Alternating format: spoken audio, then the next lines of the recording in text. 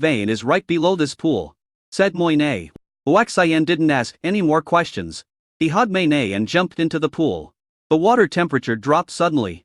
And almost instantly, the body surface began to freeze. The extremely horrifying freezing cold air invaded the body through countless pores. Huaxian was shocked. He subconsciously looked at Mayana and found that she was fine, and there was a cold look in her eyes. Huaxian smiled coldly. "You dare to play tricks on me? You asked for it?" Holding Mayana in his arms, he started practicing dual cultivation right away as he and Mayana became one. A magical scene appeared. The cold air that had entered his body actually dissipated automatically. Mayana was in great pain. Her cultivation level in the pseudogod realm was noticeably lowered after Huaxian took it away. Stop it, you bastard, you just want to bully me." The evil master, facing Huaxian's bullying, actually burst into tears out of grievance. Huaxian said coldly, "Who told you to frame me?" Didn't stop at all. Time passed minute by minute, and Huaxian's cultivation did not improve much. After all, he was now in the realm of true god. Mayne's cultivation level plummeted. "I beg you, you bastard, how could you do this to me? Please let me go," Mayne begged bitterly. Huaxian ignored it. "I thought to myself, you dare to play tricks on me? This time I must teach you a profound lesson." 10 hours later, Huaxian finally stopped. Moyne was in extreme despair. Her cultivation had dropped from the peak of pseudogod to the 50th level of pseudogod. He stared at Huaxian with hatred in his eyes, wishing he could eat his flesh and drink his blood. At this time, it sank to the ground and a cold blue coffin appeared. It was unbelievable that this seemingly ordinary pool of water was not only extremely cold, but underneath it was actually a coffin. "What's in it?" Huaxian asked Moyne. The latter was in a rage and was not willing to answer at all. Huaxian hugged her and was about to continue the dual cultivation. Moyne was about to collapse, and hurriedly said, "The dragon suppressing coffin. That Gene Dragon Spirit Vein is extremely powerful.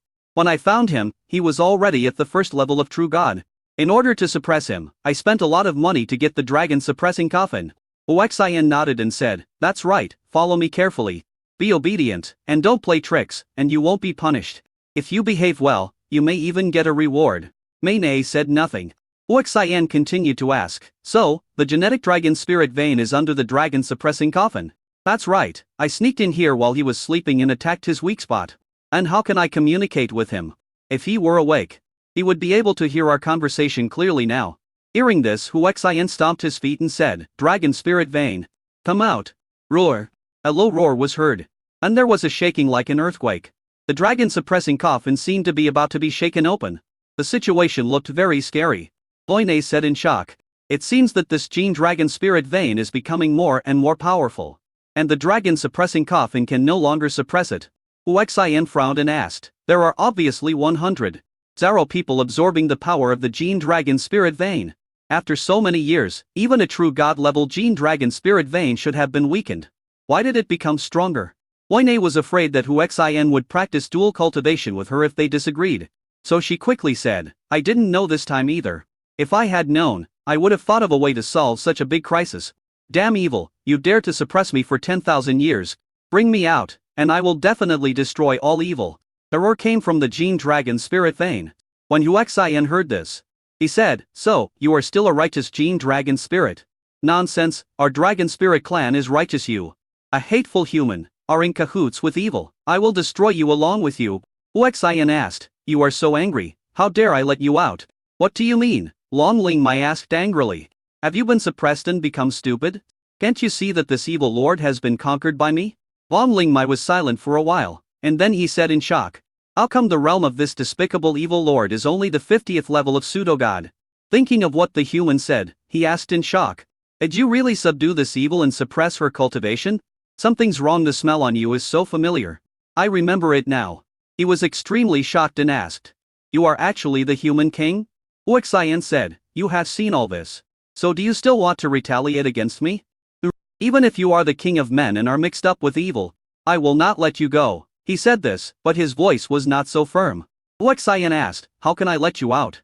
You'll have to ask my evil master about that." Huaxian looked at Mayne. Mayne had no choice but to whisper in Huaxian's ear for a while. Huaxian got the formula, pressed his hands together, mumbled something, and then shouted, "Get up!" Rumble. This dragon suppressing coffin, which seemed to be only the size of an ordinary coffin, began to tremble violently. It also seemed to be extremely heavy and slowly floated up. As the dragon-suppressing coffin floated up, the terrifying cold air also rushed towards it. A strange scene appeared with the return of the cold air. The color of the dragon-suppressing coffin disappeared. When the cold air disappeared in the water in the pond returned to normal. The dragon-suppressing coffin turned into an ordinary black coffin. Good stuff. Huexai indirectly put it into the system's face. Roar! A dragon roared, the earth trembled, and horrible shocks occurred within a radius of 100 Zoi miles, shocking the entire continent. The genetic dragon spirit vein that had been suppressed for 10,000 years was making more and more noise. Huexai couldn't help but scolded, "Keep a low profile. Do you want to destroy the entire continent?" The Gene Dragon spiritual vein roared evilly. "That's right, I will destroy the entire continent. I want all living beings to become my nutrients for my cultivation." Oh no, the soul of this genetic dragon has been affected by the evil ancient formation and has become evil, Moine said in shock. "It's too late to realize it now. You and the entire continent will perish." An extremely evil voice was heard. Then, a devastating evil aura erupted from underground, spreading in all directions.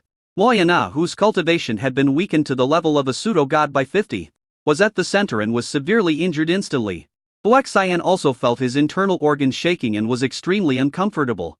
The next moment, a vortex appeared under their feet, and Huexai and Moine were swallowed up by the vortex without any resistance. Chapter 385, Super Evil Remnant Soul. Moine suddenly let out an extremely miserable cry.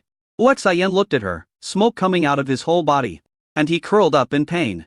"What's wrong with you?" Huexai asked with a frown. "The genetic dragon spirit vein. This is definitely the belly of the genetic dragon spirit vein," Moine said painfully. Huexai also felt that the surroundings were filled with extremely rich true god-level genetic power. At this moment, a strong and dangerous breath came, and unspeakable smoke suddenly appeared all around.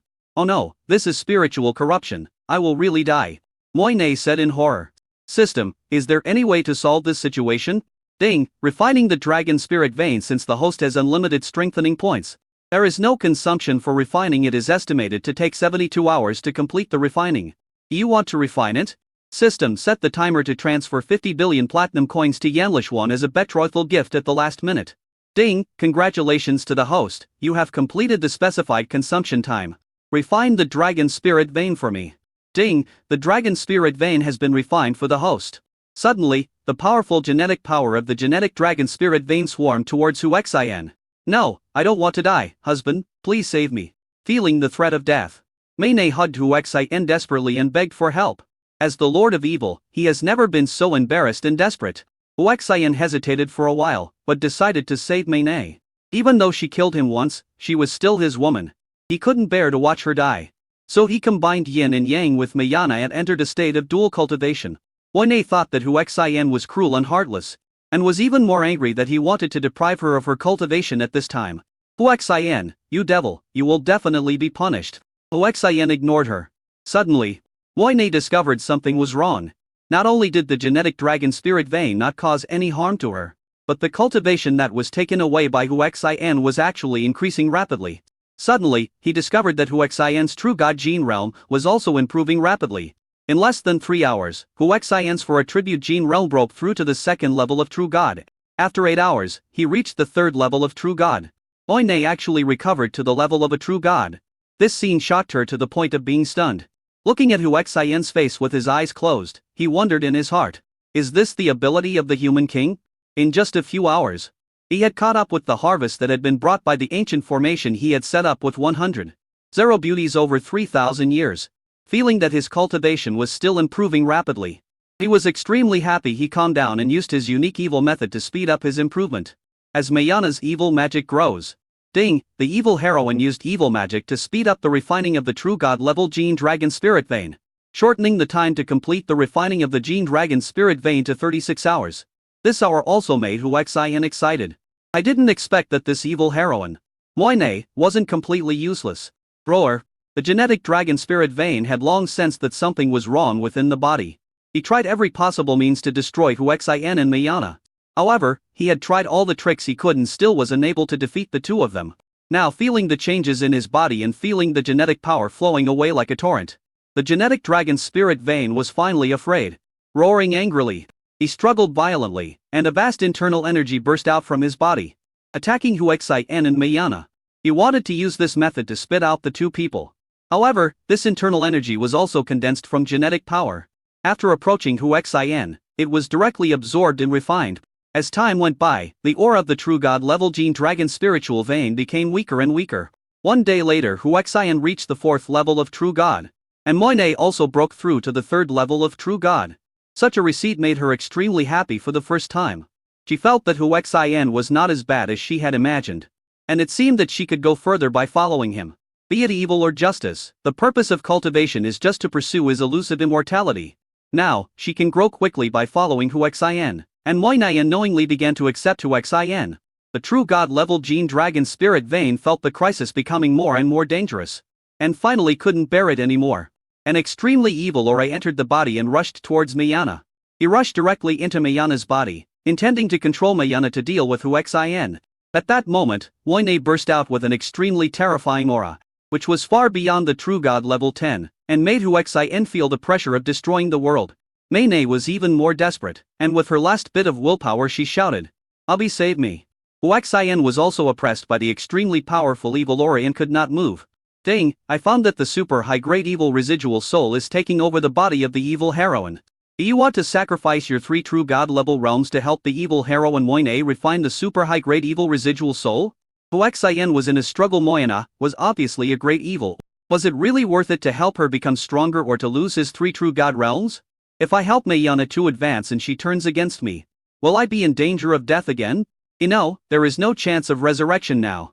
Ding, the situation is critical. The evil heroine Mayne's will is on the verge of collapse. Please make a decision within 10 seconds. Huaxian clenched his fists and struggled fiercely inside. In the last 3 seconds, Huaxian decided to take a gamble. System, help the evil heroine Mayne refine the super high-grade evil residual soul. Ding, helping the evil heroine Mayana refine the super high-grade evil residual soul. Deducting 3 levels from the hosts for a tribute true god realm. Huaxian only felt a sense of emptiness and discomfort in his body. And then he discovered that his 4 attributes had been weakened. This feeling is very uncomfortable, and I regret making this choice. Moine was struggling and desperate just as she was about to give up. She felt an extremely powerful force of justice that instantly enveloped the extremely evil soul. A threat posed by the invincible and extremely evil remnant soul was suppressed in an instant. Before Moine could even breathe a sigh of relief, she felt herself being enveloped by the power of justice. At this moment, despair reached its extreme. I hated it so much that Huaxian actually wanted to kill me. The next moment, that he felt a super pure evil force merging into his body. He was originally at the 3rd level of True God, but his progress soared at lightning speed and he broke through to the 4th level of True God in a matter of minutes. Then there is True God level 5, True God level 6. It only slowed down when he reached the peak of the 9th level of True God. In the realm of True God, there is a gap before the 10th level, which is extremely difficult to break through. Once broken through, strength, life, and combat power will undergo earth-shaking changes. Mayne felt the ultra True God level evil power accumulating in her body, suppressed the joy brought by the ascension, and prayed. Time passes by every second. 5 hours later. No, the extremely evil remnant soul let out an unwilling cry. Boom! With a loud bang, the extremely evil residual soul completely disappeared. A super gene shackle in Moyana's body was broken, and her realm successfully broke through to the 10th level of True God. He also regained his freedom. Looking at Huaxian, who was so close to him, he approached him instantly and grabbed Huaxian's neck fiercely. Chapter 300 Itixis, kill her, and all 100,000 of our beauties will marry you. The powerful, irresistible force left Huaxian powerless to resist. The evil aura enveloped him, and the murderous intent was icy and chilling. Damn human, you never thought you would be in this situation now, right? Tell me, how do you want to die? Moine asked cruelly with hatred. Huaxian smiled and said, I want to die of ecstasy. I wonder if you can satisfy me. You, Mayne was stunned. After a while, he said, you still dare to tease me. Do you think I dare not kill you? Huaxian said calmly, you dare, but you can't bear to do it. As the male protagonist, he can feel the situation of the female protagonist. Not to mention he has skills like mind reading. Taking advantage of Mayana's distraction, Huaxian suddenly exploded and rushed towards Mayana. Mayne, who was holding him tightly, was startled and quickly let go, fearing that she would hurt Huaxian. Huaxian hugged her tightly and looked into Mayne's panicked eyes. You! As soon as Mayne opened her mouth, Huaxian kissed her. After a deep kiss, Mayna took the initiative to respond. It took a full quarter of an hour before they separated. Ding, congratulations to the host. You have completely amplified the evil Moine and received the reward of the evil slaying blade, causing 200 true damage to evil creatures. Huaxian was overjoyed. This evil killing blade was definitely a nightmare for evil creatures. Although he lost 3 true god realms, he got the evil slaying blade, which was not too bad. Moine asked speechless lie, how do you know I won't hurt you? Because I believe in my personal charm, and you have already been conquered by me. Shameless. By the way, in order to save me and help me improve, you lost 3 true god realms, and I'm afraid your foundation was damaged. Do you regret it? Moine said while staring into Huaxian's eyes. Huaxian told the truth, I was very conflicted at first. But in the end I couldn't bear to let you go even though you killed me once. You are still my woman. As for regret, that doesn't exist. If I don't do this, I won't get your true heart, right? Why don't you run away? Now I regret and kill you. You should know that I am the Lord of Evil. Then I won't give you the chance to regret it. Huaxian said loudly, and went a step further to practice dual cultivation. Moine's active cooperation this time was so crazy that even Huaxian was a little overwhelmed. You have to know that she is now a true god level 10. A few hours later, the 4 attribute gene realm has been raised to the 2nd level of true god. Ding, congratulations to the host. You have refined the demonized true god level 15 gene Dragonbane and received a reward of 10,000 true god gene points. When Huaxian heard the system prompt, he was stunned and then overjoyed. But these trillion gene points, breaking through is not an extremely easy thing for him. Ding, congratulations to the host for successfully spending 50 billion platinum coins on time and receiving an evolution gene pill as a reward. Ding, new task, spend 20 times the critical hit and 1 trillion platinum coins to buy the Dwarven Iron Town within 100 hours. If the task fails, all the true god realms will be reduced to below the true god level. If the task is completed, you will get a chance to draw lottery. A Dwarven Steel Town. Huaxian muttered in confusion. Honey, what is the Dwarven Iron Town? Moine, who was working madly on dual cultivation, took the time to ask. Huaxian turned over and said, I don't know either. Hubby, stop, Moine shouted urgently. What's wrong? Huaxian stopped and asked unhappily. Hubby, without the dragon spirit vein. You and I are practicing together, and you are taking away my cultivation. Aren't you scared? As he spoke, he began to feel aggrieved. Huaxian held back his anger and said, let's go, leave here.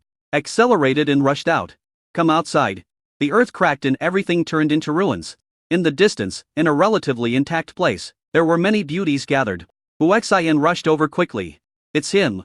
Seeing Huaxian speeding towards her, a beautiful lady screamed loudly. All the beauties who were talking stopped talking and their eyes fell on Huaxian. Coming in front of the many beauties, Huaxian asked, have you all been rescued? Staring at these beauties with perfect figures and looks, the evil fire that had never dissipated burned even more vigorously. That's right, we were all rescued. It was you who saved us, said a beautiful woman who was closest to Huaxian. Of course it's me. You said before that you wanted us to follow you. How do you mean? Asked the beauty. The other beauties were also looking at Huaxian, sizing him up curiously. At this time, Mayana also flew out. Seeing this evil master, all the beauties instantly became murderous. Someone shouted angrily, sisters, this evil master has imprisoned us for 10,000 years. Let's join forces to kill her. Kill her? 100,000 pseudo-god level beauties shouted in unison. The sound was earth-shattering and terrifying. The sky was changing violently, causing strange phenomena. In the outside world, cities close to this world all saw this strange phenomenon.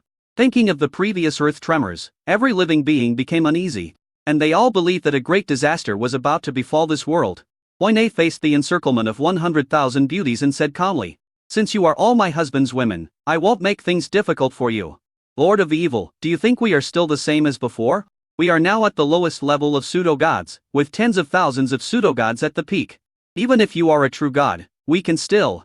Before the leading beauty could finish her words, Huaxian interrupted and said, she is now at the 10th level of true god. What? 100,000 beauties were extremely shocked.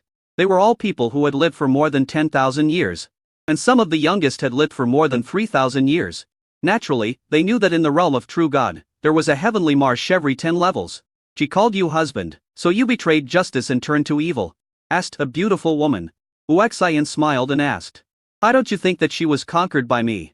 Moine came to Huaxian, took Huaxian's arm, and smiled brightly. He looks harmless, not like an evil giant at all. But she is evil, and evil is unreliable and cannot be trusted. That's right, evil always talks nonsense, and evil will do whatever it takes to achieve its goal. Human, if you want to take this evil demon just because she is beautiful, we have 100,000 women here, each of them is as beautiful as a fairy. You can choose anyone to be your woman. Even if you are willing. 100,000 of us women can marry you. Hearing this, Huaxian, whose evil fire had not yet been suppressed, looked around. There were 100,000 beauties, so densely packed that there was no end in sight. There were simply too many of them. That's right, human. As long as you kill this evil demon, we will all marry you and become your women. Sisters, do you think you are willing? Yes, we are willing to marry him as long as he kills the evil demon. Chapter 387, Never associate with the evil witch. 100,000 beauties were outraged in hope that Huaxian would kill Mayana. Huaxian was tempted, but his energy was limited. Having a beauty worth 100 yuan as his wife was too crazy. He had the will but not the ability. And that was right now. After thinking for a while, he said, "You are all as beautiful as fairies, I really like you all. But, just what? But Maynay is my woman now. Although she was evil, she has turned over a new leaf. Besides, she is now at the 10th level of True God. I am no match for her. If she wants, all of us will die." Hearing this, 100,000 beauties trembled and were extremely shocked. After a while, a beautiful woman said in disbelief, "You can subdue her, how can you not be her opponent?" "That's right, we conquered her, and you still say you're no match for her? You must be lying. I think you just can't bear to part with her beauty." Huaxian said seriously, "Many of you saw me subjugating her before. At that time, she had not yet refined the super great evil residual soul and was not yet a true god level 10. So you all understand, right? Super top quality evil residual soul." Muttering, 100,000 beauties were shocked to the extreme. For genetic practitioners, the more powerful the soul, the more terrifying the realm of cultivation, and the soul is undoubtedly the most difficult to improve. The souls of the ultimate quality were at least at the super god gene realm. Such a terrifying existence was simply unimaginable. You know, there are 100 levels of true god, and each of the 10 major realms is more difficult than the other, and there is a paradise between each major realm. However, to break through to become a super god is absolutely unimaginable in such a mortal world. What shocked them was how Mu Yunxing could have such an extremely evil remnant soul. Oinei's strength is obvious to them, and they have no doubt about it. "If this evil witch wants to follow you, then I will definitely not follow you," a beautiful woman stated angrily, holding a deep hatred for Maynay. "Me too, I will never go along with the evil witch. And me." More and more beauties are expressing their opinions. "Since you are unwilling to follow my husband, then you will become my nourishment." Moinei's murderous tones sounded, and at the same time, the aura of the 10th level of True God burst out completely, suppressing the entire scene.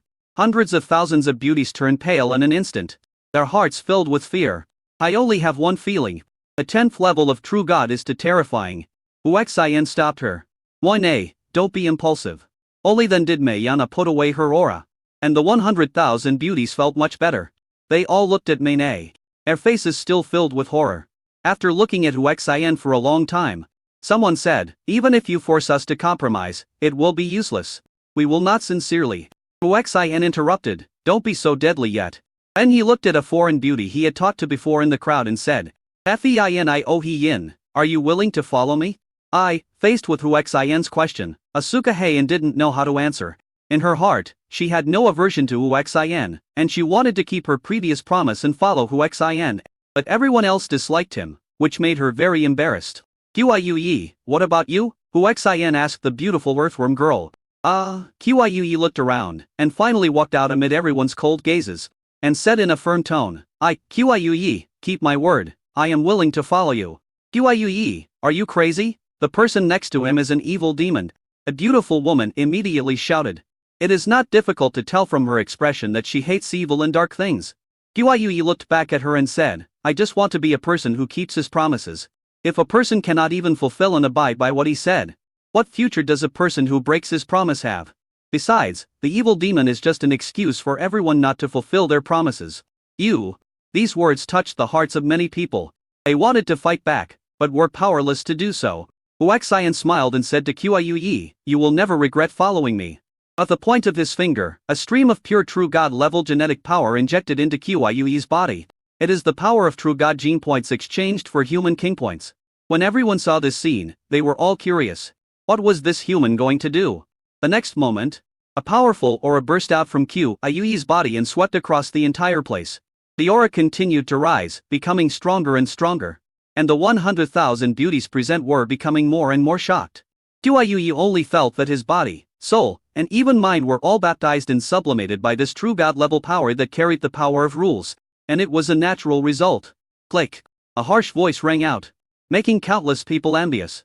Qiuyue broke through the powerful barrier from false god to true god level and successfully entered the realm of true god. I have made a breakthrough, Qiuyue roared in disbelief. For countless living beings, the true god level is the first hurdle to buy eternal life. And it is also the most difficult hurdle. Only 1 out of 100 million living beings has the chance to break through to the Daoru god level. Many planets and tens of billions of living beings have never been able to give birth to a true god, simply because the chance is too slim. Now, the human in front of him broke through just by raising his hand and pointing. It is so simple that it makes people not only envious but also shocked and numb. It took a long time for the earthworm to adapt. Ding dong. He knelt heavily in front of Huaxian and said in a sadistic tone, "Master, Qiuyue is yours from now on. You can ask Qiuyue to do anything." Huaxian looked at Qiuyue from a high position, looking down at the white picture, and he saw everything he shouldn't see. Gurgur. I couldn't help swallowing. That picture is simply too perfect. Earthworm, get up. He quickly walked over and helped Qiuyue up. When he got close to her, a fragrant aroma came to his nose, which almost made Huaxian sink into it. He almost couldn't control himself and committed a crime on the spot. Qiuyue noticed Huaxian's gaze and reaction, and said shyly, "Master, if you want, Qiuyue is willing to serve you." After saying this, she lowered her head, which made her even more charming. From this we can see that Qiuyue is also a young girl who has not experienced the world. Qiuyue, I conquered you to form a powerful army. This army can only be women. This army must be strong enough to scare all enemies, to prove that you women are no worse than men. Since you are the first woman to follow me, then you will be the first commander of this legion that I will gradually lead. Qiuyue was stunned. She realized that Huaxian wanted to conquer these 100 Zero beauties. If she became the first commander, she would have to lead these 100 Zero sisters. She knew very well that among these 100 Zero sisters, her potential and even her beauty were very average, and she was not qualified to rule over them at all. Master, I don't have enough strength, nor do I have enough talent. Or, Qiuyue was about to refuse. Huaxian interrupted. It's just strength. I can give it to you. After he finished speaking, he pointed at Qiuyue again. Chapter 388, I don't want to. Seeing that pure genetic power, which was obviously much stronger than the true god-level genetic power just now, flying towards Qiuyue, everyone was extremely envious. Qiuyue herself was stunned with shock. The power entered his body, and a violent, powerful aura burst out fiercely. His cultivation level rose steadily under everyone's gaze. Soon he entered the second level of true god, and then the third level of true god. Human, I am willing to follow you. Human, I am willing to follow you too. Countless beauties expressed their opinions. At this time, Ayui's realm had already risen to the 5th level of true god, and finally stopped further improvement. Such an improvement even shocked Moine, the 10th level true god standing beside her. As a strong person, her feelings are the most real. He found that Qiuyue's realm of improvement was stable and there were no defects. That is, there were no side effects. And this is all thanks to my husband alone. What shocked him even more was that his husband could actually create a god. Looking at the 100,000 beauties in the pseudo-god realm in front of him, if all of them were upgraded to the true god realm, how terrifying would their combat power be? Master, Qiuyue was so excited that she couldn't express her gratitude. But just 2 fingers, she reached a level that others could never reach in their entire lives. It was terrifying. Huaxian smiled and said, "Don't get excited. Follow me, and you will only get stronger in the future." Master, I am willing to follow you. Please take me in. A beautiful woman actually knelt down in front of Huaxian and begged. Master, I am willing to follow you. Please take me in. More beauties knelt down and begged for shelter. When Huaxian looked over, the tempting white scene almost made him spurt blood. I wish I could have countless clones so I can capture all these beauties. Everyone stand up since you are all willing to follow me. I promise you that as long as your cultivation reaches the peak of pseudo-god, I will help you break through to the true god realm. Now, all the darlings at the peak of the pseudo-god level, come to the front. I will help you break through to the realm of the true god. The word baby made countless beautiful women at the peak of pseudo-god realm ecstatic. Of course, the joy is that one can break through to the realm of true god. After a while, 38,887 people stood up. All of them were extremely excited, staring at Huaxian, and stood up and shouted, "Meet the master."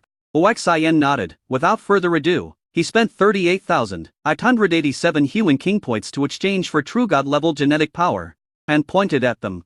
More than 30,000 extremely pure true god level genetic powers flew into the bodies of every beauty. In an instant, their aura soared wildly. The scene of more than 30,000 people being lifted up was magnificent, earth-shaking and extremely powerful. The other beauties who have not yet reached the peak of pseudo-godhood are extremely envious and wish they could reach the peak of pseudo-godhood immediately. He secretly swore in his heart that he must practice hard to reach the peak of pseudo-god as soon as possible and break through to the true god level. After a few minutes, everyone broke through one after another, and waves of pressure from the true gods swept over. Extremely terrifying. Huaxian glanced at Mei Nei. The latter felt his thoughts flying into the sky, and the aura of the 10th level true god burst out, suppressing the powerful aura of their breakthrough to the true god level.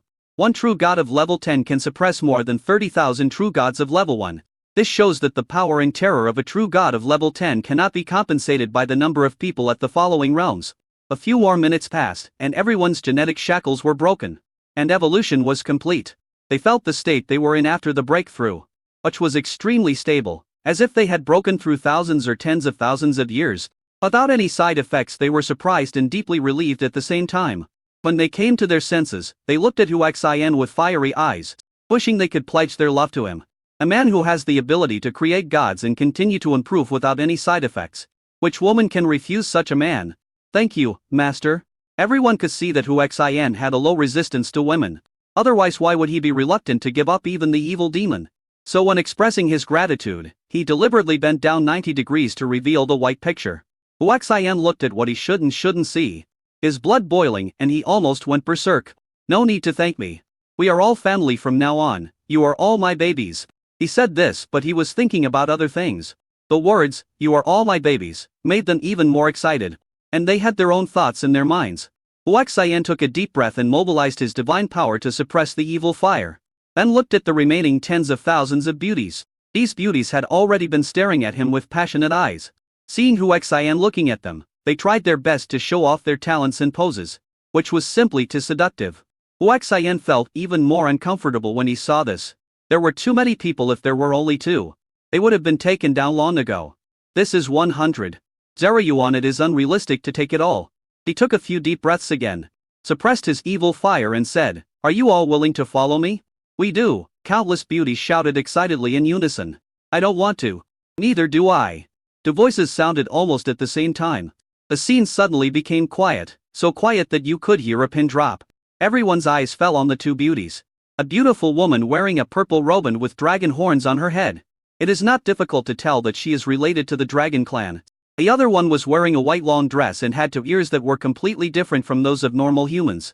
She looked beautiful and cute, and extremely well behaved and delicate. Huaxian even discovered that both of them were at the peak of the true god realm, and couldn't help but ask curiously, "Why are you unwilling to follow me? Don't you want to break through to the true god level?" The dragon horn beauty said coldly, "How can I, the princess of the dragon clan, follow you, a lowly human?" Huaxian was speechless. He was actually being despised and looked down upon. Racial dislike? Huaxian asked the point-year-ed beauty. "We, the elves." Huaxian was speechless. Then he said, "You dragons and elves think you are noble, but who can compare to the human king? The dragon king of my clan is only stronger than the human king. So does my elven queen. So, will your dragon king and elf queen allow you to upgrade at will? I can promise my beloved ones that in the future, I can help you achieve the realm of super god or even lord god." The whole audience was stunned, full of disbelief. Everyone began to doubt. Someone asked, "Master, are you exaggerating?"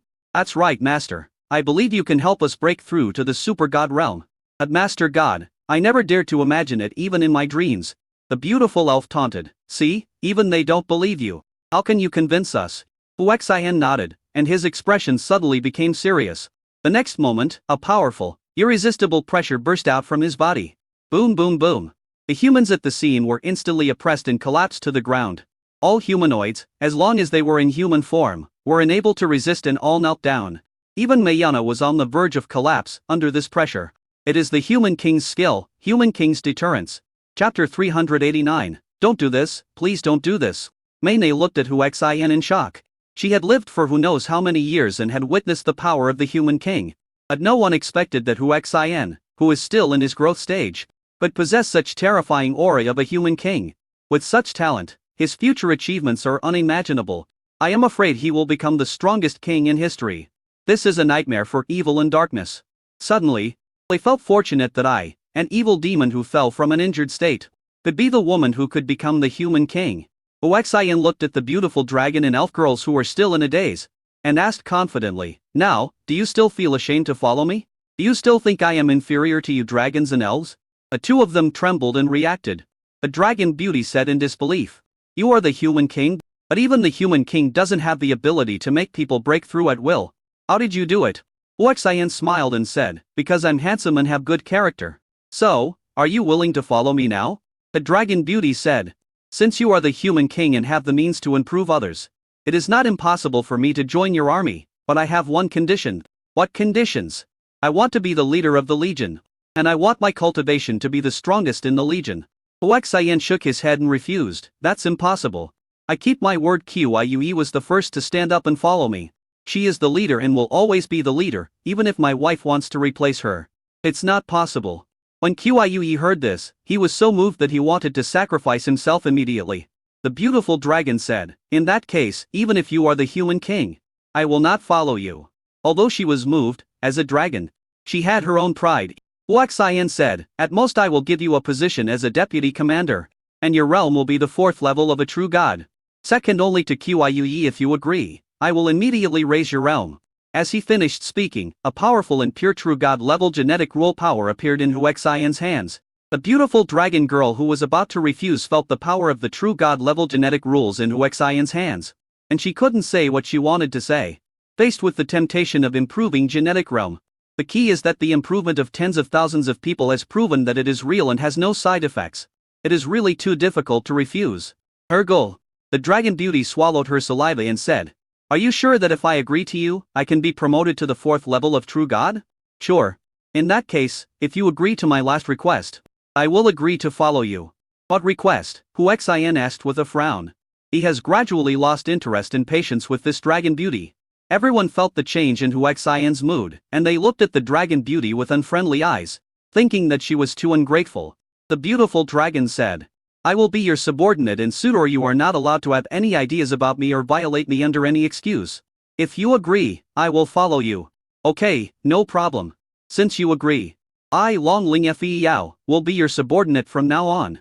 Uxian didn't waste any more time talking nonsense and sent the pure true god level genetic rules to Long Ling Fei. Just like those who had obtained the true god level genetic rules before, Long Ling Fei's realm improved rapidly and he soon reached the 4th level of true god. Uxian set his eyes on the beautiful elf woman and asked, "What about you? What are your conditions?" The beautiful elf said, "I don't have any ambitions. If you want me to join you, there is only one way, that is to get the consent of my elf queen, and then I can join your legion." Uxian shook his head and was about to refuse, thinking that one less person wouldn't make a difference. "If you asked for so much, then you should just..." Ding!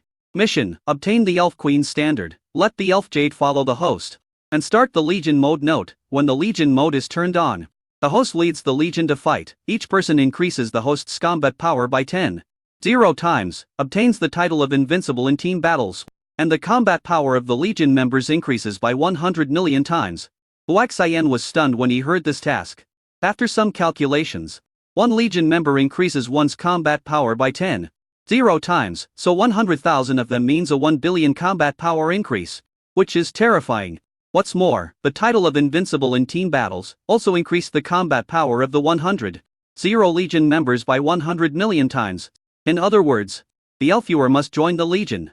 Uxian nodded and said, "Okay, after you finish the work at hand, you will take me to the elves and get the consent of your queen." After he finished speaking, he looked at the others and said, "I'm going to leave to deal with something. You guys stay here and practice hard. I promise that when I come next time, the 10 people among you who have improved the most will receive a reward and their cultivation will be improved by at least 1 level. After hearing this, the 100,000 beauties, who had already made up their minds to practice hard, became even more excited. "Master, rest assured, I will never let you down. Don't call me master, just call me Brother Xin. Brother Xin. 100,000 beauties, shouting in friendly voices. Xin felt deafening looking at them. He couldn't help but wonder what the scene would be like if they were all included in the harem. He mobilized his divine power to suppress his evil thoughts and evil fire, and looked at Moyne and said, "Thank you for your hard work as a military advisor. The training and cultivation of these treasures of mine will be left to you. Okay, husband. Mei was extremely well behaved. 100,000 beauties were shocked and even trembling. Besides hatred, they felt more fear towards Miana. Only by experiencing it will you know how evil and terrifying she is. Brother Xin, no, she will kill us. A beautiful woman spoke up on the spot. Brother Xin, if you hand us over to him, you might as well kill us. Everyone reacted strongly, looking as if they would never agree to it even if they died. Hu Xin said earnestly, my dears, although you and Moine have a deep connection, you cannot deny that she has lived a long time, participated in countless wars, and has rich experience. If you want to become a powerful warrior and form an invincible army, you need a powerful military advisor, of course. An instructor is more suitable. Moine is just the right person. I believe that you will be able to make a new start when I come again.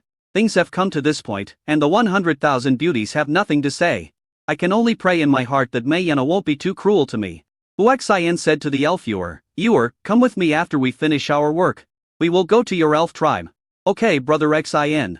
The elf was also very well behaved. It was obvious that she had accepted Hu Xin in her heart. But due to the rules of the elves, she did not dare to agree on her own. Under the gaze of 100,000 beauties, he left with the elf. When they came to a place where there were no outsiders, Hu Xin suddenly hugged the elf waist.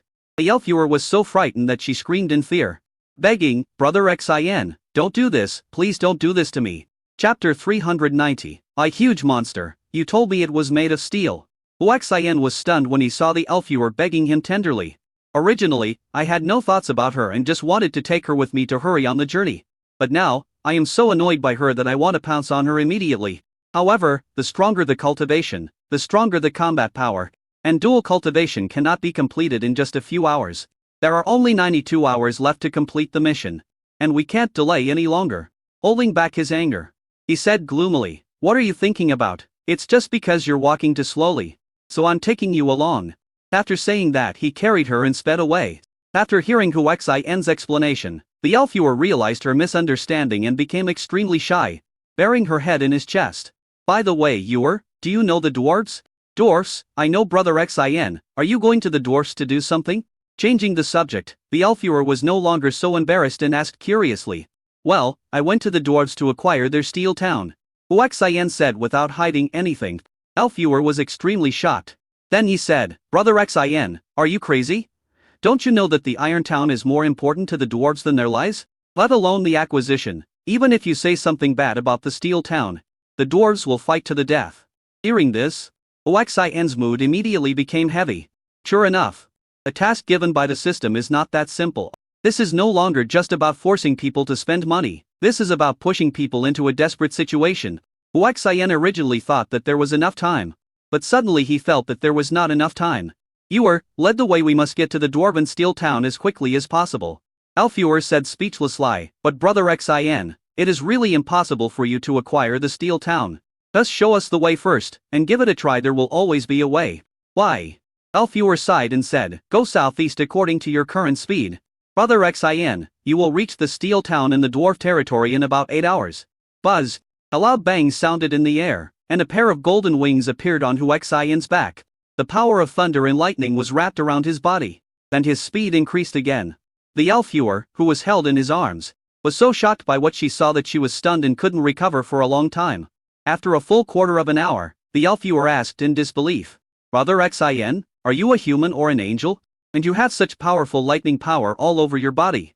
And you control it so skillfully. I guess you also have a very powerful lightning body. Are you still from the Lightning Clan? The Thunder Clan? Hu Xin muttered in confusion. Yes, the Thunder Clan. They are naturally close to thunder and lightning. It is said that they are born with pseudo-god level thunder and lightning gene power. They are an extremely terrifying race. That's not me. I'm a real human. Don't forget, I am the Human King.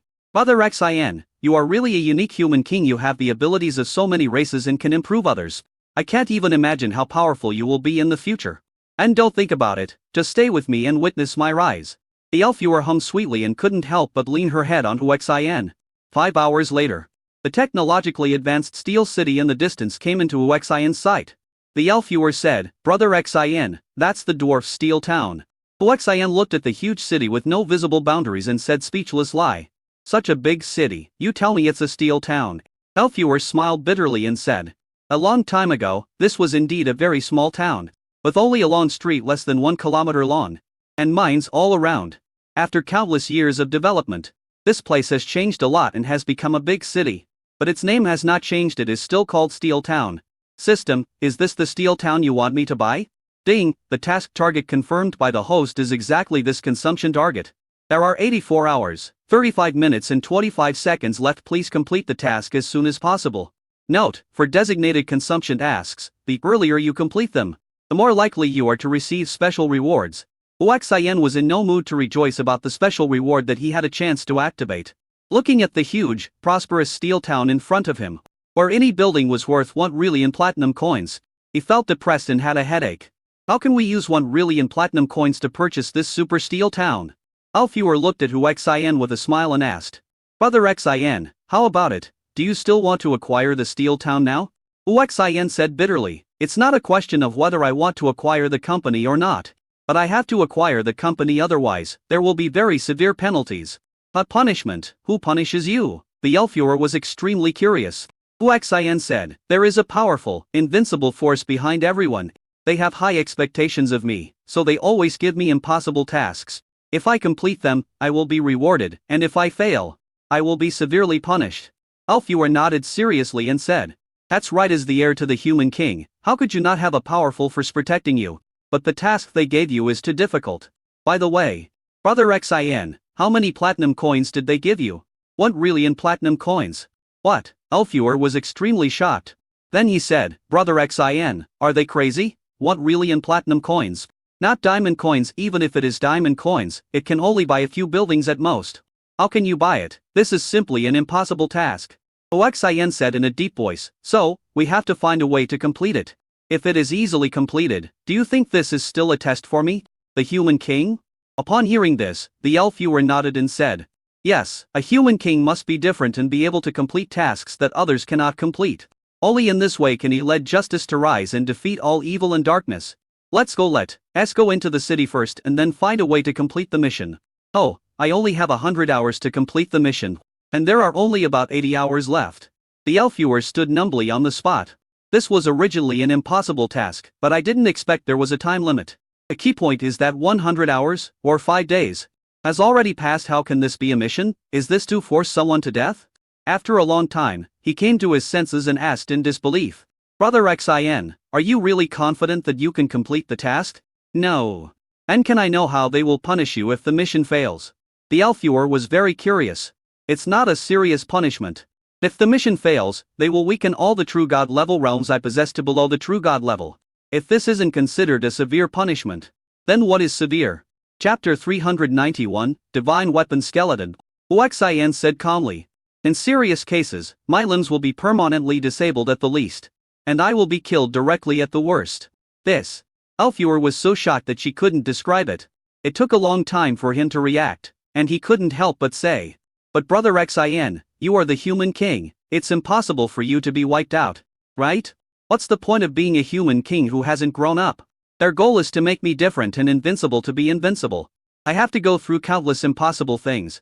Brother Xian, have you experienced countless impossible things, and have you never failed? That's right, I've been through many missions, but only failed once.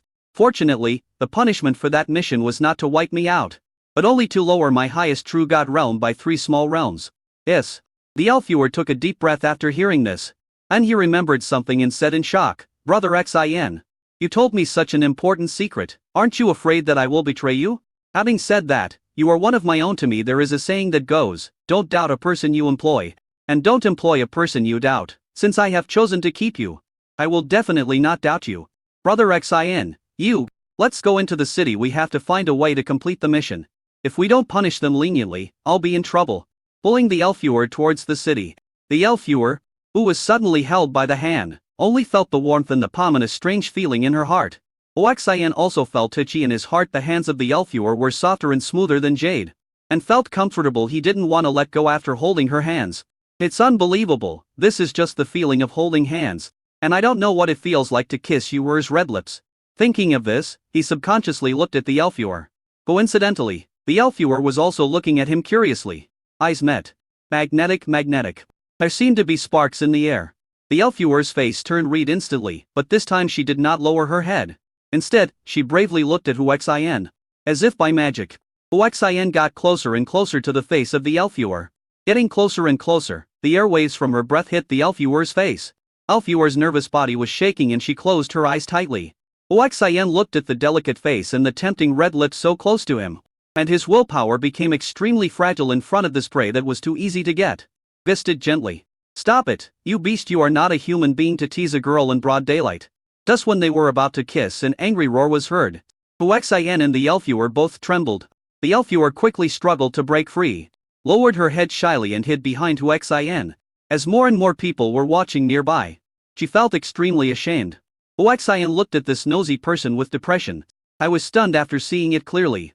She was a short woman who was only about 1 meters tall and wore exquisite armor and had an impressive aura.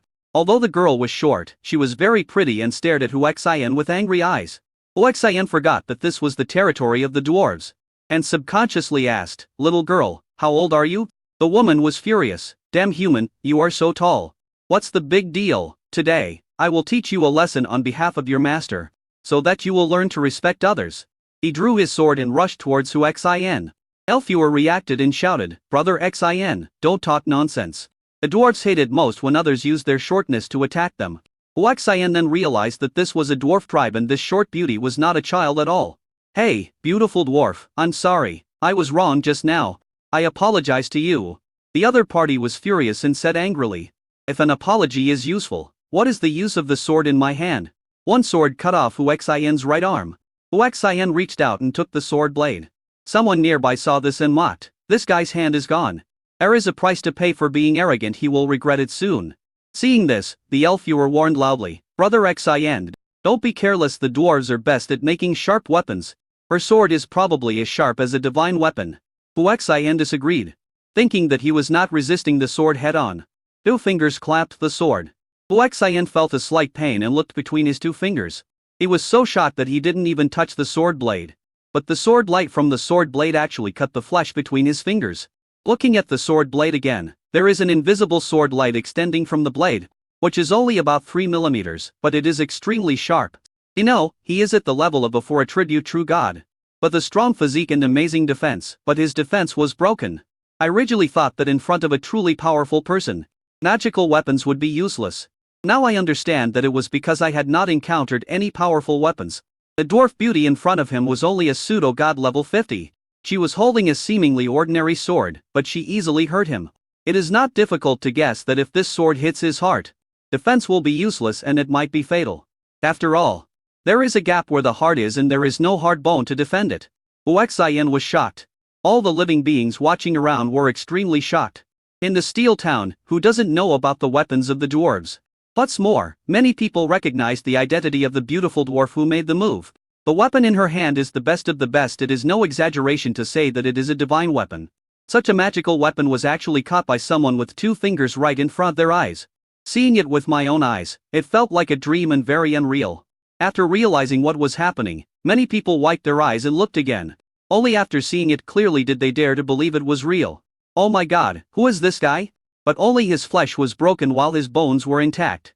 What a terrifying physique. That's right, just now I thought his hand would be cut in half in an instant. But I didn't expect an accident to happen. Amid the discussions among the people, the stunned Daria came to her senses and stared at Huaxian with fear in her eyes without any concealment. After a while, he said, "You have actually cultivated a divine weapon skeleton. What kind of magic weapon skeleton?" Huaxian let go of the sword and asked curiously. But his eyes were always fixed on Arya's sword, such a sharp blade. And he took action. Arya did not explain, seeing Huaxian's gaze. She smiled and said, "If you want to know the divine weapon bone structure, follow me and I will tell you." After saying that, he turned around and left. Thinking that this guy would definitely be curious about the divine weapon skeleton, Huaxian did not follow, but instead pulled the equally stunned Elfuer in another direction. The Elfuer finally came back to her senses and looked at Huaxian's back with a strange look in her eyes. She found that the more she got along with him, the more she knew about him, and she seemed to fall in love with him. Arya, who was walking away, discovered something and turned back suddenly to look. Seeing Huaxian walking to the other side with the Elfuer, he stomped his feet in anger and couldn't help but yelled angrily, "Asshole, you dare to ignore me! I tell you, if you offend me, Arya, you can't do anything in Steel Town." Chapter 392. Which one is that? Uxin stopped, looked back at Arya and asked. So, you are very important in the Steel Town. Arya said proudly. Of course, I am the princess of the dwarves in Iron Town. Apart from my father and brothers, I have the most power. Uxin immediately became interested, walked back to Arya and said. How about I discuss something with you? What's the matter? Arya was very curious. That is, I want to buy the Steel Town. Can you make the decision? Well, Arya was stunned. He stared at Uxin in disbelief for a while before saying. Are you crazy? How many platinum coins can you come up with to buy the Steel Town? Uxin said, 1 trillion platinum coins. What? Arya was shocked. Then he looked at me like a fool and said. You must be crazy, you want to buy the Steel Town for 1 trillion platinum coins. Do you see the weapon in my hand? This sword alone is worth 1 trillion platinum coins, and it's not even the best sword. Many people around heard the conversation between the two and started talking about it, thinking that Uxin was a lunatic. Uxin said bitterly, can we discuss this? When it comes to buying things? Money often doesn't decide everything. After all, even if I offer you a lot of money, you can't sell the Steel Town to me, right? Arya said speechlessly. Since you knew that, why did you say something crazy like buying our Steel Town? Uxin said seriously, I do want to buy the Steel Town, but I can't afford so many platinum coins, but I believe there will always be other things that will attract you, right? Something that makes your heart beat? I do have one. Arya said after muttering. What makes you excited? Uxin was quite curious. The bones in your body. Uxin rolled his eyes and said, you don't want me to dig the bones for you, do you? Arya's eyes sparkled as she said, if you are willing, I will definitely not refuse. At this time, the elf viewer said, the dwarves are very interested in rare materials for refining weapons and equipment. So if you want to trade with them, don't mention money. Take out various materials for refining weapons and equipment to negotiate, and the effect will be very good. As an elf, do you know us dwarves very well? Arya said, looking at the elf viewer. A little bit. After he finished speaking, he said to Uxin, Brother Xin, if you want to negotiate the acquisition of the Steel Town, it would be best to go directly to the top leaders of the dwarf tribe to see what conditions they have. That's right. After Uxin finished speaking, he turned to Arya and said, is it true that I am not welcome to visit your dwarven tribe? Arya said, no, but if you tell those old fogies that you want to buy Steel Town, I think they will kill you. Follow me if you have the guts. Arya leads the way. Uxin and the elf viewer followed behind. Elf Jade looked worried. After all, what Uxin wants to do is not about fighting and killing, and it cannot be solved by strong strength. Arya, shouldn't you be participating in the forging competition today? Why are you here? A surprised voice came. Uxin looked over curiously. This is a dwarf girl who is wearing sexy clothes and looks a bit weird. Because of her short stature, her sexiness was not suitable for Uxin's appreciation level. Ari, why is it you? Shouldn't you be cheering for your brother? Why did you come out? Arya greeted her with great joy. The two held hands and were very excited. Hey, stop talking. I'm getting angry just watching this. I don't know where a guy with great forging skills came from. He challenged all the geniuses of our dwarf tribe alone. My brother lost, and so did the others. Now only your eldest brother is left to fight him. What? Whose forging skills are better than ours? The dwarves. Arya was particularly shocked. You may not believe this, but the man with the forging skills actually came from a barbarian. I wonder where he learned the forging skills. A barbarian? Irene, are you kidding me? The barbarians can't even read a few words. How can they crush us in forging? Arya looked incredulous. Irene said, come with me and you will know for yourself. After saying that, he took out the aircraft, pulled Arya and rushed forward. Wait, Arya shouted loudly when the warehouse door was about to close. Irene asked, what else do you want?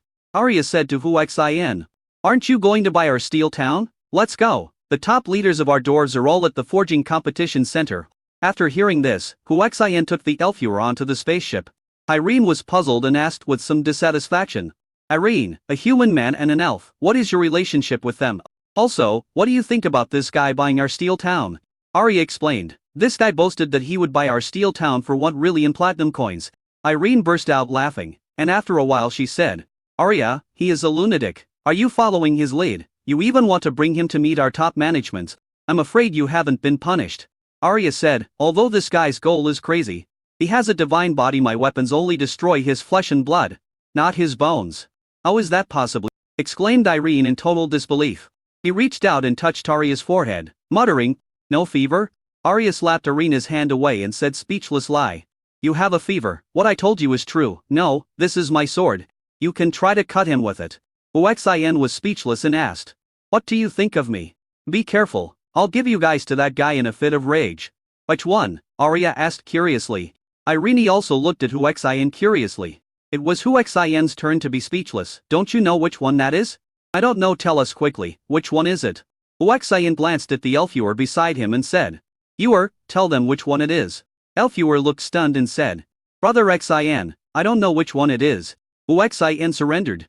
Arya urged, "Humans, don't beat around the bush, tell me. Which one is that?" Huexien smiled and said, "Do you really want to know?" "I really do."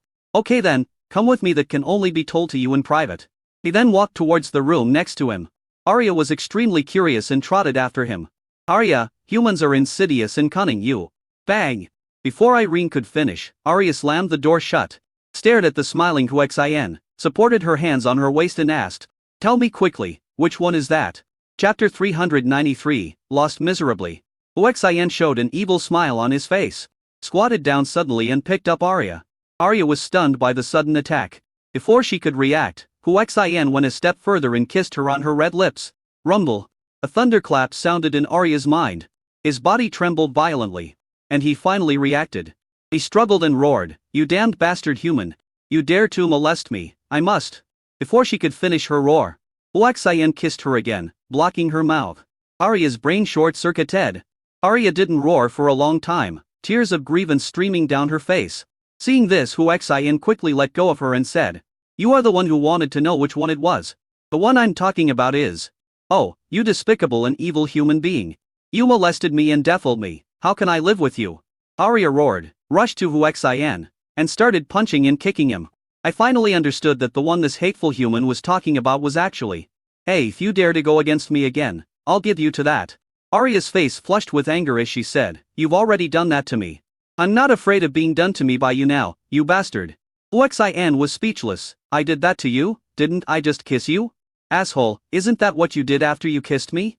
"Of course not, that is too. Just what do you want?" After asking, I noticed Huexien's evil look. Arya covered her chest and shouted in shame and anger, "You stinky bitch, you actually want to have a baby with me? I will beat you to death." You finally reacted. "Stop right there. Or I'll really do that to you." Arya was furious and shouted, "Despicable and evil human, just wait for me, I will definitely take revenge." I stormed out of the room, really worried that this bastard would get me.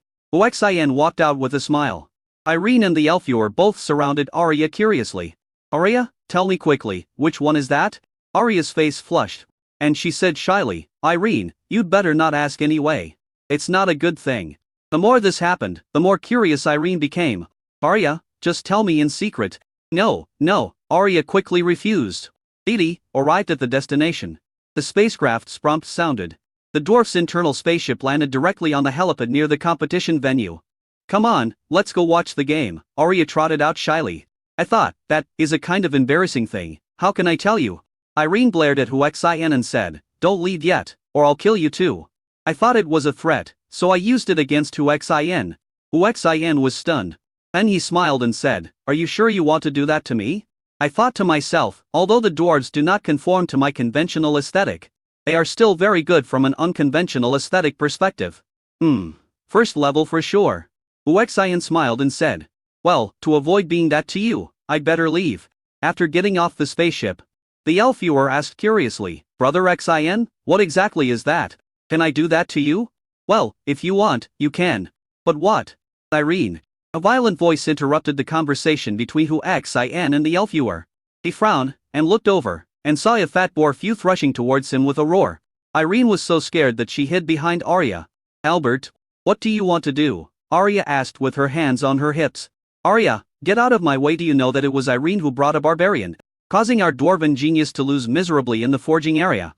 How could that be? Didn't my eldest brother take action himself?" Arya asked in a deep voice.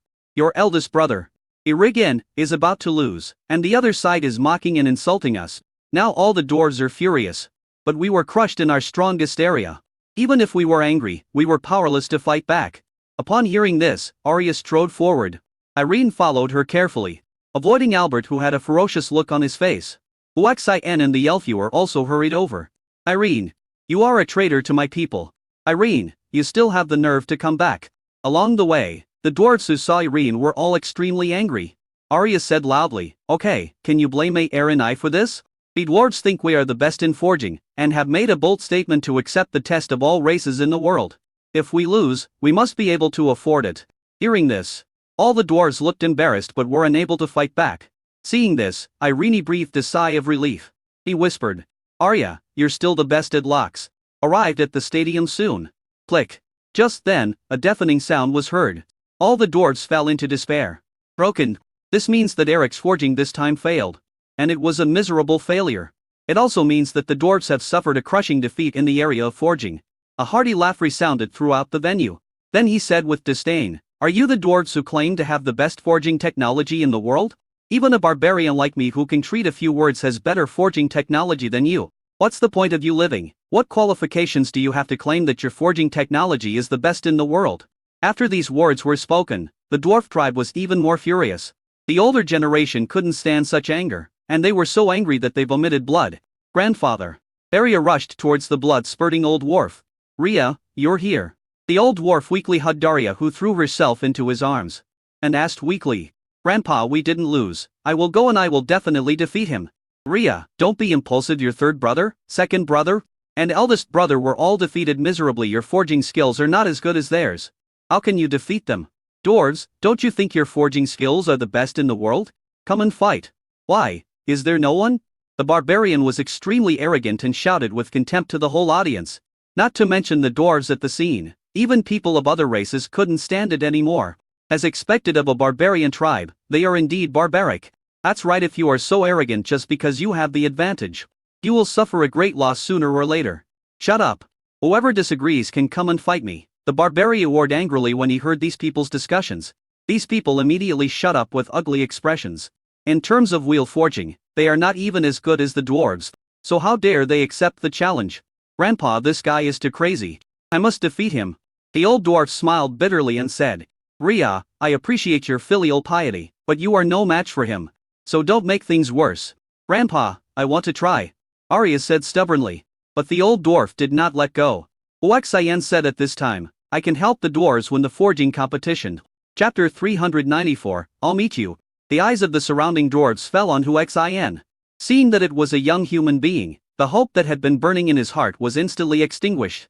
They were even more furious, thinking that this human did this on purpose in order to attack their dwarven race. A dwarf shouted angrily, "You despicable human, you are adding insult to injury. You are even more hateful than that barbarian. Kick this damned human out of Steel Town and put him on the blacklist. Never allow him to set foot in Steel Town again." Following the roar of an old dwarf, a team of dwarf security guards rushed in. Seeing this, Arya hurriedly said, "Wait. Rhea, don't meddle in other people's business." Her grandfather stopped her. Arya hurriedly explained, "Grandpa, I brought him here, he is." "What?" Hearing this, the people around became even more excited. "Arya, how come you are the same as Irene? Irene brought the barbarians here, and now you bring another ignorant human here. What do you want to do?" "I think they just want to betray us dwarves." Arya's face was extremely ugly, and she quickly said, "Don't talk nonsense. This human has a divine weapon skeleton, so I brought him here." "Arya, you were naughty all the time, and now you have learned to lie. You are a weak human. And you tell me that he has a divine body. Who would believe you?" "I believe it," Irene said loudly. "Shut up. If it weren't for you, my dwarf race wouldn't be so embarrassed." The barbarian, seeing the commotion here, said with disdain, "Dwarves, you have been talking and discussing for a long time. Have you reached an agreement? Is there anyone else? If there is no one of your generation, you old antiques can also come up and fight." Hearing this, the dwarves all trembled. There is really no one left among the younger generation.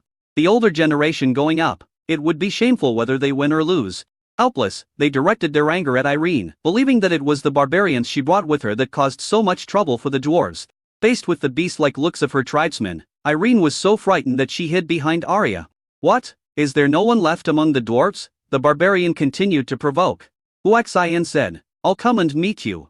As he said this, he walked towards the competition venue. Everyone's eyes in the audience then fell on Oxien. "Human? What kind of forging skills can a human who relies on high technology have? I don't think he can even forge iron." That's right. The dwarves are really embarrassed now. The scene immediately erupted in noise. An old dwarf shouted angrily, "Shut up! What this human did has nothing to do with us. The dwarves. TSK, there is no relationship yet? I saw this human standing with the high-ranking officials of your dwarf tribe. It doesn't matter, you dwarves don't have good forging skills. Please ask for external help. I agree with that. The barbarian said arrogantly. The look in his eyes when he looked at Huaxian was full of contempt. And he completely disregarded the forging skills of a human being. When the dwarves heard this, they were so angry that their eyes turned red. They shouted at Huaxian, "Human, get off right now, this is our dwarf's business. Don't come out and embarrass yourself and implicate us." Huaxian didn't care. System, strengthen my forging skills to the maximum level. Ding, congratulations to the host, the super god level forging technology has been successfully enhanced. Unlimited enhancement point authority, consuming 0 enhancement points. To enhance the next level of forging technology, you need to reach the 50th level of the true god. After strengthening his super god level forging technology, Huaxian's understanding of forging instantly became clear.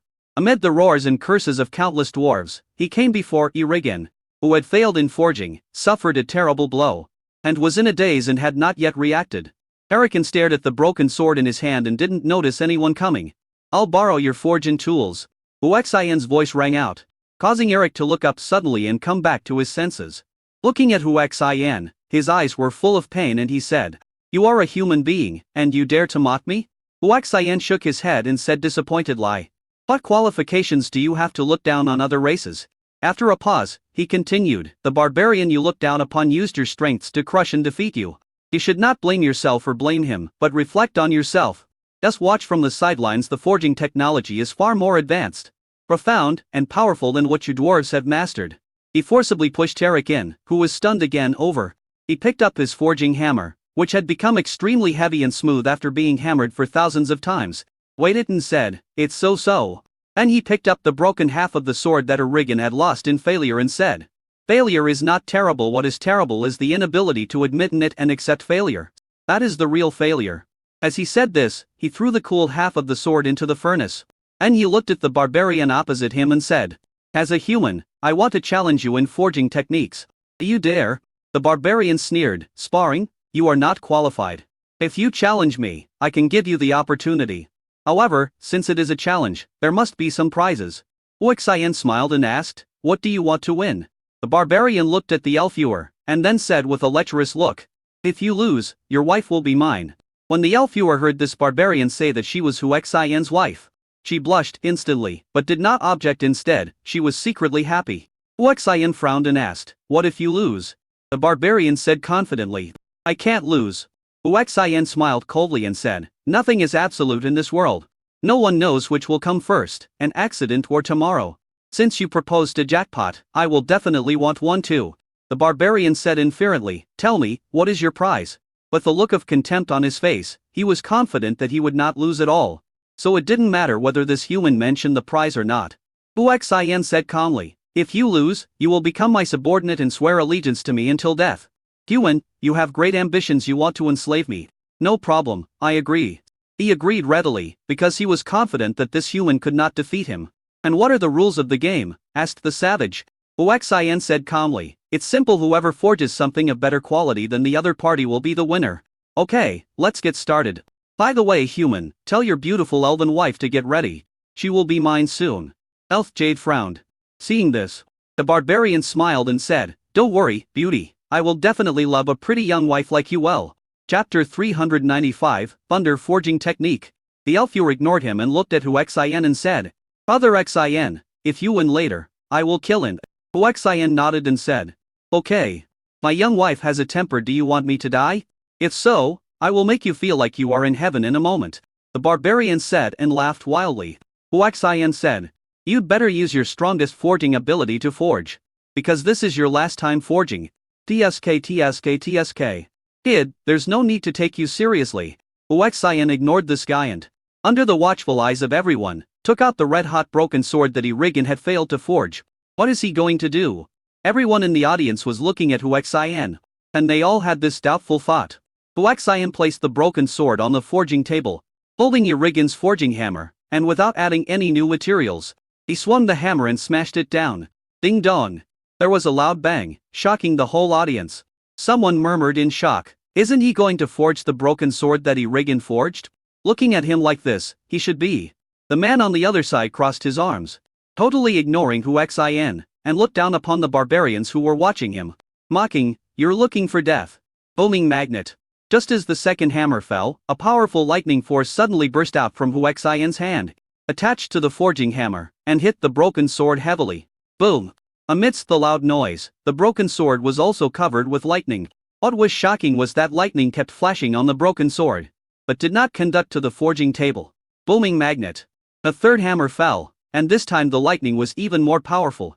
With each subsequent hammer strike, the power of thunder and lightning will increase slightly, and this will repeat over and over again. The speed also goes from slow to fast, faster and faster. The frequency is getting higher and higher. Boom boom boom. Everyone in the audience focused their eyes on Hu Xin's hands. They were shocked as they felt the terrifying power of thunder and lightning. This guy is at least at the 60th level of pseudo-god, right? I think he might be at the peak of the pseudo-god level. And he also has the terrifying lightning gene. His combat power is probably terrifyingly strong. As for the dwarves, after they realized what was happening, they were all extremely shocked. Someone asked, "Chief, have you ever seen this kind of forging technique?" Arya's grandfather, Ios, shook his head and said, "I have never seen it." 1 hour. Boom. With the last loud bang, Hu Xin stopped. Everyone's eyes subconsciously fell on the broken sword. At this moment, the broken sword was less than 5 millimeters thick, but as long as a normal long sword it was smooth and translucent, and flashing with arcs of electricity. The appearance looks very gorgeous. Hu Xin grabbed the hilt of the forged sword with his bare hands, and lightning erupted again. Booming magnetic. The powerful force of thunder and lightning completely enveloped the sword and attacked continuously. What is he doing? Enchanting? An old dwarf fast in shock. I've never seen enchantment, but his sword seems to have lightning properties, which should have a similar effect to enchantment. A full quarter of an hour. Hu Xin took back the power of thunder and lightning. Lightning flashed continuously on the sword in his hand, making it look very powerful. At this moment Hu Xin bit his finger and a drop of blood fell on the sword. Rumble. Thousands of miles in the sky, there was a sound of thunder. Boom. A terrifying bolt of lightning actually shattered the super-tempered glass above his head and struck the sword into Hu Xin's hand fiercely. Buzz! The sword trembled violently and flew out of Hu Xin's hand and flew straight into the sky, deep shoveling through the thunder in the sky. Everyone watching was stunned by this scene. After a full stick of incense had passed, the sword with super lightning properties flew back to Hu Xin's hands as if it had intelligence. Hu Xin held the sword in his hand, looked at the barbarian opposite him and said, "I have finished forging my sword, it's your turn." Awakened by Hu Xin's voice, everyone came back to their senses. Ios exclaimed, "Spiritual artifact. You actually forged a spiritual artifact." Hu Xin played with the sword in his hand for a while. Spiritual artifact, it fits the name of this thing. Go. Boom. With the word go, the sword flashed with a strong and fierce light, and rushed like the barbarian. Sensing the crisis, the barbarian reacted. Facing the whistling spiritual weapon, he was terrified and subconsciously grabbed the sword he had forged before and slashed it. Click. With a crisp sound, his masterpiece that had previously been used to defeat the dwarves was easily cut off. Phew. The spiritual weapon flew over the barbarian's neck, and the barbarian was stunned for an instant. The spiritual weapon flew into Hu Xin's hands, and its aura was restrained, becoming ordinary. At this time, a red line appeared on the barbarian's neck and grew bigger and bigger. Ding dong. His head rolled to the ground and rolled several meters away. His strong vitality made his teeth constantly chew on the stone slabs, making a hissing sound. He rushed forward holding a broken sword. Hu Xin left the forging table with the spiritual artifact in hand and came to Arya. A group of high-ranking dwarves gathered around. Ios asked excitedly, "Huan, what forging technique did you use just now?" Hu Xin said, "Thunder forging technique is not suitable for ordinary people." A dwarf asked expectantly, "Do you have ordinary forging skills that can forge magical weapons?" "Yes, but forging it takes time, so I'm too lazy to use it." Hu Xin said it casually, but it sounded extremely exciting. "Then can you demonstrate this forging technique of yours?" "Can't." Hu Xin refused directly. "Human, what do you want in exchange for me being willing to perform the forging technique you mentioned?" asked Ios. Hu Xin pretended to think for a while and said, "I want to buy the Steel Town." "But..." The whole audience was shocked. "Human, are you crazy? Do you know what the market value of Steel Town is? Why do you think you can afford Steel Town?" said an elder of the dwarf tribe. Hu Xin said, "I think I can afford it. The price is 1 million platinum coins, plus a set of forging techniques suitable for you dwarves. Don't worry, this is definitely not the forging technique you have mastered. But this forging technique, every one of you dwarves can become a forging master. Hearing this, all the dwarves looked at each other, very curious about what kind of forging technique this human was talking about.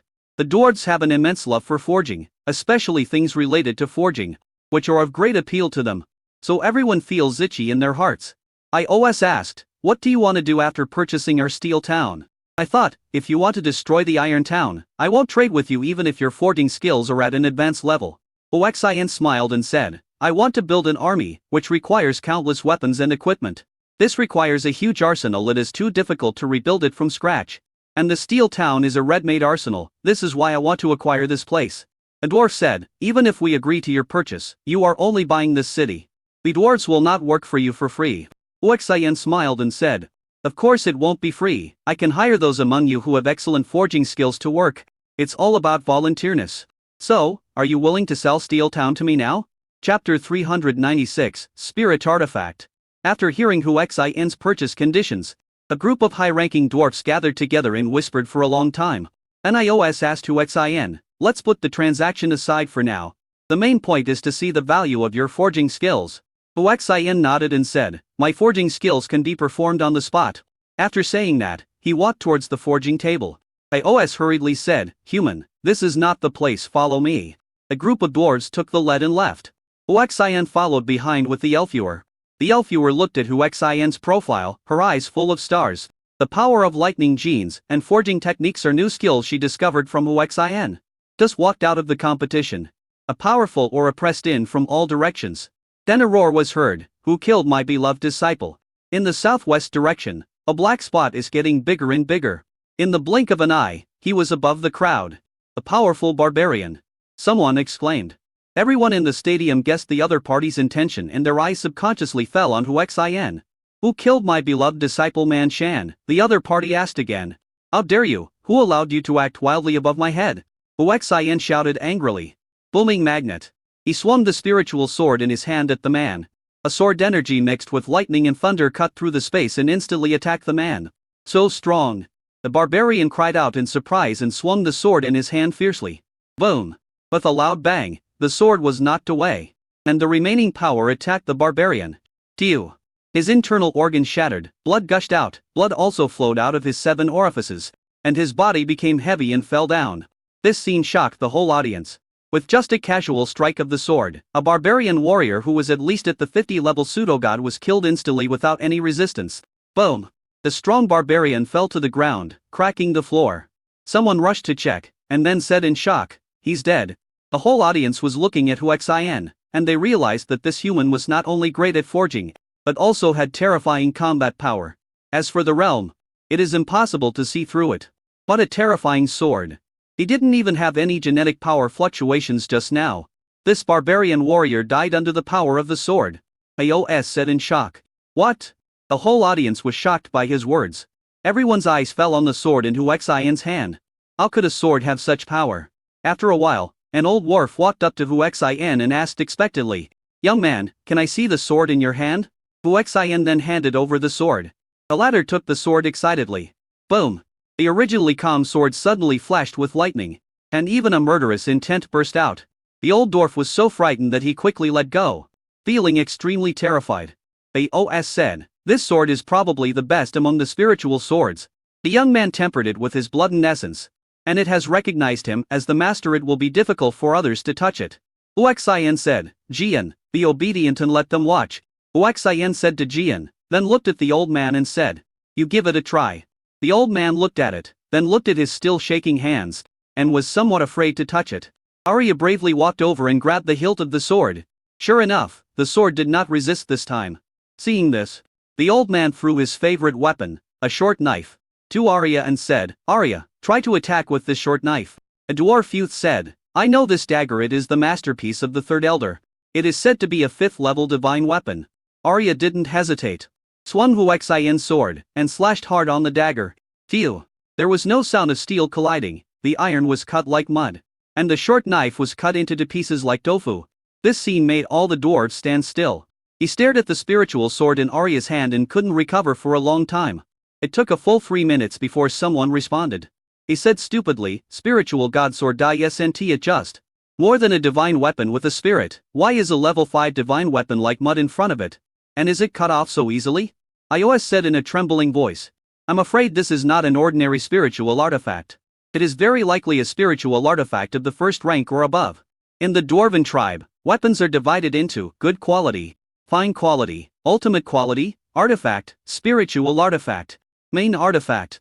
Weapons in each stage are divided into ordinary level 1 to 10, first grade level 1 to 10, second grade level 1 to 10, and 10th grade level 1 to 10. Among them, weapons above the spiritual artifact level can grow. As long as they are not damaged, the spiritual artifact will eventually grow into a main artifact. What? A grade spiritual artifact? The entire dwarf tribe was shocked. The look he gave Huaxian again was like looking at the god of forging again. The most powerful forging room of the Huayanxing dwarf tribe could only forge second grade and third level artifacts. Not to mention spiritual artifacts, no one could even forge third grade artifacts. In addition to the low grade materials, insufficient forging skills is also an important reason. Huaxian saw through their desire and said with a smile, as long as you sell the Iron Town to me for 1 million platinum coins, I will teach you the forging technique that can forge spiritual artifacts. Hearing this, the dwarves were extremely excited. For them, forging skills are above everything else. If the Steel City is gone, they can create another one, but obtaining the forging skills is as difficult as ascending to heaven. If you want to comprehend the advanced forging technique by yourself, it is 100 or 1,000 times more difficult than ascending to heaven. After a while, Ios said, young man, as long as you teach me the forging technique that the dwarves can use to forge spiritual artifacts, I will not only give you the Iron Town for free, but I will also be willing to work for you for free for 10 years. Yes, as long as you teach us the forging technique that can forge spiritual artifacts, I am willing to work for you for free for 10 years. All the dwarves became excited. I couldn't wait and wanted to learn the forging skills right away. Huaxian smiled and said, I will definitely teach you the forging technique. But my requirement is to buy a steel town with 1 million platinum coins. I'm is running outlet. Go. I will teach you the art of forging. Go? Where can you go? A gloomy and cold voice was heard. Then, an old woman with a cane and a frail appearance walked out strangely. She lowered her head so her appearance could not be seen. She was leaning on crutches in both hands, which were wrapped tightly in her sleeves. And she was staggering as she walked. It gives people a feeling that they may die at any time. Everyone in the audience looked at the old woman, trying to see through her. Alfuer whispered beside Huaxian, Brother Xian, this old woman is so weird. I can't see through her. What about you? Huaxian opened his transparent eyes and looked at the old woman. Except that her body was so thin that only skin and bones were left. She was no different from a normal old person. Mind reading. Eavesdropping on her thoughts, Huaxian still didn't hear anything the old woman was saying. The more this happened, the more Huaxian found this old woman was too weird. Chapter 397. Ancient Wolf Blood Sword. Old man, who are you? Arya asked curiously. The old woman ignored him and staggered towards Huaxian. Everyone also realized that the target of this mysteriously appearing old woman was Huaxian. I just don't know what she's going to do. Seeing the old woman approaching him, Huaxian became alert, mainly because he couldn't see through her. Under the watchful eyes of the crowd, the old woman came to Huaxian, looked around him, and examined him from head to toe. Then he came to the front and looked at Huaxian. He raised his head, revealing his old, wrinkled face and said, not bad, very good. It's you. Huaxian was confused. The old woman suddenly asked, boy, let me ask you, are you willing to be my great-grandson-in-law? The whole audience was amazed. But it be that this old woman is here to find a husband for her great-grandson? Huaxian said speechless lie, old man, I haven't even seen your great-granddaughter. It's hard to agree to this. Why not agree to it? My great-granddaughter is as beautiful as a flower. She is definitely the most beautiful in the world if you agree. It will be a great bargain for you. What will happen if I don't agree? Huaxian asked cautiously. You don't have to agree. I will capture you to be my great-grandson-in-law. You have two choices. Either you come with me, or I capture you. Choose. Huaxian smiled bitterly and said, old man, can't I go with you? But I have a task on hand. Please wait for a while. I will go with you after I finish the task. Okay? Well, I'll wait for you then, but don't keep my great-granddaughter waiting for too long. Don't worry, old man, I will definitely complete the task at hand as quickly as possible. After saying that, he looked at Aos and said, let's go and trade quickly. Aos was also forced to learn the forging skills that could forge spiritual artifacts. So naturally he would not waste time. Young man, follow me. board Ios's super spaceship and rushed towards the dwarf territory. Along the way, everyone was curious about what the old woman's great-granddaughter looked like. Huaxian is also looking forward to it. Soon they arrived at a mountain in the city. The entire mountain had been hollowed out, and inside was the dwarf's homeland. The spacecraft flew directly into the heart of the mountains. The Elfure looked around curiously. It was her first time entering the dwarf's territory. Soon the spacecraft landed on a large helipad. "Please come in. Young man," Ios couldn't wait. The same is true for the other dwarves. Go straight to the forging center, a huge separate forging plant. Ios took Huaxian, a high-ranking dwarf, to the forging table, while the others watched quietly from a distance. Huaxian didn't waste any words. Picked up the forging hammer and said, "The first requirement for forging a spiritual artifact is a forging hammer. I have tempered Irigan's forging hammer with lightning, and it is already qualified to forge a spiritual artifact. And there are the materials. Spiritual materials are the most basic requirement for forging spiritual artifacts. At the same time, the better the spirituality of the materials, the stronger the spirituality of the forged weapons, and the easier it is to acquire a single spiritual weapon. Of course, as long as the spirituality is there, it can also be slowly cultivated into a weapon spirit. Besides," Huaxian spoke slowly, and all the dwarves, as long as they were able to enter the hall, listened patiently, memorized carefully, and understood. Huaxian spent a full 30 minutes explaining the key points. Ios asked, "Young man, the broken sword you forged before was clearly made of ruined materials, and its spirituality had disappeared. How did you forge such a spiritual artifact?" Everyone listened attentively. Huaxian smiled and said, "That's because of my bloodline. My bloodline is not ordinary. So I won't go into details. This is what I call acquired spiritual blessing. Everyone knows that blood spirituality is very powerful. During the forging process, adding blood can give the weapon a chance to spirituality. The specific probability depends on the forger's forging proficiency. The biggest problem with acquired spirituality is that the bloodline is not your own. If you want to control such a weapon, it all depends on the user's ability." After saying that, he took out a piece of blood-red jade. He introduced, "This is the blood jade of the ancient wolf, a desolate beast, that I accidentally obtained that year. Now I will use it to forge a spiritual artifact to demonstrate to you." After saying that, he selected a few forging materials on site and put them into the forging furnace. Everything went on in an orderly manner. Boom boom boom. When the sound of forging sounded, everyone focused. Even the old woman did not urge Huaxian, but just watched patiently. After all, she was watching the forging of weapons from such a close distance, and she didn't have a spiritual artifact, so it was a great honor for her to witness the forging of a spiritual artifact. While Huaxian was forging, he also explained the forging techniques, details, etc. to the dwarves, so the forging process was relatively slow. After 3 full hours, Huaxian took out the blood jade of the ancient wolf and crushed it violently. A drop of wolf blood that was full of vitality and exuded the ancient aura. The Ni people actually wanted to escape. Huaxian relied on his powerful strength to suppress the wolf blood and force it into the forged sword blank. As the wolf blood merged into the sword embryo, an amazing scene appeared. The ordinary, unspirited sword embryos suddenly became full of spirituality. Huaxian hurriedly forged it and said, "Now is the best time to smelt the sword embryo and wolf blood. Only when they are completely integrated, the spirit sword will be completed. Remember, the technique is," he explained, while forging, "very detailed." However, from the way Huaxian suppressed the powerful blood of the ancient wolf, the dwarves understood that forging a spiritual artifact was not easy. After all, the spiritual blood of the ancient wolf was not something that ordinary people could suppress. Fortunately, this can be suppressed with the help of an expert. Nearly an hour passed before the last hammer fell. Boom boom boom. The sword that had already been forged began to tremble on its own. Fly out directly. Such a scene has proved that Huaxian successfully forged the spiritual weapon. What shocked the dwarves was that the success rate was 100. It's really horrifying. Looking at Huaxian, I couldn't understand where a human being like him learned such amazing forging techniques. You know, in every world, the dwarves are famous for having the best forging technology. I was slapped in the face by a barbarian before, and now I am shocked by a human. What happened to this world? The forging technology that the dwarves are so proud of has been surpassed. Thinking about it, it's a bit sad. The old woman at the side jumped up and grabbed the ancient wolf blood sword. Buzz! The ancient wolf blood sword unleashed an extremely terrifying pressure. Sword energy overflowed, and it resisted fiercely. The power was so great that it shocked the whole audience. This is the spiritual sword as expected. Any one of them is extremely powerful. I feel that if I get it, I can kill the true god above my level," said a dwarf who was just starting out as a false god.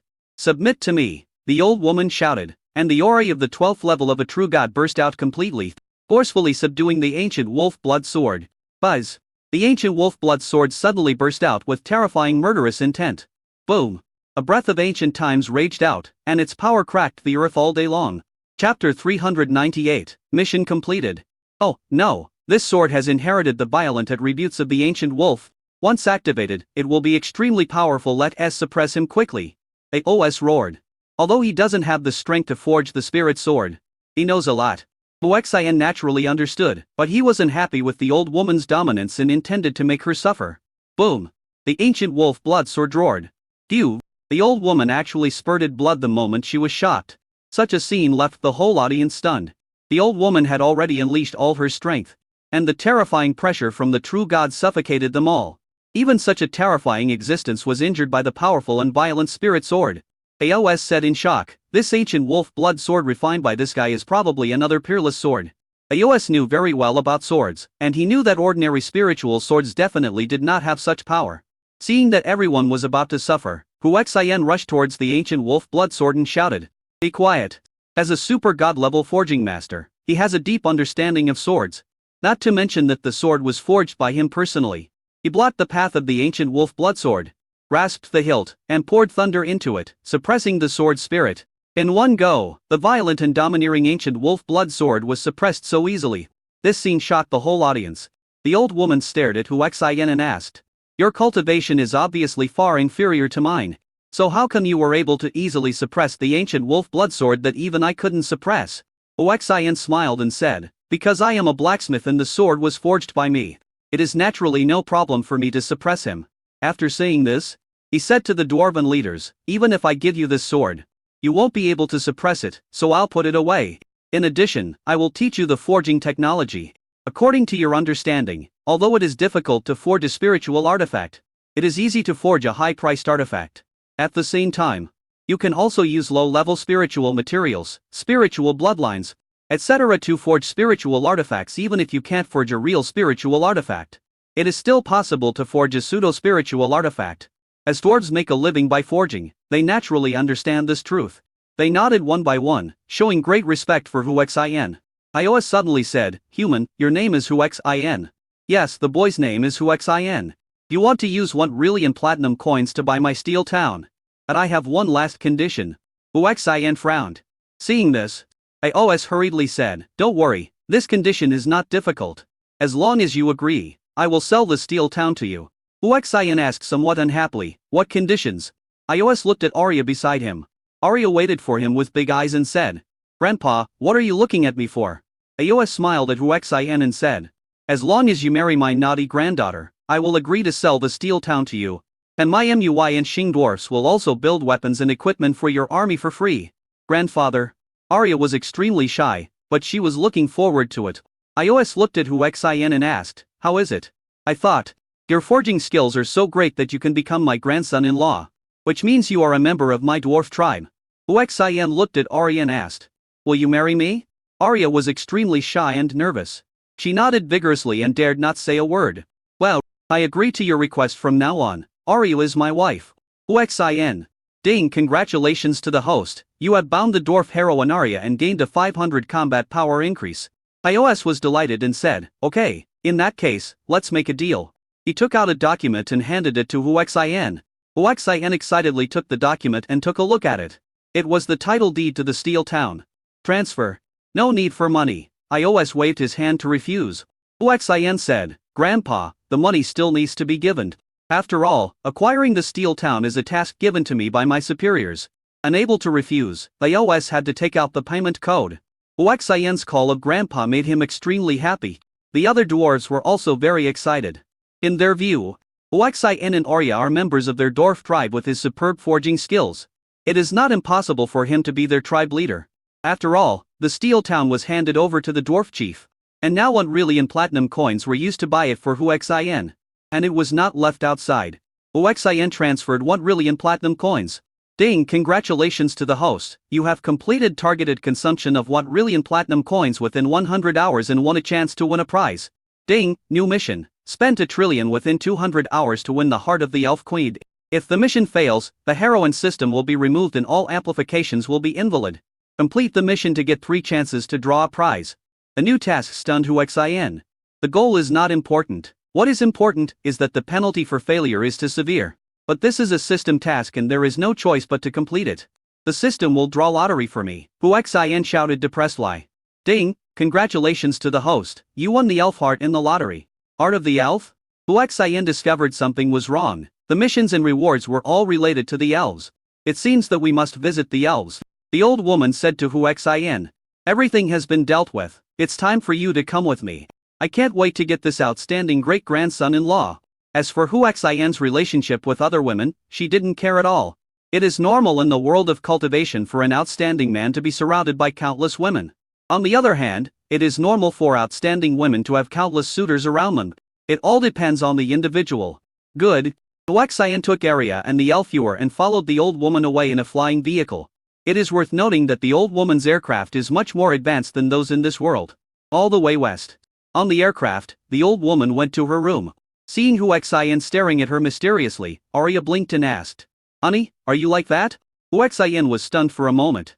Then smiled and said, "I kind of miss it."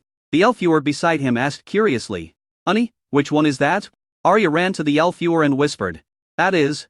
After hearing this, the elf blushed and became extremely shy. He glared at Huixin fiercely and trotted away. Although she had fallen in love with Huixin, she didn't dare to have sex with him without the consent of the elf queen. Huixin picked up Arya and rushed into a room. Due to his short stature, Huixin felt a little strange, but he quickly adapted and started practicing dual cultivation with Arya. A few hours later, boom boom boom, there was a knock on the door. Nestled in Huixin's arms, Arya, a new wife, was very shy. Huixin gave her a set of love shelter suit to wear. And he also summoned a set of ultimate charm suit, then carried her out of the room.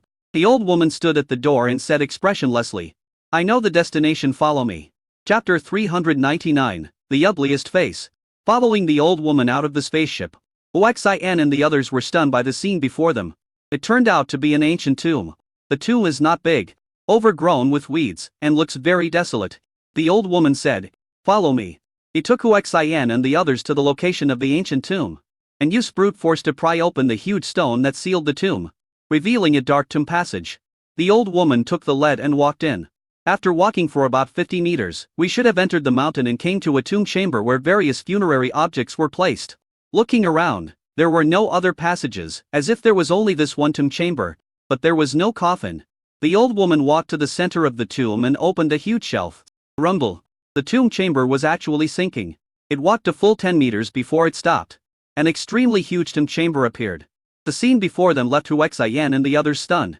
Surrounded by 9 phoenixes, there is still no coffin. In the center, on a fairy-like platform, lies a person. The old woman took the lead and walked over. Huixin and the others followed him and left. Rumble. The tomb chamber that descended was more like an elevator that rose back up again. I came to the edge of the platform and looked at the person lying on it. From head to toe, her figure is perfect. When you see the face. Vomit. Everyone, including Huixin, vomited. It was an ugly, indescribable face. Seeing Huixin vomiting, the old woman said unhappily, "Go ahead and vomit until you've vomited enough from now on. My great-granddaughter will be your wife." After hearing this, not to mention Huixin, even the elves and Arya felt sad for Huixin. Huixin frowned and asked, "Is she still alive?" The old woman said sadly, "She is alive or dead, her soul is sealed in her body. Living is almost the same as being dead. And how can I marry him?" The old woman took out a piece of ancient animal skin paper and said, "This is the recipe I got when I entered the True God realm and went through countless dangers. Collect the materials according to the requirements above, and you can save my great-granddaughter." Huixin frowned and asked, "Since you have a prescription to save her, why don't you just save her?" The old woman said in a deep voice, "Do you think the items in the recipe are common goods? I have risked my life to get this recipe. My divine foundation is damaged, and I will never be able to break through again in this lifetime. Because I can't break through, my lifespan has reached the limit of my current state. In other words, I don't have much time left, I will die soon. So, the task of resurrecting my great-granddaughter is now handed over to you. Now if you promise me to marry my great-granddaughter, I will use up the last of my life to infuse my lifelong genetic power of the true God's rules into you. By doing this, you... Yes, if I do this, my soul will be annihilated. but for the continuation of my clan, I have no choice. At this time, an excited voice came from the jade pendant on Huaxian's neck. Huaxian, this recipe can also revive me. Huaxian then remembered another mission, which was to take away the body and soul of the peerless goddess and revive her. As for the rewards, winning the heart of the peerless goddess and the trillion reinforcement point rewards no longer aroused Huaxian's interest. After all, there are too many peerless goddesses and other women around him now. As for the strengthening points, they have already been strengthened infinitely, so it is useless. Huaxian, are you going to abandon me? The peerless goddess felt something and asked sadly. She has accompanied Huaxian all the way, witnessed all of Huaxian's experiences, and witnessed his rise. She has already secretly fallen in love with him and regarded herself as his woman. Now, he finally had a way to revive himself, but when he saw Huaxian hesitated, he was naturally very sad. Don't worry, I will definitely save you. Who are you talking to? Asked the old woman. Huaxian waved his hand, took out the body of the peerless goddess, placed it on the platform and said, my wife's condition is similar to your great-granddaughter. Your prescription can also save my wife. Seeing this, the old woman nodded and said, that's perfect, you only need to collect one more set of materials to revive her and my great-granddaughter. I thought to myself, since you are not willing to abandon your ex-wife, I can rest assured in handing my great-granddaughter over to you. Huaxian said, old man, I promise you that I will definitely save your great-granddaughter. What do you mean my great-granddaughter? She is your wife now. Don't you want to marry my great-granddaughter? Huaxian took a look at her face, which was so ugly that it was beyond description, and said, okay, I promise you, I will marry your great-granddaughter. That's more like it. Let me tell you, my great-granddaughter Yan Ws Huang's identity is not simple. The reason why she became so ugly is because of a super god level curse. As long as the curse is lifted, you will definitely be ecstatic. Huaxian looked at Yan Ws Huang's figure, which was indeed the figure of a super beauty. Her appearance should not be bad, but she became so ugly. It seemed that the super god level curse was not fake. And I will collect Ws Huang's body. How can I store it so it won't go bad? Grand Mazeng, you have also seen that my wife's body is intact. And Ws Huang's body is naturally the same. That's fine, as long as you have a way to save it. However, you have to kiss my great-granddaughter first. It will be regarded as your kiss of love. This. Huaxian couldn't bring himself to eat when he saw Yan Ws Huang's ugly face. Why, you're so hesitant about kissing your own wife? I didn't see you hesitate when we were practicing together on the spaceship with your dwarf wife before. Arya's face immediately turned red, and she felt extremely shy. Huaxian said awkwardly, Grand Mazeng, is it not okay for me to kiss you? I have to open my eyes and look at my great-granddaughter's face and kiss her. Good. Huaxian looked at Yan Ws Huang, and approached him little by little. Vomit. He turned around suddenly and started vomiting violently. That extremely ugly face could no longer be overcome by willpower. Most people don't dare to look at it for too long, for fear that they will vomit jaundice. Not to mention watching the kiss. Come a few more times and you'll get used to it, said Lipozi. The old woman stared at Yan Ws Huang's ugly face. Obviously she was used to it. Huaxian recovered and looked at Yan Ws Huang again. Vomit. The thought of kissing him made me vomit. Once, twice, 3 times, countless times later, Huaxian finally overcame the negative emotions brought about by the ugliness, and moved his face closer to Yan Ws Huang, staring at her closely. Suddenly, two tears squeezed out from Yan Ws Huang's closed eyes. I don't know whether to be sad or touched. Huaxian took a deep breath and said affectionately, wife, I love you. Hissed. Arya and the elf viewer didn't dare to watch this scene at all, and quickly covered their eyes and turned away. Even so, the thought of Huaxian kissing that extremely ugly person made his stomach churn and he felt extremely uncomfortable. Chapter 400, Primordial Forest. A miracle happened. Yan Ws Huang's ugly face turned into spots of light and began to dissipate. Everyone was stunned by this scene. A few minutes later, an indescribable and peerless face came into everyone's view. The old woman said in a voice that was almost crying with excitement, I knew that Ws Huang was the most beautiful woman in the world. No one could compare to her, she was incomparable. Huaxian was still kissing Yan Ws Huang's pale red lips, and he was also stunned by the peerless beauty in front of him. Thank you, husband. A beautiful voice that made the soul feel comfortable sounded in the mind. Ding, congratulations to the host, you have bound yourself to the super excellent alien heroine Yan Ws Huang and gained a billion-fold increase in combat power. Huaxian's body trembled, and he was extremely shocked. He felt that unspeakable subtle changes had taken place in his body. Subconsciously mobilized the strength to the left hand. Buzz. The force was so great that the space was shaking violently and was about to break. What are you doing? This scene frightened the old woman standing by.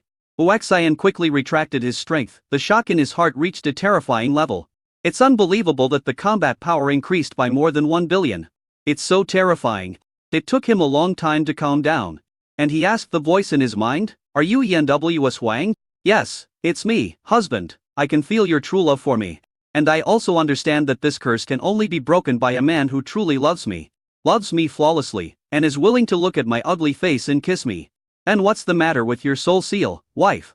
Yan Ws Huang said with hatred, "This curse not only makes me ugly, but also limits my breakthrough in cultivation. I am destined to not live more than 1,000 years. I have reincarnated several times, but the curse is still there. I am disgusted with it in this life. I was reincarnated as a member of the Lingyan clan. Fortunately, my ancestors helped me, and used ancient methods to seal my soul in my body to avoid reincarnation. Now I have finally met you, my husband, and broken the curse. I am just waiting for you to find the ingredients in the prescription to save me. Okay, I will definitely save you." Only then did he release his kiss and continue kissing that stunning beauty. She was so beautiful that he couldn't help but continue kissing her again. The only regret is that there was no response. "Husband? Can you promise me one thing?" Yan Ws Huang asked in a pleading tone. "Tell me, what's the matter?" "Hubby, I hope you can help the old ancestor survive. She has paid too much to save me, and I want to repay her." "Okay, I promise." "Thank you, husband. Thank you." "On your husband." Putting away the mood, putting away the bodies of Yan Ws Huang and the peerless goddess Xuan Yan. Thinking of their names, they are simply a perfect match. Perhaps this is God's will. "Honey, I feel that Yan Ws Huang is so close to me. Just like a family member," Xuan Yan said. "Maybe you are already relatives." The old woman recovered from her shock, looked at Uxian and said, "I hope you will keep your promise to me, otherwise I will." I was thinking that I would not let Uxian go even if I turned into a ghost. But then I remembered that if I did that my soul would be destroyed. Uxian said, "Grandfather, don't be so sad." After saying that, he used the human king points to exchange for 10 million real body gene rule points, and waved his hand to inject them into the ancestor's body.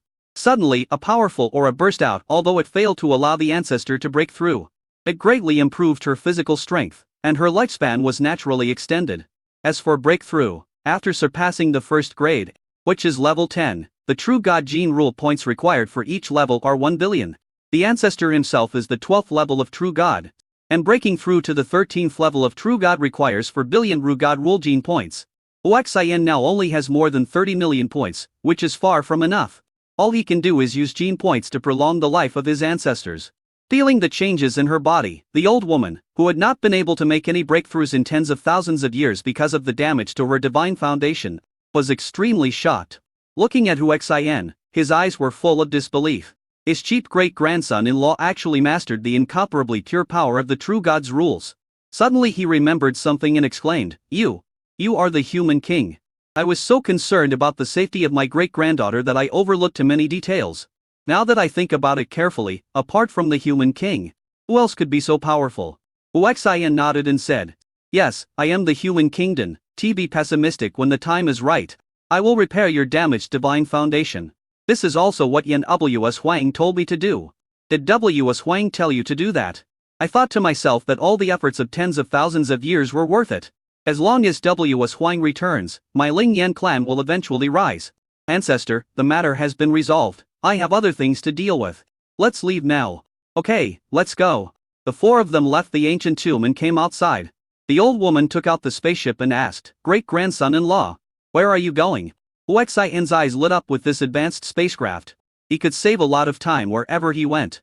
"Ancestor, I want to go to the elves." "Elf?" he muttered, glanced at the elf jade, and immediately understood. He smiled and said, "The elves are forbidden to marry outside the tribe. Although there are examples of intermarriage with outsiders, they must obtain the consent of the elf queen otherwise. If they rashly get together, both the man and the woman will be wiped out." Having lived for tens of thousands of years, the old woman is clearly a walking history book. "Ancestor, you know the elves, can you tell me in detail?" Uxian asked expectantly. "I have lived for tens of thousands of years. In order to help Ws Huang, I have been to countless worlds and met countless races. The elves are just one of them.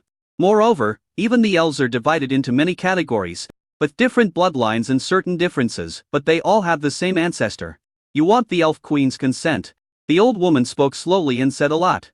It's just that it's very difficult to get the Elf Queen's consent.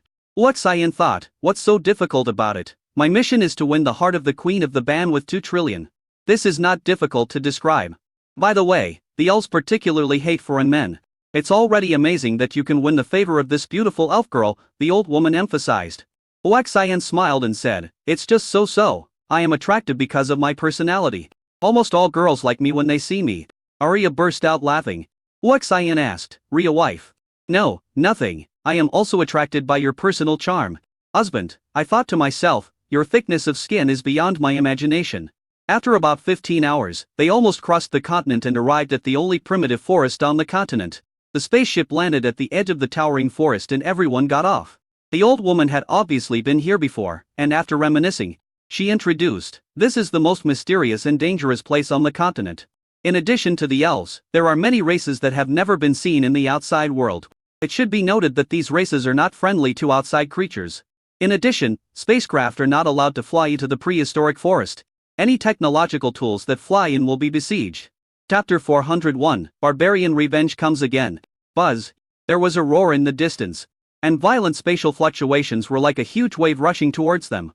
Huaxian and his friends, who were about to enter the prehistoric forest, turned around and looked over in confusion. I saw a super huge advanced spaceship breaking through the barriers of space and rushing over like a ferocious beast. The old woman said in a deep voice, this is not a spaceship from this world.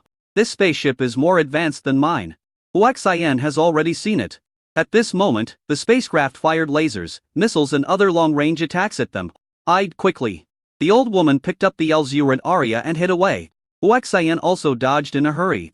Boom boom boom. There was a violent explosion where they were originally located. Lasers, missiles and other weapons locked onto Huaxian and attacked him non-stop. On the contrary, after the old woman and the others hid far away, they were not attacked again. The dense rain of bullets made Huaxian extremely embarrassed. Fortunately, he has true god-level strength, otherwise he would have been killed long ago. While hastily dodging, the communication was also opened and hackers invaded. He didn't expect that the other party's firewall was extremely advanced. Even with his level 30 hacking skills, it took him a while to break in. On the spaceship. Alert, alert, hacker intrusion, defense failure. The enemy is hacking into the weapon system. A group of barbarians looked at Huaxian, who was hiding in a panic, with murderous intent on their faces. They were even more angry that hackers had time to invade them at a rapid pace. How could he be a human being? Not only does he have the strength comparable to that of a true god, his forging skills are also incredible. Why are his hacking skills also so outrageous? That is so unfair. Use the banned weapons and kill him for me. A middle-aged barbarian ordered in a deep voice. Captain, if we do this, I'm afraid it will anger the strong men in the prehistoric forest. Then, so what if they piss me off? I am a barbarian warrior. How can I be afraid of them? Follow my orders. Yes. Alert, alert, the spacecraft has been completely hacked and controlled. What? Did our hacker eat shit? The captain was furious. At this time, a barbarian came in sweating profusely. Captain, the other party's hacking technology is too terrible. I have completely handed over the spacecraft's hacking defense to the seller. But the seller's hackers can't resist the other party's invasion. Beep beep, the spacecraft's self-destruct program has been activated. All units, please pay attention, the spacecraft will self-destruct in 5 minutes. Boom boom boom. All the intelligent weapon systems inside the spacecraft were activated, and an indiscriminate attack was launched on the barbarians on the opposite side. These are not ordinary weapons, they have extremely strong attack power. Boom. The captain exploded with terrifying power, sweeping across the entire field. Under tremendous pressure. Boom boom boom. Many technological weapons were destroyed. Although this wave of attacks did not cause any substantial damage to them, it made them extremely embarrassed. Captain, this is a spaceship from the upper realm. If it explodes, I'm afraid we will all be killed, the hacker said worriedly. Where are the hackers from the spaceship sales side? What are they doing? As soon as he finished shouting, Huaxian's face appeared on all the screens on the spacecraft. He greeted me with a friendly smile. Hello, fellow barbarians. Just like your name, you are really barbaric. You attacked me without any reason. You killed my tribe's most powerful forger and my tribe's most outstanding warrior. You deserve to die. Why don't you ask why I want to kill them? Or do you think you are so powerful that you can ignore everything and kill whoever you want? If that's the case, then I'm telling you clearly that I'm more powerful than your entire barbarian tribe. Can I destroy your barbarian tribe? If you destroy my barbarian tribe, you won't even be able to imagine how you'll die. The captain roared angrily. Uexayan still had a smile on his face. Really? Then I am looking forward to it. Will you be afraid of dying by the spaceship exploding? After he finished speaking, he tapped lightly on the virtual keyboard on the communicator. Alarm, alarm, 1 minute left before the spacecraft self-destructs. Countdown starts, 605,958. The countdown to the spacecraft's self-destructs appeared on all the screens. An aura of destruction enveloped them. In fear, everyone's eyes were focused on the captain, waiting for him to come up with a solution. Seeing that there were only 30 seconds left, the captain's palms were covered with cold sweat. It's not that he is not afraid of death. It's just that he has not encountered any death threats yet. Captain, there are less than 30 seconds left. What should we do? I have parents at home who are in poor health, a 3-year-old child, and my wife has run away. I can't die. Captain, I don't want to die either. The barbarians were in a panic. The captain's expression was as gloomy as ink. He was unwilling but had no idea what to do. Seeing that there were only 10 seconds left, he yelled at the screen, "Damn human, what do you want?" Uexayan pressed the pause button, and the countdown for the spacecraft's self-destructs froze at 5 seconds. He said with a smile, "First of all, you want to kill me. And you have already done so. If I were an ordinary person, I would have been killed long ago, so you owe me a life. No, including my other relatives, you owe me for lives. Blood debt must be repaid with blood, 4 of you must die first to repay the 4 lives you owe me. And then we can talk about the rest." You? The captain was so angry that he almost swore. When he saw Uexayan's fingers hovering over the virtual keyboard, he was forced to shut up. The other barbarians were extremely terrified. There were 12 of them in total, and if 4 of them had to die, there was a 1/3 chance that it would be their turn. No one wanted to die, and they all stared at the captain with trembling bodies. "Captain, I can't die, I have." The guy was trying to play the victim again. "Shut up." After the captain roared, he said to Uexayan, "Is there any other solution?" Uexayan thought for a while and said, "Really not." At this time, the old woman brought the elves Yor and Arya to Uexayan and said, "When I was in the upper realm, I heard that the barbarians had the necessary material for the recipe. The Star Soul Sand. I wonder if the barbarians of Nuy and Xing have it." Hearing this, Uexayan asked the other party, "I want the Star Soul Sand. If you have it, I will let you go." A group of barbarians trembled. Star Soul Sand was the most precious treasure of their barbarian tribe, and ordinary people didn't even know about it. The captain frowned and thought for a while before saying, "Of course our tribe has Star Soul Sand, but it is extremely precious, so we naturally don't carry it with us. If you want it, then come with us to the barbarian tribe to get it. I thought, if I deceive you into our barbarian tribe, this is your death." Uexayan nodded and said, "Okay, once I finish what I'm doing, I'll go with you to the barbarian tribe to get the Star Soul Sand." Chapter 402, Half-Human Creatures. Uexayan strengthened the spacecraft's firewall to prevent outside hackers from cracking it, and activated the spacecraft's internal self-destruct program. Not giving these barbarians any chance to escape, he let everyone into the primitive forest. The area where the primitive forest meets the outside world is very desolate, overgrown with weeds, and has no signs of any human activity. The old woman saw through Uexayan's thoughts and explained, "The Great Forest is one of the 3 major forbidden areas on the mainland. There are insects, ants, birds, beasts, and poisonous creatures everywhere. It is extremely dangerous. People with low cultivation will have difficulty moving forward. Unless it is an incredibly powerful being, no one would dare to intrude without permission." Soon we crossed the border area and entered the primitive forest. There is only a thin line between them, but it seems as if they are controlled by some force. There were wild grasses outside, and the largest tree could only be hugged by 1 person. Any tree in the primitive forest required several people to hug it, and the largest one required dozens of people to hug it. These trees are towering into the sky and are extremely eye-catching. Not only the trees, but other flowers and plants are also very huge. This scene is very curious. Uexayan squatted down, grabbed a handful of wet soil, then stepped back and grabbed a handful of soil from outside. Except for the different degrees of moisture, everything else looked the same. System, help me analyze these 2 types of soil. Ding! Analysis completed. Unlimited enhancement point usage rights. No consumption required. It's indeed a system. The analysis only takes a sentence. Uexayan looked at the analysis data and found that there was no essential difference between the 2 types of soil. In other words, the changes in the plants in the primeval forest have no direct relationship with the soil. Seeing Uexayan comparing the soil, the old woman said, "These have been studied a long time ago, there is no difference." Uexayan nodded and didn't dwell on this issue any further. The next moment, his palms that had held the soil from the primitive forest felt itchy. Looking closely, he saw countless tiny insects with sharp mouths biting his palms. With a true god-level physical defense, he is naturally not afraid of these insects. But it also proves that the primitive forest is dangerous and one cannot touch the soil.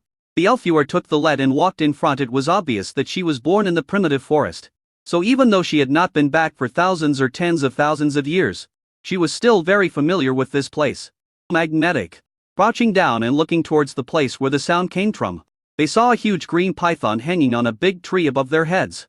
Staring at them with its red eyes and moving its tongue, he suddenly launched an attack and rushed towards the Elfuer in the front.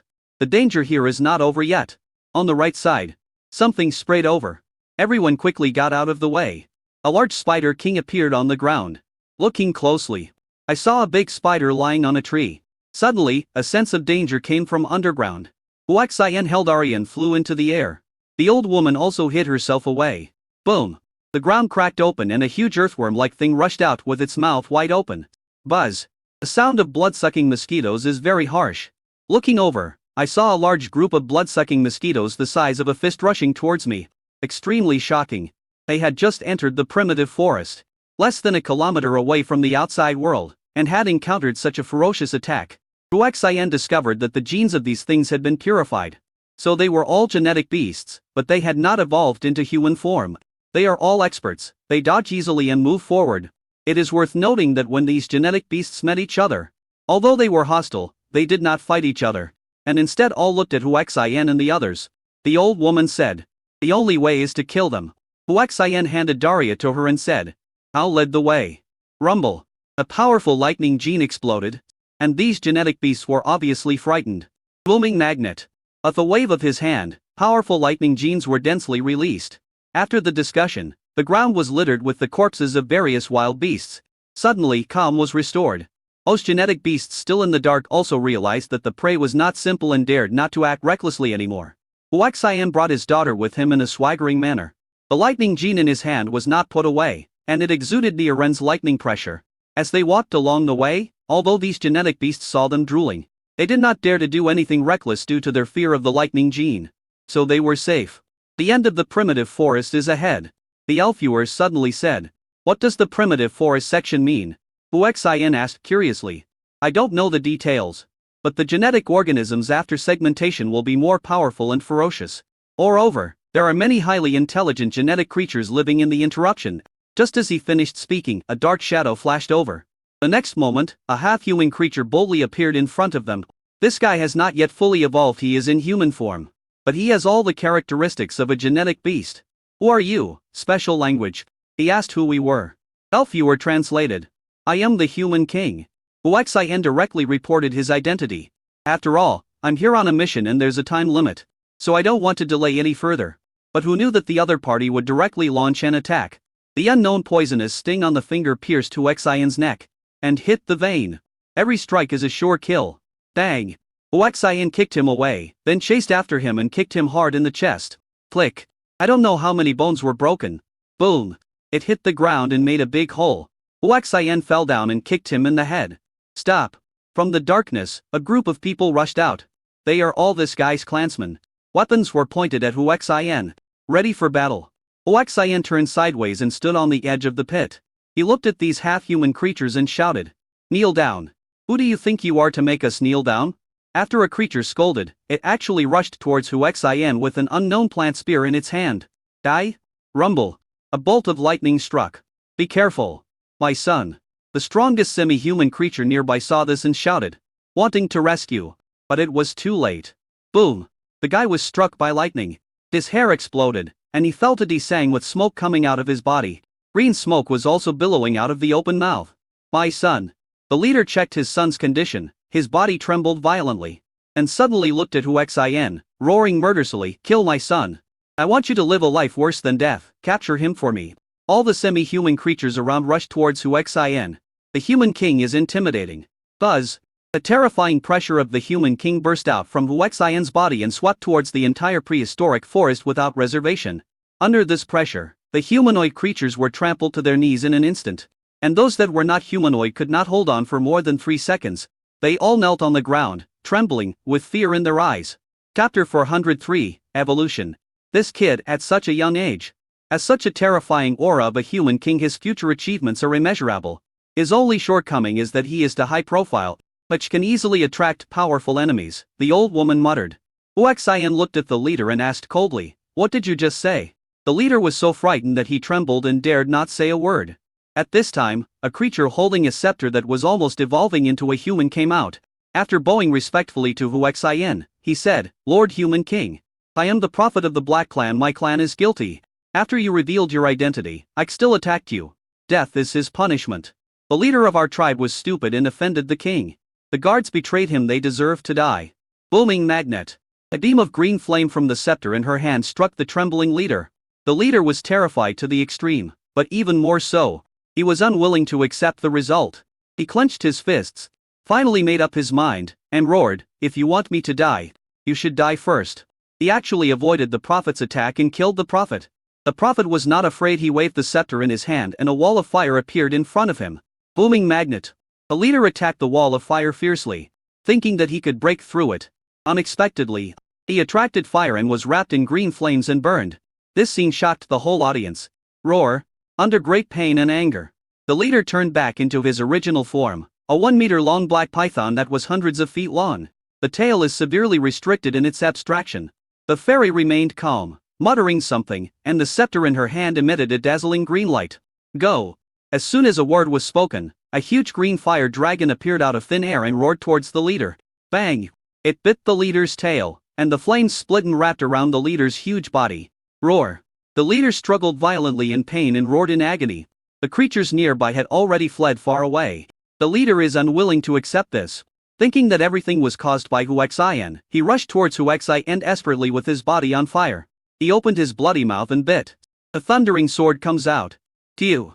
With one slash of the sword, the black python's head was split in two. The huge body was still struggling, and countless towering trees nearby were suffering. A few minutes later, the green flame was so terrifying that it actually burned the huge body of the black python into ashes. Huaxian's gaze fell on the prophet of the Black Python clan.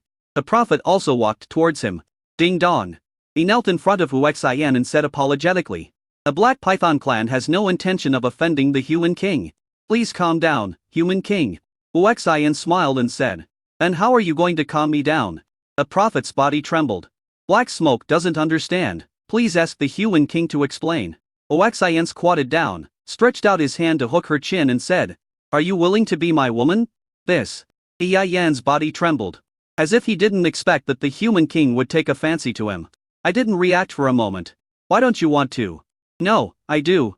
Black Smoke reacted and said excitedly, "Well, from now on, you are my woman." Black Smoke thanks the Human King for not looking down on me.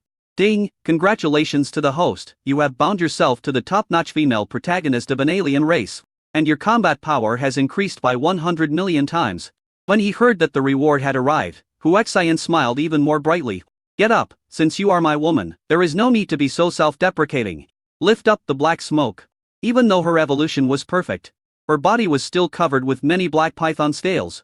So she didn't need to wear clothes. Huaxian turned to the Elfuer and the others and said, "Wait for me." He walked away with the Black Smoke until he came to an uninhabited area, took out the spaceship from the Nana space device, and walked in with the Black Smoke. Yan guessed what Huaxian was going to do and lowered his head shyly. Huaxian looked around the Black Smoke for a while, then whispered in his ear, "How are we supposed to have sex?" Black Smoke was extremely shy. Slowly, a few hours later, the Black Smoke, nourished by the Human King, was completely purified, and the Black Python clanly completed its evolution. Yan was extremely happy about this and was deeply in love with Huaxian. Huaxian looked at the beautiful Black Smoke and nodded with satisfaction. It seemed that the Human King did have the ability to make other races evolve faster. "Honey, thank you." Yan hugged Huaxian and expressed her gratitude from the bottom of her heart. "We're one family, what's there to thank me for?" Huaxian smiled slyly and kissed her again. And he reunited with everyone and, under the leadership of Black Smoke, aimed to the alien territory. Most of the creatures here are fully evolved alien creatures. I saw a beautiful woman coming and felt her aura. A pig tribe member was shocked and asked, "You are the prophet of the Black Python tribe, Black Smoke?" "Exactly. How did you accomplish your evolution?" "Also, I just felt the powerful aura of the Human King, and I was so scared that I knelt down uncontrollably." "What happened?" "A treasure passed down by the Human King. Yin said, not wanting to reveal Hu Xin's identity. I see. By the way, who are they? No one doubted what Black Smoke said. My husband, these are his friends. Elves? Aren't they practicing in the closed tribe and haven't appeared for 1,000 years? Looking at the elf viewer, someone said in shock. Why did our clan close off from the public for 1,000 years to practice? The elf viewer asked in shock. As elves, she knew very well that unless something happened, the clan would never close their doors for training, let alone for 1,000 years. He said to Hu Xin, Brother Xin, I'm afraid something has happened to our elves. I want to get back to the elves' territory as soon as possible. Okay, let's hurry up. Black Smoke, let's go to the elves. A sheep-headed man said, it's probably not possible to go now. The ape tribe is fighting with the tiger tribe. The entire interior of the prehistoric forest is covered by their flames of war. In the past, your elves came forward to mediate and act as peacemakers. Ever since your elves closed off their clans for training, the two clans have been fighting for 1,000 years. Due to the lack of various supplies, they oppressed weak races like us, causing great suffering to the entire Honghuang forest. When the elf viewer heard these words, she felt more and more that something had happened to the elves. There was no time to wait, so he rushed towards the elves alone. Hu Xin hurriedly followed with Arya and Black Smoke. Along the way, perhaps because of the great battle between the apes and the tigers, it seemed that all creatures hid themselves and they did not encounter any danger. Traveling at full speed, 3 hours later. Approaching the inner area of the primitive forest. Looking around, the entire primeval forest was in a mess and almost turned into ruins. Countless towering trees as big as hills were destroyed by the war. Boom! A series of loud noises came from a distance. Apparently there was another big battle going on. The elf viewer rushed towards the battle scene with a gloomy face. Chapter 404, just treated as a competition. Hu Xin and others followed closely behind. Soon approaching the battlefield, I saw the mighty and tall ape men, who looked like giants but still had ape-like characteristics, holding maces and fighting with the relatively short but agile and fast tigers. Kill these bastards from the tiger tribe, a particularly tall ape leader shouted loudly. You want to destroy us? For thousands of years, you apes have been useless. They have been killing people all the time even if you are angry. What can you do to us? A tiger man taunted loudly. Stop it, all of you, the elf viewer roared angrily after approaching. Both sides were attracted by the strange voice and temporarily stopped fighting. They saw an elf, a human, and a dwarf. They were all weak races in their eyes and immediately ignored them. Where did you come from, alien race? Get out of the way. This is a matter between our ape tribe and tiger tribe. If you interfere, you are courting death. Hu Xin came out and said, you are not strong, but you are arrogant. Why don't you let me die and see for yourself? Yo, you are the craziest human being I have ever seen. Since you want to die, I will grant your wish first. He threw the mace in his hand towards Hu Xin. Hu Xin leapt up, rushed over, and grabbed the opponent's mace, bursting at extreme speed, leaving the opponent no time to react. The mace hit the opponent's head hard. Boom! With a loud bang, the mace smashed the ape-man's head into his body. The powerful force left the other apes and tigers stunned. It's unbelievable. Is this the power that a human being can unleash? The ape-man was not dead, but many of his bones were broken. He actually grabbed his own neck with both hands and pulled his head out. This scene was extremely terrifying. This is the tenacious vitality brought by strong genes. Of course, although this ape-man did not die, his fighting power was very little left. Discouraged, he swung the mace again. The cardinality attribute power caused the space to tremble. It was not difficult to see that the power this time was even stronger than before. The ape-man below was terrified. Chief, save me. He couldn't help but cry for help in fear. Stop, the ape leader roared angrily. Hu Xin had no intention of stopping. No matter who it was who wanted to kill him, he had to be prepared to be killed. This was his character and he would not change for anyone. Seeing that Hu Xin intended to kill his own people, the leader became furious. Court death. Cursing angrily, he rushed towards Hu Xin with a mace in hand. A mace, which was larger than the one in Hu Xin's hand, smashed towards Hu Xin fiercely. This scene made all the creatures present tremble with fear. Hu Xin swung the mace in his hand to block the attack from the ape-man. Boom! There was a loud bang. Boom! Boom! The two maces exploded one after another. The ape-man leader's hand holding the mace drooped limply and he had lost consciousness. On the other hand, Hu Xin was fine and punched the ape leader. The powerful fighting power shocked the whole audience. Kill him, kill him. The people of the tiger tribe reacted and excitedly cheered for Hu Xin. Bang! With a dull thud, the ape-man leader was smashed away. Click, click. Countless towering trees were broken by him. Hu Xin chased after him again, and Fi Yan kicked him down. The kick carried such terrifying power that the space was distorted. Everyone who saw him couldn't believe it. Is he really a human being? How could a human being possess such pure power? Someone remembered the terrifying pressure from the human king just now, and finally thought of something, and exclaimed, "He is the human king." I suddenly woke up. Apart from the human king, which human could be so evil?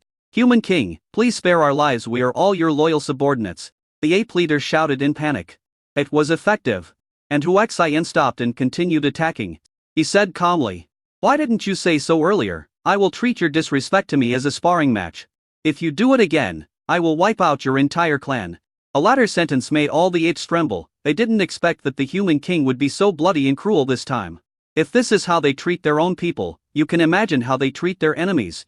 He also did not doubt the ability of the human king. If he really wanted to destroy the Ainpan tribe, he would not need to do it himself. "Are you from the Tiger tribe? Do you want to spar with me?" Faced with Huaxian's question, all the Tiger clan members trembled with fear. "I don't dare," they answered in unison, without any hesitation. Their biggest advantages are speed and sneak attacks. But they have just witnessed Huaxian's speed, and he can crush the Tiger clan with ease. "How are the elves?" the leader of the Tiger tribe said. "I don't know. 1,000 years ago, the elves suddenly announced that the entire tribe would be in seclusion, and they have not appeared since then. The elves next to you, human king, should not be from our place, right?" Elfuer became more and more worried and rushed towards the elves' territory. Huaxian followed closely behind. The people from the ape tribe and the tiger tribe also followed behind, and were also curious about what was happening to the elves. Soon, we arrived at a beautiful forest. The entire primitive forest was devastated by the war between the tiger tribe and the ape tribe. But this place was not affected at all. After the Elfuer approached, she went straight to the portal leading to the forest of elves. Just as she was about to pass through, a powerful wave of water came down and blocked him outside. "Water curtain Tianhua," the old woman muttered. "What is Shui Mu Tianhua?" Huaxian asked. Black Smoke explained. "It's the elves' unique water gene defense barrier. Also, only when the elves approach will the defense be triggered. If other races approach, the attack will be triggered." Upon hearing this, Huaxian strode over. "Abi, be careful." Arya and Black Smoke shouted almost at the same time. Huaxian walked all the way to the Elfuer without triggering the attack. The old woman said, "The attack of the elves should be able to identify the human king." Huaxian stretched out his hand to touch the water curtain Tianhua, and actually passed through it directly. "Husband, you are not affected by Shui Mu Tianhua's defense?" Yi Yan was stunned. "The same goes for others." Huaxian pulled the Elfuer and walked in. Looking from outside, they could not be seen. Huaxian, who penetrated the barrier, was stunned by the scene before him. It is as beautiful as a painting. It is really as beautiful as a painting. The beauty is beyond words. However, looking around, there was not a single elf. The Elfuer rushed to the depths. "Is there anyone here? Is there anyone here?" he shouted while running. There were attics built on the big trees on both sides, and there was no response in the tree house. This scene made the Elfuer feel even more uneasy. Where have all the elves gone? Huaxian followed closely behind and soon came to a towering tree that was probably as big as a basketball court. The entire tree was built like a palace. Elfuer took Huaxian inside and said, "This is the Elf Queen's bedroom. Chapter 405, If I Make My Woman Cry, I Will Kill Him." When I walked into the bedroom, it was empty, and there was no one there. The Elfuer's face turned pale. Where did her tribesmen go? Huaxian came to the Elf Queen's boudoir, which was decorated entirely in green with a hint of pink, giving it a unique, cute and romantic feel. There is also a faint fragrance, which is very charming and intoxicating. Suddenly he saw a photo frame and a beautiful face came into his eyes, which fascinated Huaxian. After searching elsewhere, the Elfuer who came here noticed Huaxian's absent-mindedness, walked over and saw the photo, and said bitterly, "This is our Elf Queen." Huaxian nodded and said, "Is there any special place here? Did they go there? A special place? Then it can only be a forbidden place. And let's go to the forbidden area." The Elfuer led the way and walked towards the forbidden area of the elves. Passing through their residential area, the conditions became increasingly worse. The trees went from big to small, getting smaller and smaller. And finally the trees disappeared, leaving only weeds. Going deeper, the weeds also disappeared, and no plants could be seen anymore. Only black soil that exuded an evil smell was left. Looking at this environment, Huaxian was sure that there was evil here. Elfuer said with a pale face, "They must have gone to deal with heat." I was panicking and scared inside. Huaxian held her hand and said, "Don't be afraid, they will be fine." My steps subconsciously quickened, getting faster and faster. Finally he ran away with the Elfuer. Rumble. When it flew to a certain height, a black lightning struck down. Oaxien frowned. It was the first time he encountered black lightning. He threw the Elfuer away and let the black lightning fall on himself. The thunder attracting technique is activated and the chaotic body explodes. Under the shocked gaze of the Elfuer, he actually absorbed all the black lightning into his body. As the powerful black lightning was refined, the destruction thunder body was actually growing. This scene made Huaxian overjoyed. He is only halfway to the destruction thunder body now. This black lightning might be able to help him cultivate the real destruction thunder body. Seeing Huaxian about to rush into the sky, the Elfuer was concerned about the safety of her people and shouted, "Brother Xian, can you go find my people first?" Huaxian had no choice but to suppress his excitement. Returned to the Elfuer, hugged her and rushed into the depths. The messenger went deeper, the evil aura became stronger and stronger. And the sky darkened. Wang, I can't hold on any longer. Come on, you guys? Suddenly hearing such a voice, the Elfuer was startled. It's my tribe, my tribe. Huaxian accelerated forward with her. Soon, hundreds of elves were seen. They all looked haggard. And were in different positions in a strange formation, releasing powerful genetic power. And above them was a stunningly beautiful elf, whom Huaxian had seen before, the Elf Queen. Under their suppression was something that looked like an eye, emitting an extremely evil aura. It's the devil's eye. The Elfuer screamed. I also understand why the elves disappeared for thousands of years. It turns out that they were suppressing the demon eye. You are. The Elf Queen saw the Elfuer and asked with a little of her attention. Ding, I am Ewer. Ewer. You are not dead. Wang. I'm not dead, brother Xian, save me. Huaxian looked at the elf that was about to disappear. Ewer. A healing holy light fell on her. But it had no effect and the body gradually dissipated. The Elf Queen was quite surprised to see Huaxian display the power of light. And said bitterly, it's useless, her vitality is exhausted. And her genetic power is also exhausted, she will not be reincarnated after death. Saying the last sentence is extremely sad. In order to fight against evil, the elves made silent sacrifices, and Huaxian couldn't help but feel sad. System. Exchange the human king points for 10 million pseudo-god enhancement points for me. Ding, congratulations to the host, you have successfully exchanged 10 million pseudo-god reinforcement points using human king points. Keep pointing at this elf, strengthening points to increase her strength. This elf was only at the 3rd level of the pseudo-god gene realm. But he immediately broke through in cultivation. Her powerful vitality and genetic power were restored and she was out of danger. This scene shocked the entire elf race. You are. The elf daughter thought of something and was extremely shocked. Elfuer said quickly, King, he is the human king. The most powerful human king. You actually brought the human king with you? The elf queen shed tears.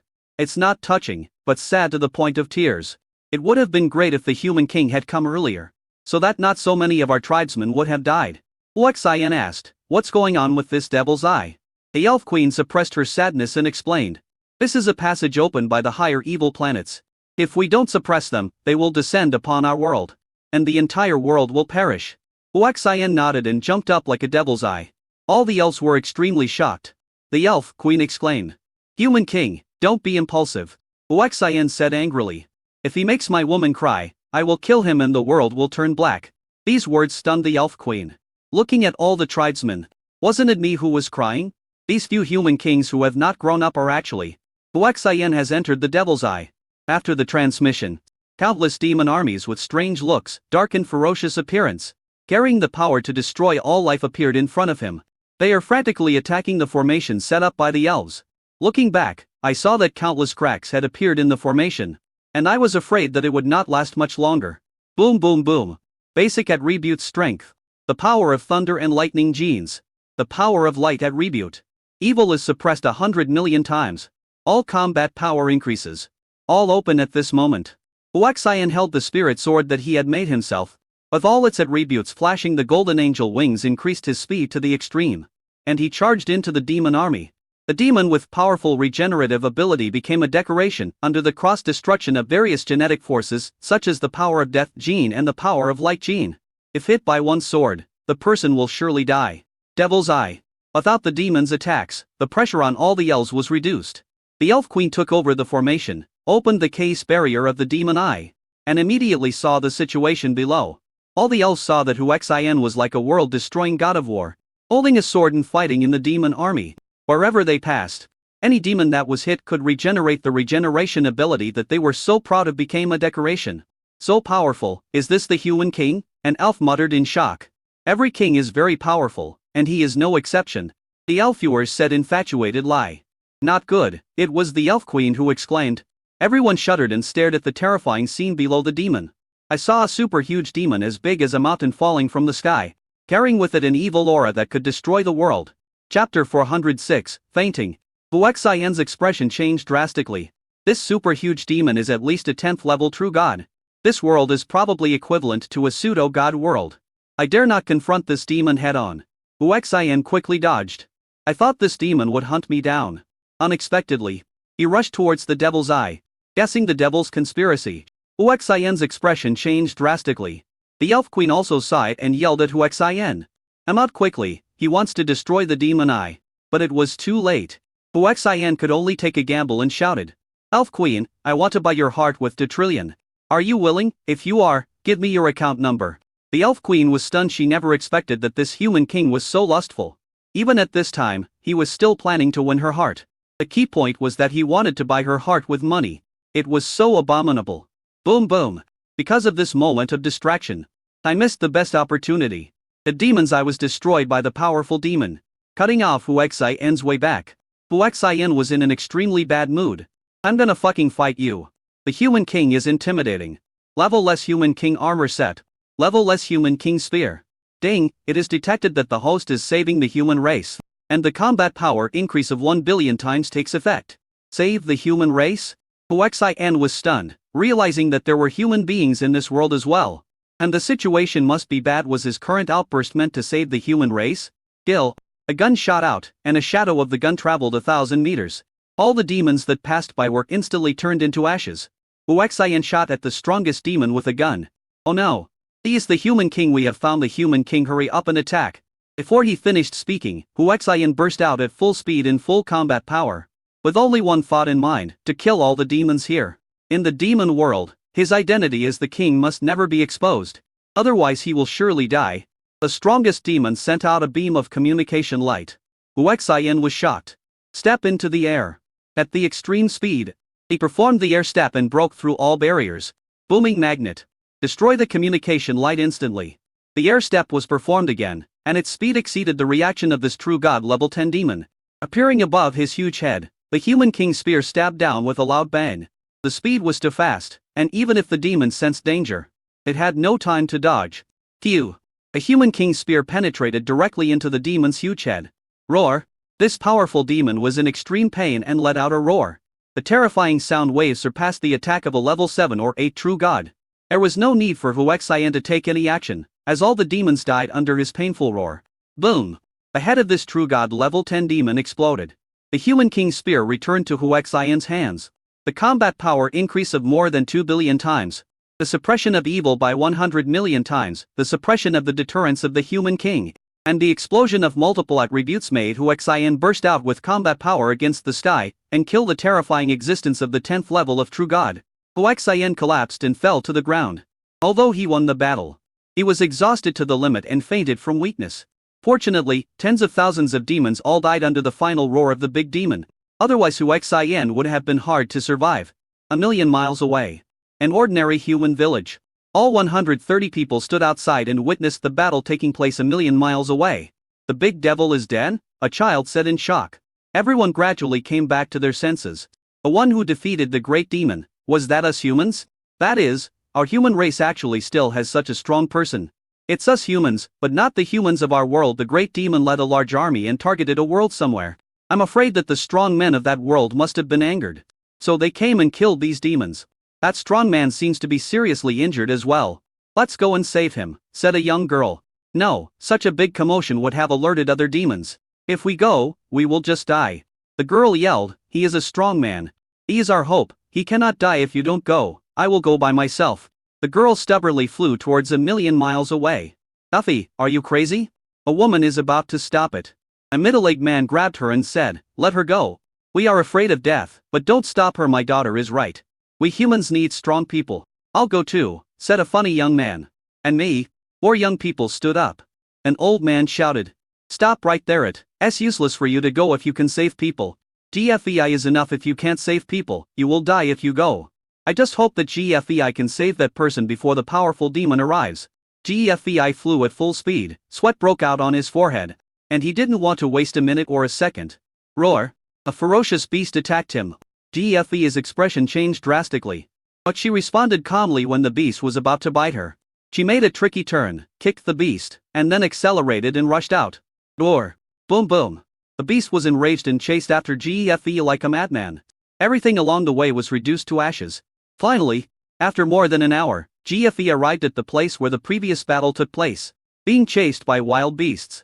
Finding that no powerful demons were coming, GFEI breathed a sigh of relief, ignored the beasts behind him, and looked around for Huaxian. Finally, Huaxian was found in a dense bush. That's when it happened. A powerful demonic energy swept over. GFEI was terrified to the extreme as such a powerful demon came. Not only would she not be able to save people, but she would also die. Roar! The beast behind him finally arrived. The beast with bloodshot eyes had obviously lost its mind. It ignored the powerful demonic energy and bit GFEI. Seeing this, GFEI had an idea and decided to take a gamble. Holding the unconscious Huaxian, he rushed into the beast's mouth. While the beast was stunned, he rushed into its stomach. Buzz! The space emitted a huge buzzing sound, and the terrifying demonic energy enveloped an area 100. 0 miles. Even villages millions of miles away could feel the vibrating demonic energy. A demon so huge that it can be seen clearly from a distance of millions of miles. They were cultivators with super eyesight, so when they saw the huge demon, the people in the village were extremely worried. This side of the battlefield, the beast's blood-red eyes seemed to have faded because it had swallowed its prey alive. And it regained its sanity sensing the demon above its head. It crawled on the ground trembling in extreme fear. The demon searched everywhere and found many creatures hiding. Only this beast stood out. Not finding what he wanted, his eyes were focused on the beast. He stretched out his hand towards him, and a horrifying demonic energy instantly enveloped the huge beast, and restrained the beast's soul and explored his memory. As I recall, the beast came to hunt down a weak human girl, had lost its mind during the hunt and didn't know anything about what happened afterwards. The only thing I remember is that the girl gradually regained her sanity after being eaten, and then I arrived. Chapter 407, Mission Failed. Boom! There was a loud bang. The whole beast exploded. The huge body was smashed into pieces. And even if there was someone hiding inside, they would be reduced to ashes. Only the beast's strange big tail was smashed away. Although it was broken into several sections, it did not turn into fragments. The demon didn't get what he wanted, so he left. In one of the tail sections, GFEI took Huaxian and hid in a huge gap between bones. Fortunately they were not discovered. For safety reasons, GFEI, who felt the power of the devil, did not come out immediately. I waited for almost 2 hours. A terrifying demonic energy pressed down. Sure enough, the demon came back. He searched within a radius of 1,000 miles before leaving. Another half an hour passed before GFEI and Huaxian crawled out from the broken section of the beast's huge tail. Not daring to waste any time, he flew low towards the village with Huaxian on his back. Perhaps it was because he had the blood of powerful beasts in his body. No wild beasts dared to attack him along the way and all of them stayed away from him. A few hours later, GFEI brought Huaxian back to the village and felt that the village was dead silent. My heart trembled, and a strong bad premonition arose. Ding dong! He threw Huaxian from his back to the ground and rushed into the village. As soon as I walked into the village dam, I saw blood all over the ground and dead bodies with 7 orifices open. Every corpse died in the same way, with internal organs ruptured and blood gushing out of all 7 orifices. Obviously, they were all oppressed to death in an instant by the powerful pressure. GFEI's face was pale, tears were streaming down her face, and she rushed towards home.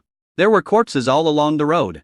Men, women, young and old, no one survived. When I arrived at the door of my house, it was open. GFEI rushed in and saw several miserable corpses. Mom, Dad, Grandpa, Grandma. GFEI knelt in front of them and burst into tears. A long time. GFEI finally recovered a little and clenched his fists. Demons, damned demons, I will destroy you. Suddenly I thought of Huaxian, the powerful figure who killed the devil. She quickly stood up and rushed out. Wanting to take revenge, that man was her only chance. Came outside the village. Several vultures were actually biting Huaxian. Go away. GFEI frantically drove away the vultures and took Huaxian back to the village. Come to your own home and give him a clean and clear one. After a careful examination, I found that it was just a serious case of exhaustion, and I breathed a sigh of relief.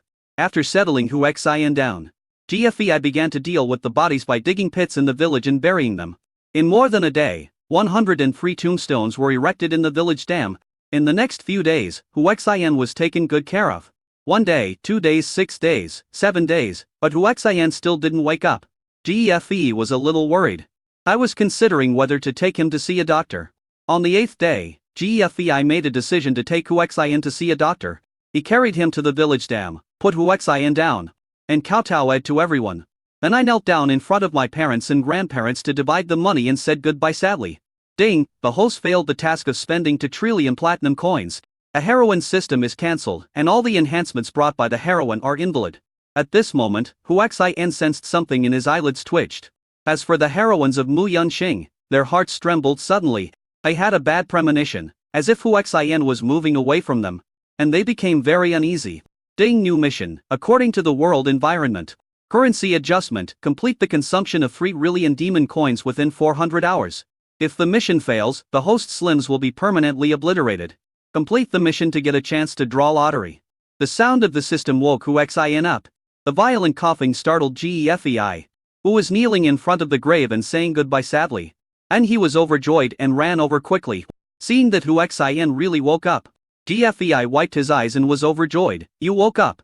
You finally woke up. After resting for 7 or 8,000 days. His physical skills had long been restored, but his soul was too tired to wake up so quickly. Huaxian sat up and asked curiously, "Where am I? Who are you?" "This is Red Moon Star, I'm Gefe, a human."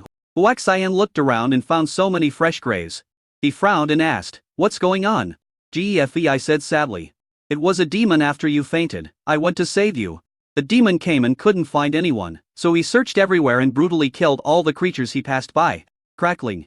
Hearing this, Huaxian clenched his fists and was extremely angry. This damn demon doesn't even spare unarmed creatures. He deserves to die. Gefei continued, 130 people in our village, including my parents and grandfather, were all killed by the big devil. I was the only one who survived because I went to save you. Huaxian Gefei hugged him in his arms and said, "Don't cry. Don't worry, I will definitely destroy all the demons in the world and avenge everyone." "Well, I believe you. Let's go. Get out of here." Gefei was pulled by Huaxian and left the village, looking back every few steps. Soon, we arrived at the main road. Beep. Looking at the bus honking its horn, Huaxian was stunned. What's going on? Is the technology in this world backward? There are still buses running on the road. Gefei saw through Huaxian's doubts and said with a wry smile, "This world is controlled by demons and some powerful creatures. They have joined forces to reach an agreement. Humans and many weak creatures have no right to ride an aircraft, let alone fly directly, otherwise, they will die if they are discovered. So, for the convenience and ease of travel, the original means of transportation is still very popular here." As the bus approached, Gefei waved. When the car stopped, he pulled Huaxian and trotted up. Each person threw into demon coins and found a seat to sit down.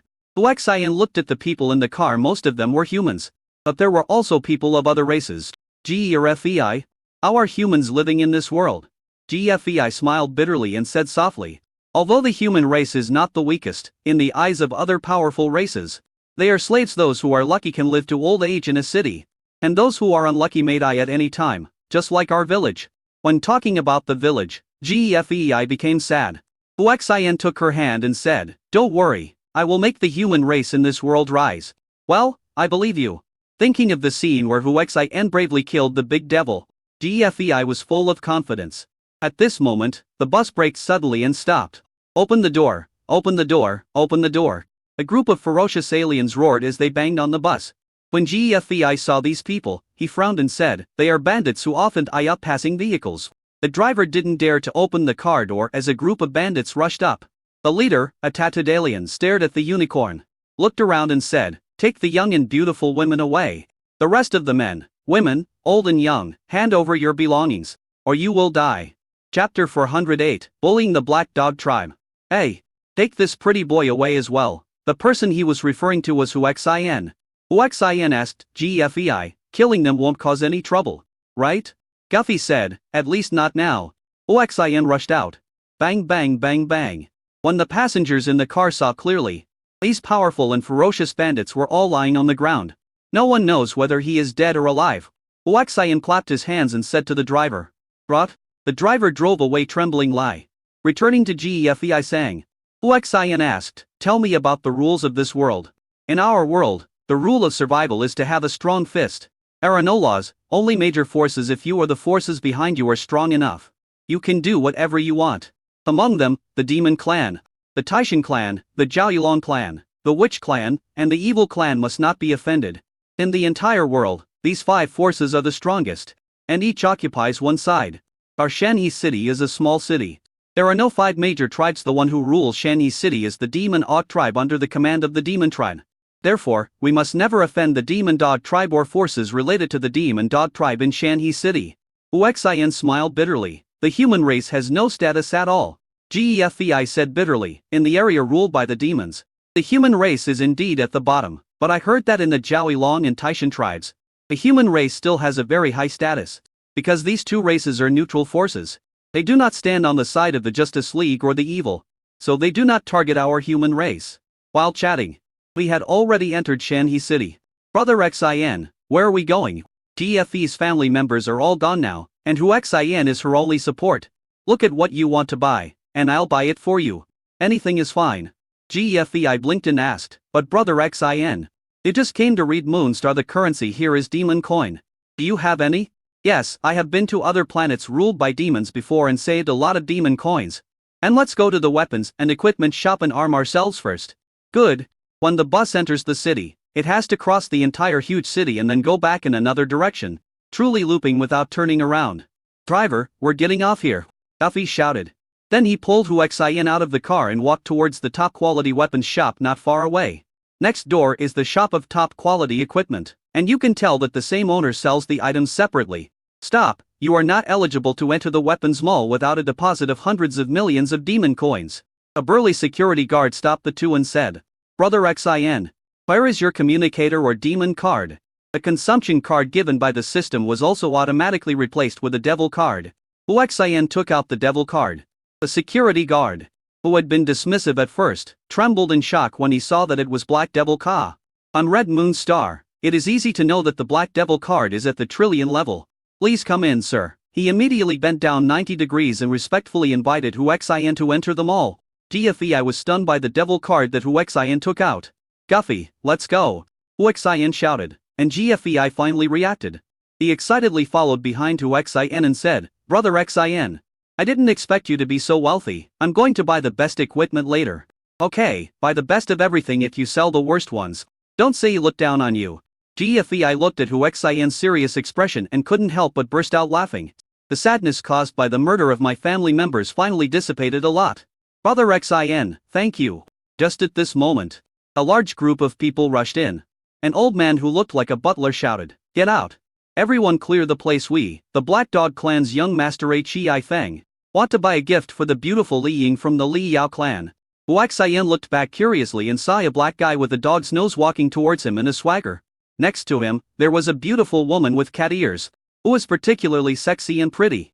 Xian's eyes lit up when he saw this beauty. Gefei pulled the stunned Xian aside and said, Hurry up and get out of the way. The Black Dog Clan relies on the fact that they belong to the same family as the Demon Dog Clan, so they are extremely arrogant. The Black Dog Clan leader Chi Feng suddenly stopped, stared at Xian and asked, Humble human, are you looking at my woman? Xian smiled and said, Your woman, you haven't even touched her hand. I think this beautiful woman doesn't like you. How dare you speak to our young master like that? Are you tired of living? Kneel down and apologize immediately. And beg our young master to spare your life, the butler on the side said viciously. The momentum is quite scary. The beautiful raccoon girl looked at Xian curiously and felt that this human was completely different from the others and was not afraid of trouble. Chi Feng smiled. His smile was very cold and ruthless. He walked towards Xian step by step and asked, Tell me again what you just said. I didn't hear it clearly. Xian grinned. I said, this beautiful lady from the raccoon tribe doesn't like you. But look at her eyes, she seems to like me more. Theo. A beautiful girl from the raccoon clan burst out laughing. Looking at Xian, I find him really interesting. Master, let me kill this ignorant human being, the butler said viciously. Chi Feng stretched out a hand to stop him. No, I am not the kind of person who bullies others by taking advantage of my power. He turned to look at the beautiful woman from the raccoon tribe and said, Li Ying, this human said that even if you like him, you won't like me. Can you tell me if that's the case? Li Ying smiled and said, Maybe I will like him, it depends on your sincerity. Sincerity, huh? XiYFN muttered to himself, looked at Huaxian and said, "Humble human, do you want to show your sincerity?" Huaxian smiled and said, "Okay, how do you compare?" Qi Feng said coldly, "It's like comparing how much you spend for Li Ying. Whoever spends more is more sincere and will naturally win Li Ying's heart. As the eldest son of the Black Dog clan, the demon coins are just a pile of waste to him, and he would not even consider losing." Li Ying was very happy, because no matter how they competed, she was always the one who got the advantage. "Then let's go." Huaxian was not afraid at all, which made Qi Feng frown. He couldn't understand why this lowly human being was so bold. When other human beings in Shanhe City met him, they were extremely terrified and retreated away with their heads down respectfully. I want to see what tricks this fearless human being can come up with. Otherwise life will be too boring. Qi Feng took the lead and headed towards the best weapons sales area. Huaxian followed behind with GFE, who looked worried. When they walked away, the scene exploded. "Is that human from our Shanhe City? How dare he offend young Master Qi Feng? I thought that in our Shanhe City, no one of our human race would dare to be so arrogant. But I didn't expect to encounter one today. I pray that he won't die too miserably. Let's go watch a good show." Chapter 409. Starting with a consumption of 3 trillion. Come to the area where the best weapons are sold. Qi said to Huaxian in a gentlemanly manner, "Humble human, I'll give you a chance to show yourself." Huaxian frowned and said, "You are a dog, don't keep calling yourself a lowly human. You should know that before genetic evolution, you were just a wagging animal that we humans raised." Qi Feng's expression changed drastically, and he roared murderously, "You are looking for death, say it again if you dare." Huaxian smiled calmly and said, "You are just a dog. Don't think that just because you have evolved genetically and become a dogman, you can show off and trample on the human race." Buzz. A terrifying aura accompanied by murderous intent burst out from Qi Feng's body. When he was about to attack, Huaxian continued to taunt him. "See what I said, the dog is always a dog if you provoke it casually. It will become rabid and will bite people." The people of all ethnic groups who were watching nearby were frightened by Huaxian's words. I thought this human was crazy, daring to provoke the eldest master of the Black Dog clan like this. Also, if these words were to reach the ears of the Demon Dog tribe, it would be even more disastrous. "Shut up, you lowly human being. You only know how to talk. I won't bully you today or we betting on spending. Whoever can't beat me in spending will commit suicide here. Everyone here, please stay." Huaxian smiled brightly and asked, "Are you sure?" "I am certain that everyone present is a witness." "Okay, I'll testify." A shirtless, extremely tall and straw young man who looked like a human but gave off an unhuman aura walked over. After recognizing him, someone exclaimed, "He's from the Taishan tribe." Qi Feng also recognized the other party's identity and said with a smile, "Okay, since there is a strong man from the Taishan tribe to testify, it's even better." Huaxian nodded and said, "In that case, let's start the competition." No one at the scene was optimistic about Huaxian. How can a human being who is suppressed and struggling at the bottom compare his consumption with the young master of the Black Dog clan? He is simply going crazy and seeking death. Qi Feng said contemptuously, "I'm giving you this opportunity, use it first, otherwise I'm afraid you'll be scared later." Huaxian did not hesitate to say so. He said to the salesperson beside him, "First, give my daughter Li Ying a weapon worth 1 trillion. The words "my little girl Li Ying" made Li Ying roll her eyes. The salesperson said, "Sir, here you pay first and then choose the weapon." Okay, swipe the card. He threw the Black Devil card over like it was trash and said, "The password is 6 zeros. Oh my god, no wonder this human race is so confident. I didn't expect they have a Black Devil card. There are not many people with White Devil cards in our Shanhe City. I guess this person may have come from the Taishan tribe. It's possible this young man from the Taishan tribe looks unusual. He might be his follower." The salesperson swiped the password and transferred 1 trillion demon coins. He was shocked inside, but asked Li Ying calmly, "Madam, what kind of weapon do you want?" Li Ying said inferently, "Just give me any weapon of equivalent value." "Okay. Wait a moment." After a while, the salesperson came back and handed a dagger to Li Ying, saying, "This level 10 divine weapon dagger is worth exactly 1 trillion demon coins." Huaxian looked at Qi and said, "It's your turn."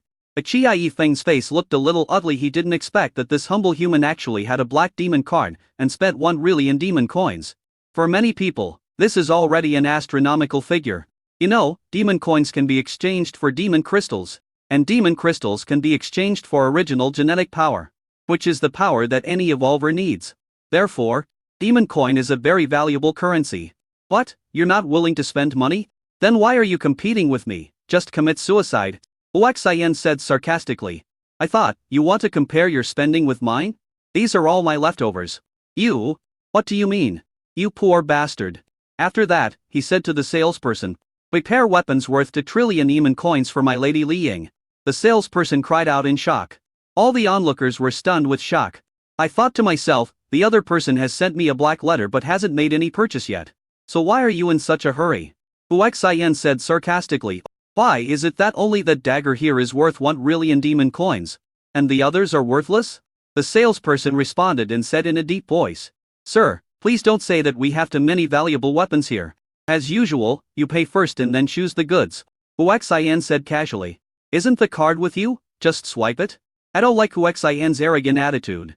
So the salesperson directly swiped the card for 2 trillion Eman coins. Then, without asking Li Ying what kind of weapon she needed, she went straight to get a whip and handed it to Li Ying, saying, this is a level 12 divine whip worth 2 trillion demon coins. Keep it. Beautiful lady, if you need anything, just tell me. We have everything here, it just depends on whether some people can afford it. Ding, congratulations to the host, you have completed the consumption of 3 trillion demon coins within 400 hours and won a chance to win a prize. Ding, new mission, complete the consumption of 4 trillion Eman coins within 350 hours. If the mission fails, the host's limbs will be permanently obliterated. Complete the mission to get a chance to draw a prize. Hearing the task prompt from the system, Huaxian smiled slightly. It's so fun to spend money this way. Brother Xin, you're still laughing. You've spent 3 trillion demon coins as such a waste. I haven't bought anything yet, Gefei said, shaking his arm. Huaxian hurriedly said to the salesperson, hurry up. Take my baby to choose a weapon. Demon coins are not a problem. The problem is whether my baby likes it. Gefei felt extremely shy when Huaxian called her baby, all the time. They lowered their heads and dared not speak. Everyone around was stunned. Is this guy crazy? He just spent 4 trillion Eman coins and now he wants to buy weapons for a human. Is he related to the demons, so he has endless demon coins to spend? The salesperson reacted and was also shocked, saying, here we always pay first, then consume. Okay, let's get 3 trillion demon coins first. Everyone watching the show took a deep breath. The first thing he asked for was trillions of demon coins. For 3 trillion. Adding the previous 3 trillion, it's 6 trillion. No matter which tribe they belong to, the way they looked at Huaxian changed. The noise here also attracted more people to watch. Hey, what's going on here? A girl dressed as a maid asked a guy. Without even turning his head, the guy said, a human being is making a bet with He Feng, the eldest son of the Black Dog clan, on who can spend more to win the affection of a beautiful woman from the Raccoon clan. As a result, this human spent 3 trillion demon coins when he came on stage. Before young master He Feng made a move, he spent another 3 trillion Eman coins on a human woman next to him. Now it all depends on whether he can swipe out 3 trillion demon coins from his Black Devil card. Chapter 410, let's see who dares. Everyone in the audience watched the salesperson swipe the card. The salesperson was also a little nervous, swiping the card and entering the password. After a while, he returned the Black Devil card to Huaxian and said, Sir, you have successfully paid 3 trillion Devil coins. And he said to Gefei, Madam, please come with me to choose weapons. Gefei was in a state of shock and had not yet recovered. Huaxian pushed her and said, hurry up and choose a weapon.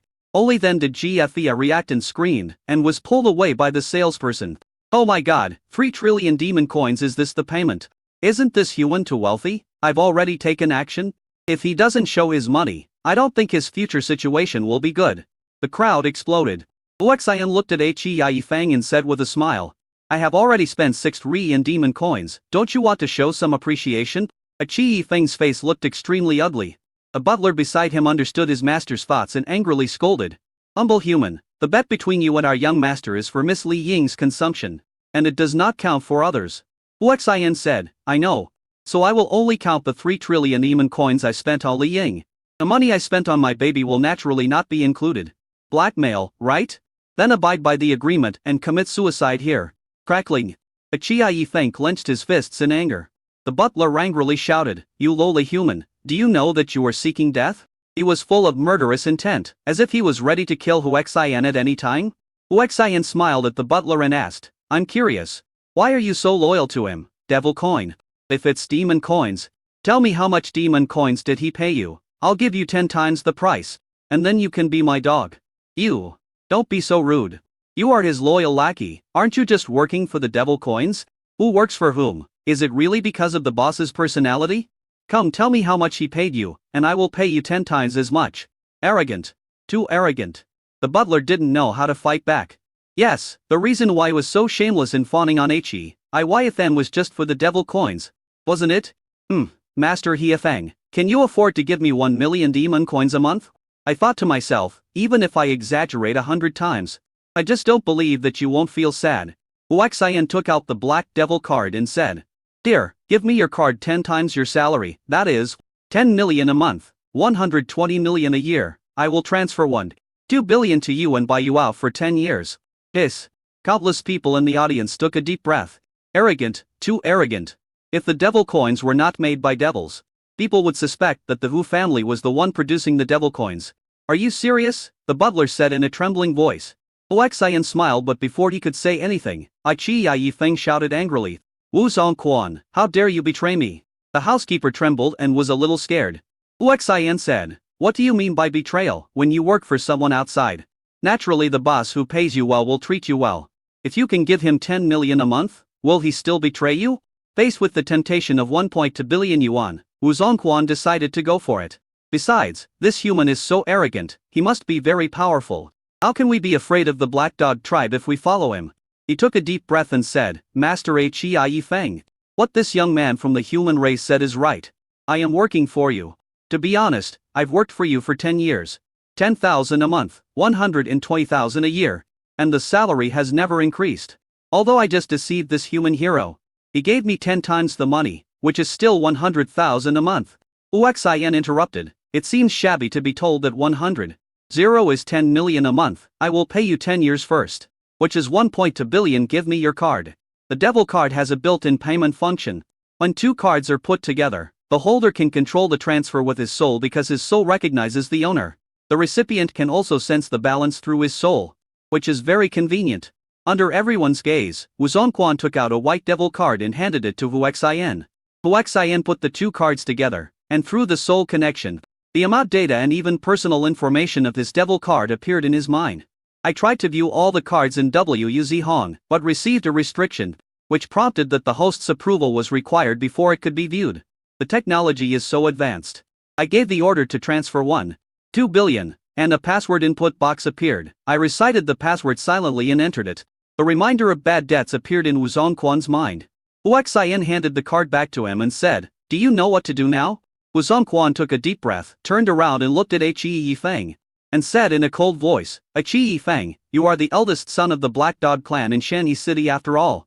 You won't stop me just because of 3 trillion Eman coins, right? It doesn't matter that you brought shame to the Black Dog clan. The key is that you blocked it yourself, and there are strong men from the Taishan clan as witnesses. Do you really want to commit suicide here? He-Ifeng's face was as dark as ink. And he was extremely angry. Wu Zongquan's betrayal made him so angry that he almost lost his mind. He took a deep breath and said, Wu Zongquan, you dare to betray me. Very good, I pray that you can survive today. These words frightened Wu Zong so much that his whole body trembled violently, thinking that things have come to this point and there is no turning back. He said coldly, You should get through the difficulties first. He-Ifeng looked at the salesperson beside him and said, It Miss Li Ying a weapon worth 5 trillion Eman coins. Okay, Master He-Ifeng. The salesman said as he went to get his weapon. Huaxian frowned and said, Wait. The salesperson looked over and asked, Sir, what can I do for you? Huaxian said in a deep voice, Why can I pay first and then take the goods, but he can take the goods first and then pay? The salesperson smiled and said, Because young Master He-Ifeng is of upper middle class status, and you are a lowly human. This sentence completely angered Huaxian, and he said angrily, Say it again. An undisguised outburst of murderous intent. The salesperson was so scared that his face turned pale. He-Ifeng protected her behind him and said, He said you are a lowly human. In front of me, you are a slave, do you understand? Lowly human race. Huh? Huaxian looked at the crowd and said with a smile, I am willing to pay 98.8 billion Eman coins, I have only one request. Kill this salesperson. Whoever kills her will transfer the money immediately. This salesman is just an ordinary person, otherwise he wouldn't work for others. He was scared to death when he heard this. And many people are very tempted to pay 98.8 billion to kill an ordinary salesperson. A look he gave the salesperson was extremely unfriendly. Qi Yifeng liked to see Hu Xian get angry and was determined to keep this sales position, and angrily scolded the whole audience. Let's see who dares. Chapter 411. Congratulations, you are the lucky audience. A thin young man came out and said, Qi Yifeng, you are meddling too much. This salesperson is not your man. Get out of the way. Qi Yifeng didn't expect that he would be so unlucky today. He met a blind human and his housekeeper betrayed him. Now anyone dares to go against him. He said with undisguised murderous intent. What if I don't let you? Don't let me? That's okay. This young man from the human race paid 98.8 billion to buy the life of this salesman. If you give me 50 billion, I will give you face. You're looking for death. Qi Yifeng took action directly. Snort. The young man snorted angrily, not afraid at all, and rushed towards Qi Yifeng with a strange-shaped long sword in his hand. Just when the two were about to face off, buzz, the space trembled, and a strong man instantly appeared between the two of them. The powerful or a lot them both in place, unable to move at all. The old man said in a deep voice, fighting is prohibited in the top-grade weapon shop. After saying that, he looked at Hu Xian with a sharp gaze and scolded. If you dare to target the people from the best shop again, don't blame me for being rude. Hu Xian smiled and said, Old man, you are also working here, right? How much is your salary? I will give you 10 times the price. Buzz.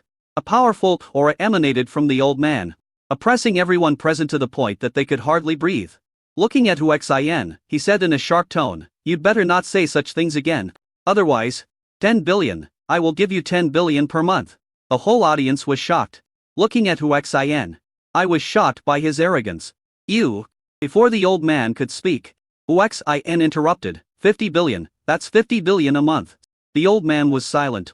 Hu Xian took out the Black Devil card and said, I'll pay you 600 billion first, which is 1 year's salary. All eyes were on the old man. 600 billion demon coins are extremely tempting to the old man. After 5 minutes, the old man took out a silver devil card and threw it to Hu Xian. Hu Xian smiled, took the card and transferred the money immediately. Then he threw it to the old man.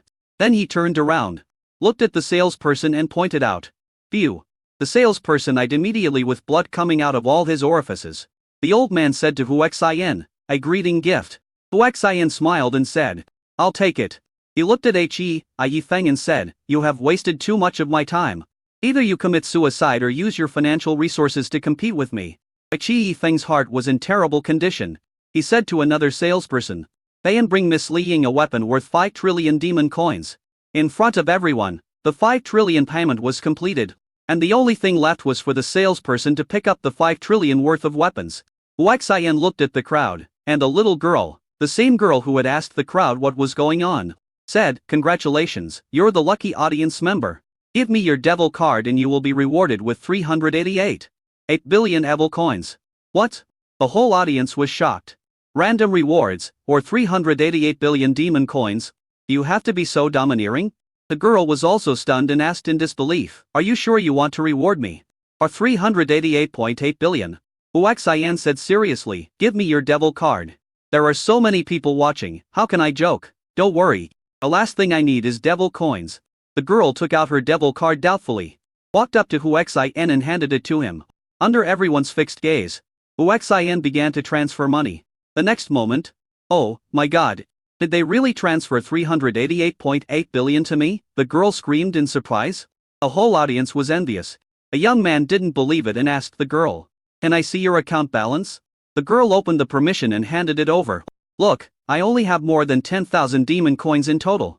And now I have more than 300 billion. In front of everyone, the young man checked the girl's devil card. I was completely shocked when I saw the balance of more than 388.8 billion.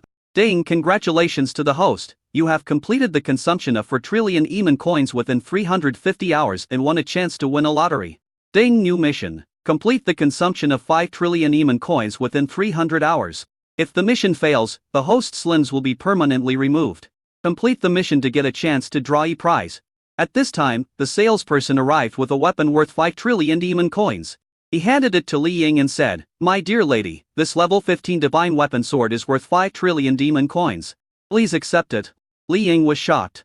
Adding the 3 trillion yuan that Hu Xian spent on her, she now has weapons worth 8 trillion yuan. You know, this is trillions. I never thought that I would encounter such a pie in the sky thing one day. Qi Yifeng looked at Hu Xian with a crazy look and said, Come on, continue your performance. I don't believe that your demon coins are infinite. Huaxian smiled calmly and said, sorry, my demon coins are really unlimited. He looked at the salesperson at the side and said, go, get another weapon worth 5 trillion demon coins for my Li Ying. This. The sales were stunned. Huaxian handed over the black devil card and said, hey first. Gurgle.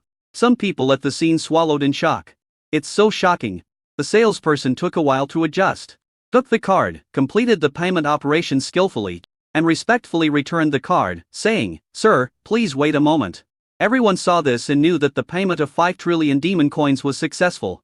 Oh my god, this guy has spent a total of 11 trillion demon coins, including the money he spent on his companions, someone exclaimed.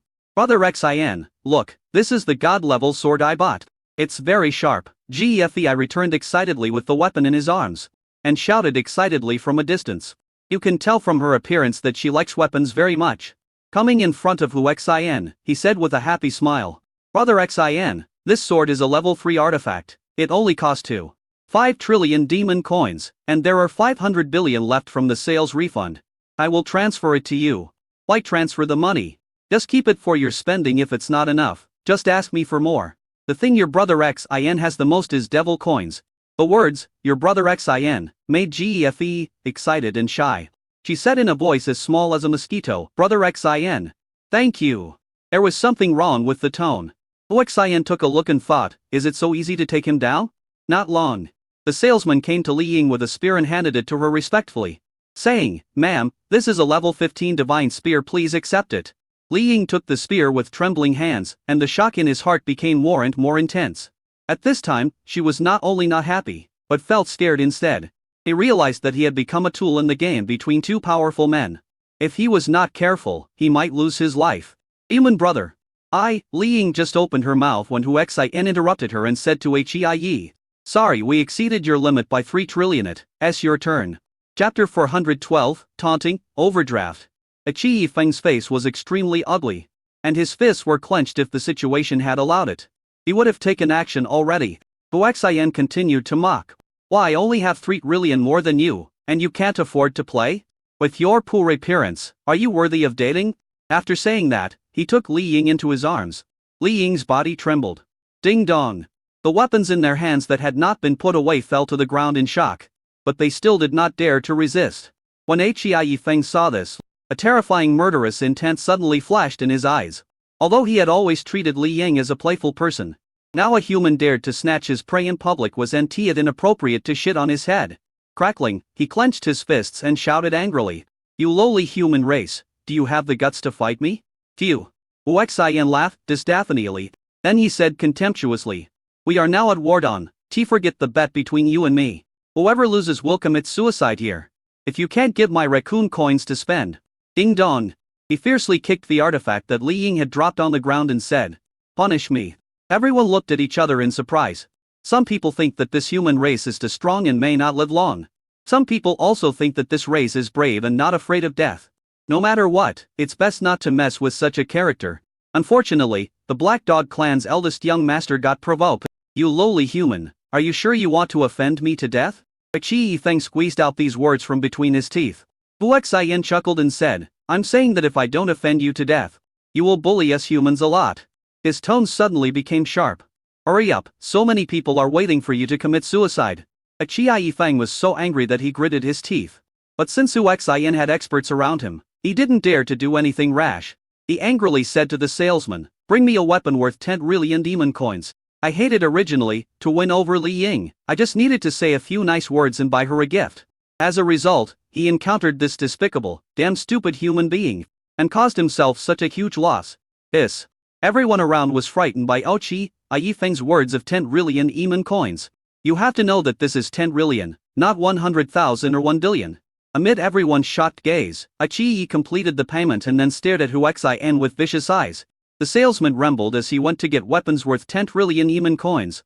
Ding, congratulations to the host, you have completed the consumption of 5 trillion demon coins within 350 hours and won a chance to win a prize. Ding, new mission, complete the critical hit 1 times 12 trillion consumption mission within 300 hours. If the mission fails, the host's limbs will be permanently obliterated.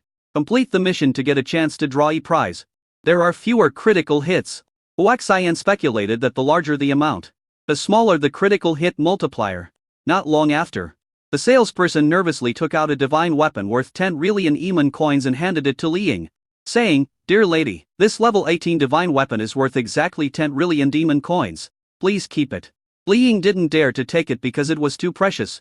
Huaxian, who was still hugging her, pushed her and said, "Take it, all our spending today will belong to you anyway." Li Ying was really scared. "I can't speak." Qi Yifeng also said inferently, "Take it, it's all yours. I thought, once I win this competition, all of it will be mine. And then this damn human bought mine too." When I thought about it this way, I instantly felt that it was not a loss. Qi Yifeng's mood improved. "I must win this competition no matter how hard I try." Only then did Li Ying tremble and take the weapon. Qi Yi said to Huaxian with contempt, "Come on, lowly human race. Start your show." Huaxian smiled and said, "You only have 7 Rillion more than me. Why are you showing off? Sales, go get my baby another 10 trillion weapon." Hiss. The whole audience was shocked. Another 10 trillion? Looking at Li Ying, I was extremely envious. Her total net worth was over 30 trillion Eman coins. Most of the forces are not as wealthy as hers. Huaxian paid readily. Sales tremors, go get weapons. Li Ying knew that there was no way for him to escape from this fight. The only thing to do is pray and leave it to fate. I hope that no matter which side wins, they can treat themselves well. Not long after, the salesperson hurriedly brought a weapon worth 10 Rillion Eman coins and handed it to Li Ying respectfully, saying, "Dear lady, this is your second level 18 artifact." Looking at the 18th level artifact that exudes powerful divine pressure, many people are jealous. Li Ying glanced at Huaxian and Qi Yifeng and had no choice but to accept it. He knew very well in his heart that the two had spent so many demon coins on him, that they were unwilling to really give them to him. No matter which side won, these weapons would be taken back. This actually made her feel relieved. Now she just wanted to save her life. Huaxian looked at Hei, whose expression suddenly became relaxed, and said, "Sorry, you have another 3 trillion. Qi Yifeng smiled coldly. "Pretend to be calm, there is not much balance in the card. Right?" After saying that, he said to the salesperson beside him, "Go, bring me a 20th artifact." Sales was shocked. The price of a magic weapon doesn't increase by 1 Rillion per level. Just like the breakthrough to the true god level, the magic weapon is also a hurdle for Feng Shi. Level 10, level 20, level 30, the difference between each level 10 is not only the price, but also the power of the artifact. The salesperson said in a trembling voice, "Master Qi Feng, this level 20 artifact costs 20 trillion demon coins. Are you sure you want to buy it? Level 18 only costs 10 trillion demon coins. And level 20 only adds to small mirror realms, but the price has doubled."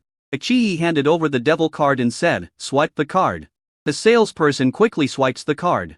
Then he said, "Master Yifeng, there are only 6.8 trillion demon coins in your card." Qi Yifeng said frantically, "Give me investment and consumption." "Okay."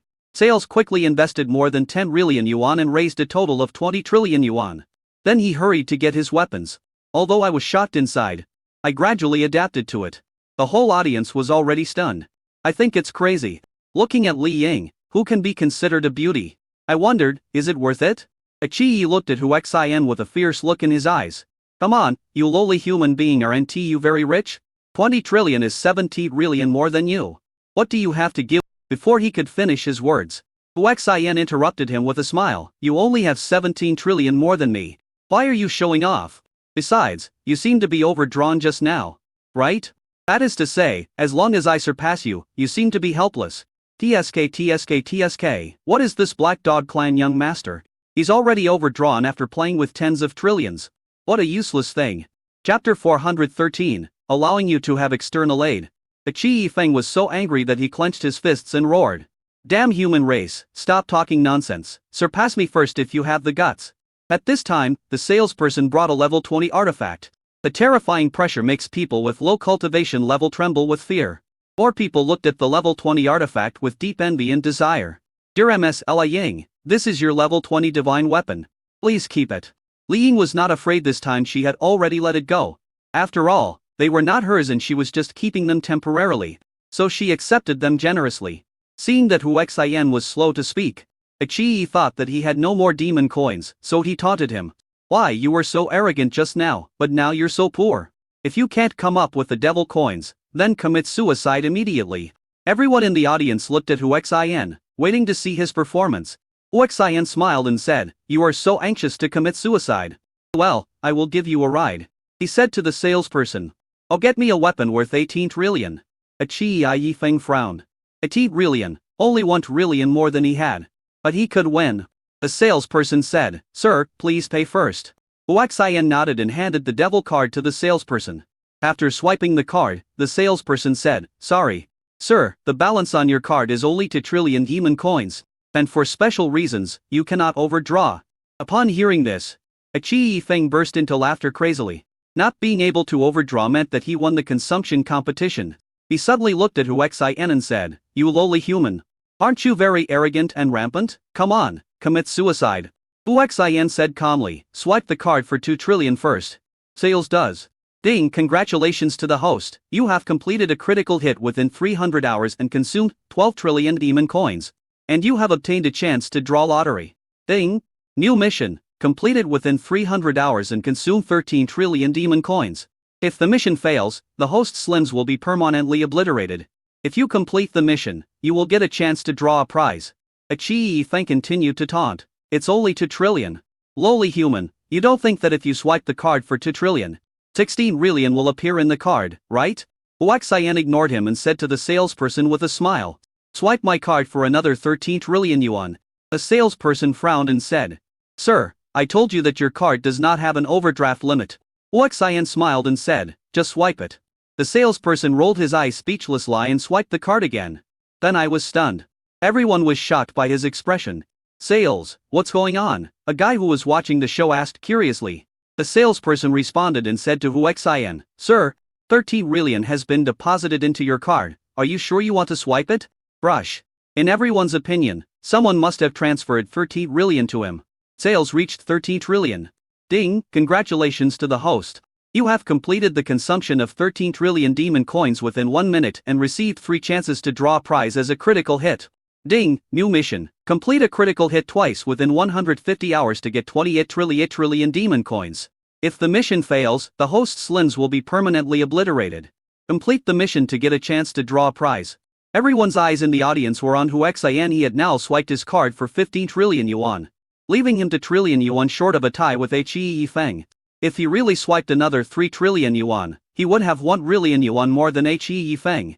At this time, an old man arrived and said, "Young man, you still have a long way to go. I suggest you swipe your card for 2 trillion to tie with the letter." Qi Yifeng looked over when he heard the voice and was overjoyed. "Fifth grandfather, why are you here?" I also breathed a sigh of relief. Some people were surprised and said, "It's the Black Dog clan's 5th elder.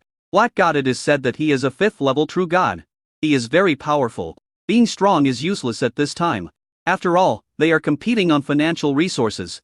However, as the 5th elder of the Black Dog clan, you are relatively wealthy." The Black Nerve foreign slave said, "You have made it big. That you are competing with a human waste for financial strength here. Fifth grandfather, it's not that I am inferior to him. It's mainly because this lowly human is so audacious that he dares to set his sights on the woman I like. How can I swallow this?" Huaxian ignored them and said to the salesperson, "I'm swiping the card for 3 trillion. The salesperson quickly swipes the card. When swiping the card, he saw Huaxian's new credit limit and was extremely shocked. He took a deep breath and swiped away 3 trillion. He respectfully returned the card to the devil and said, "Sir, please keep the card. I will go get the half-step level 20 artifact now." The salesperson trotted off. Black Nerve's face darkened. And he said angrily, "Boy, didn't you understand what I said? Swiping to trillion is a tie, and now you have an extra trillion. Do you want to fight to the death with our Black Dog clan?" Huaxian sneered, "Who do you think you are? If I have demon coins, I will transfer them to your useless grandson. I won't complain about you black dogs teaming up to bully me." Qi Yifeng roared angrily, "You bastard, you only had 2 trillion just now. Aren't your demon coins transferred to you by someone else?" Huaxian smiled and said, "Stupid, don't you know that the Black Devil card has a fixed deposit investment project?" He looked at the Silver Devil card in Qi Yifeng's hand and said with a look of shock, "I forgot that you are just a piece of trash with a Silver Devil card. Presumptuous." Black Nerve was furious. Then he took out his gold and evil card and said, "1. Grandpa Wu will transfer 50 trillion evil coins to you. Thank you, Grandpa Wu." Qi Yifeng was overjoyed. And then looked at Huaxian with an extremely proud expression as if to say, "You're dead." The onlookers also felt that Huaxian was doomed. "Junar, what are you doing here?" A beautiful and pleasant voice came. Everyone looked over when they heard the sound. Someone exclaimed, "This is the Peacock clan, so beautiful, really so beautiful. But how could such a beautiful woman from the Peacock clan appear in our Shanhe city? This is the first time I've seen real people from the Peacock clan. They are indeed handsome men and beautiful women. I'm so envious. It would be so lucky if I could marry her. DSK. Stop dreaming, look at what kind of person you are." Junar, the maid who won the lucky prize, said happily, "Miss. You are done, miss. I have something good to tell you. I just became the lucky audience of this human race and won more than 300 billion Eman coins as a reward." "What, more than 300 billion? He looked at Huaxian in shock and asked, "Did he really give you more than 300 billion demon coins?" "Miss, he really gave me more than 300 billion Eman coins. You know Junar's balance, check it out for yourself."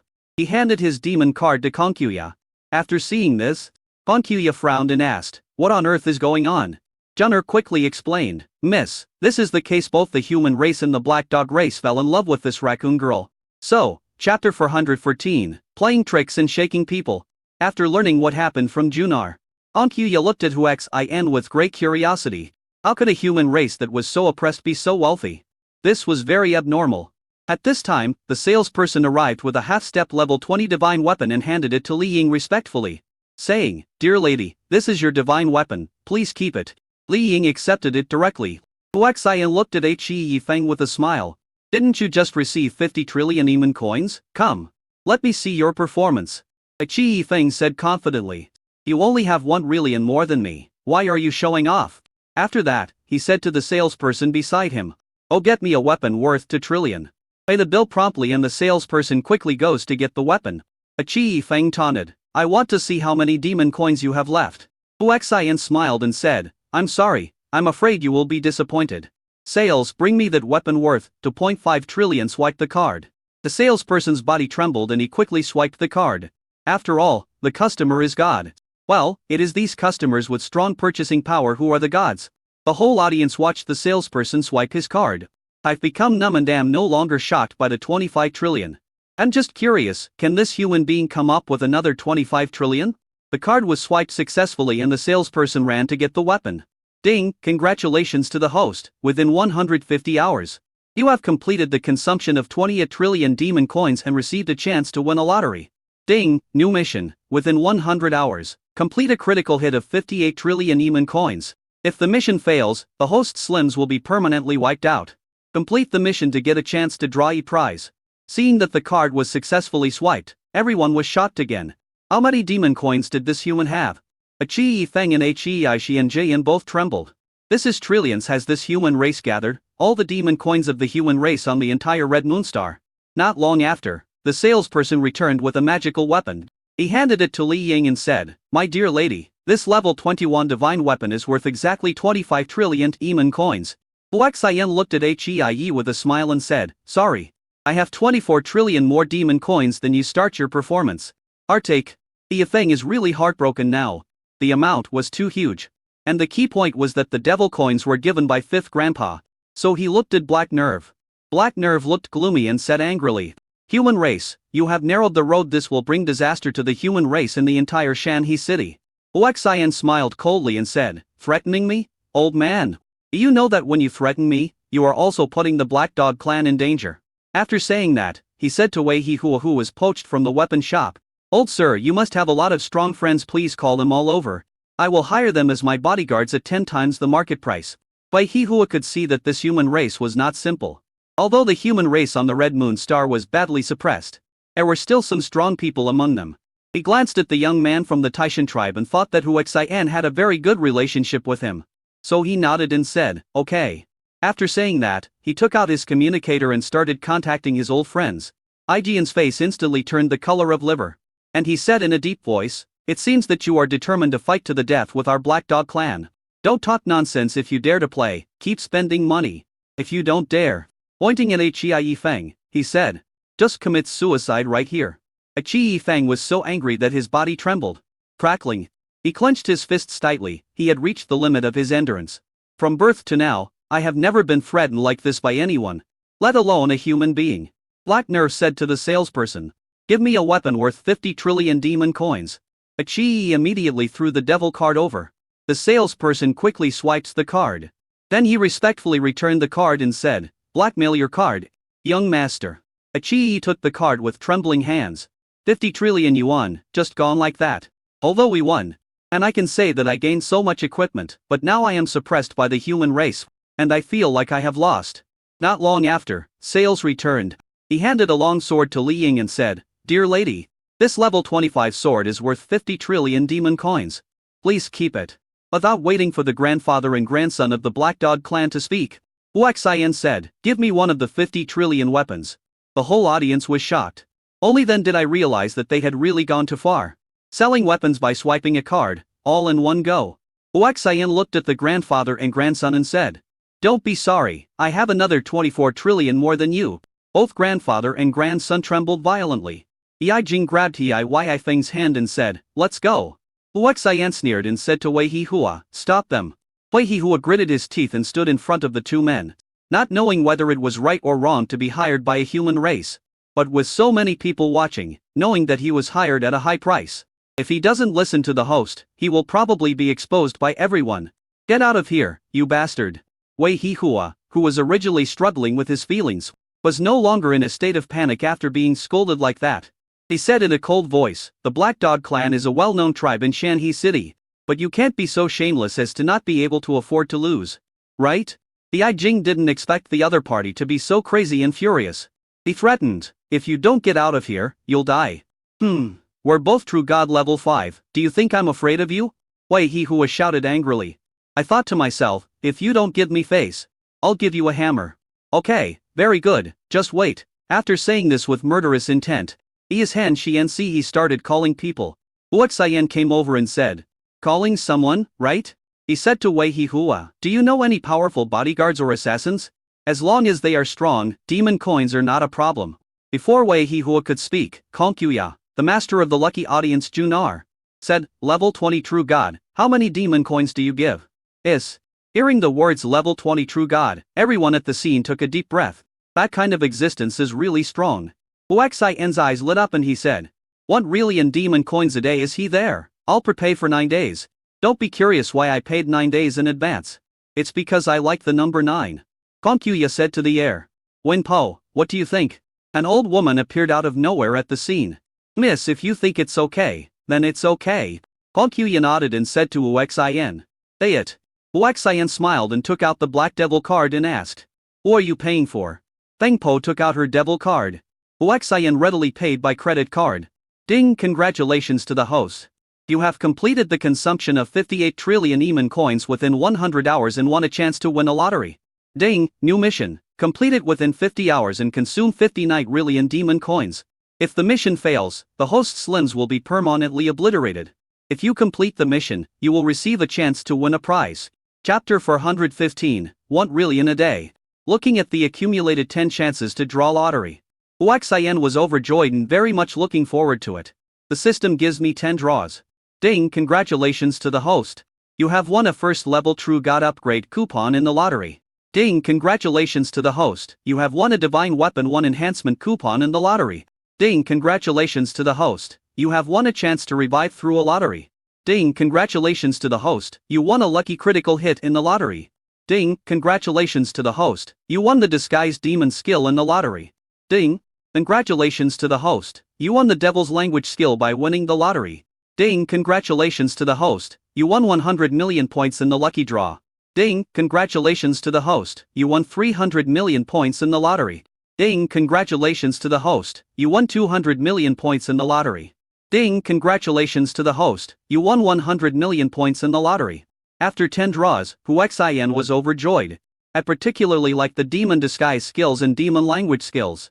With these it will be much more convenient to live in the Red Moon Star ruled by demons. As for the True God Upgrade Scroll, you can upgrade to a True God level if you want to use it. But there is no rush to use it. The Weapon Enhancement Scroll is even simpler. It enhances the weapon, but I don't know what the effect will be after the enhancement. A chance of resurrection is the most precious. Feng Po was also surprised when she received 9 trillion. She didn't expect that this human race was actually willing to give so much. Although he was a level 20 True God, the salary of 1 trillion demon coins a day was indeed a huge sum. "Tell me, what do you want me to do?" Feng Po asked in a good mood. Wu Xian looked at the grandfather and grandson of the Black Dog clan and said, These grandfather and grandson can't afford to lose the bet. And they threaten to destroy me, just kill them. You dare. Henjing shouted at Huaxian angrily. Then he said to Feng Po. Senior, it is not worth it to offend our Black Dog clan for a lowly human race. You should know that behind our Black Dog clan is the Demon Dog clan. Feng Po sneered. Are the Demon Dog tribe very strong? Besides, will the Demon Dog tribe offend the Peacock tribe because of you? Feng Po is about to take action. I am so angry about this. The look he gave Li Ying was full of hatred. Unexpectedly, this woman brought disaster to himself and his family.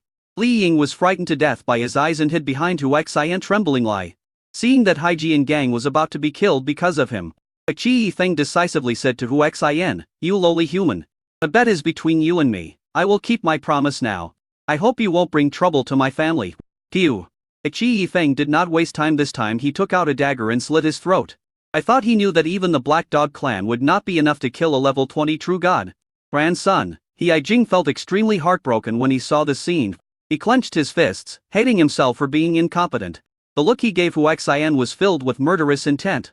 And his hostility could not be concealed. Everyone in the audience was also shocked. The eldest young master of the Black Dog clan committed suicide just like that.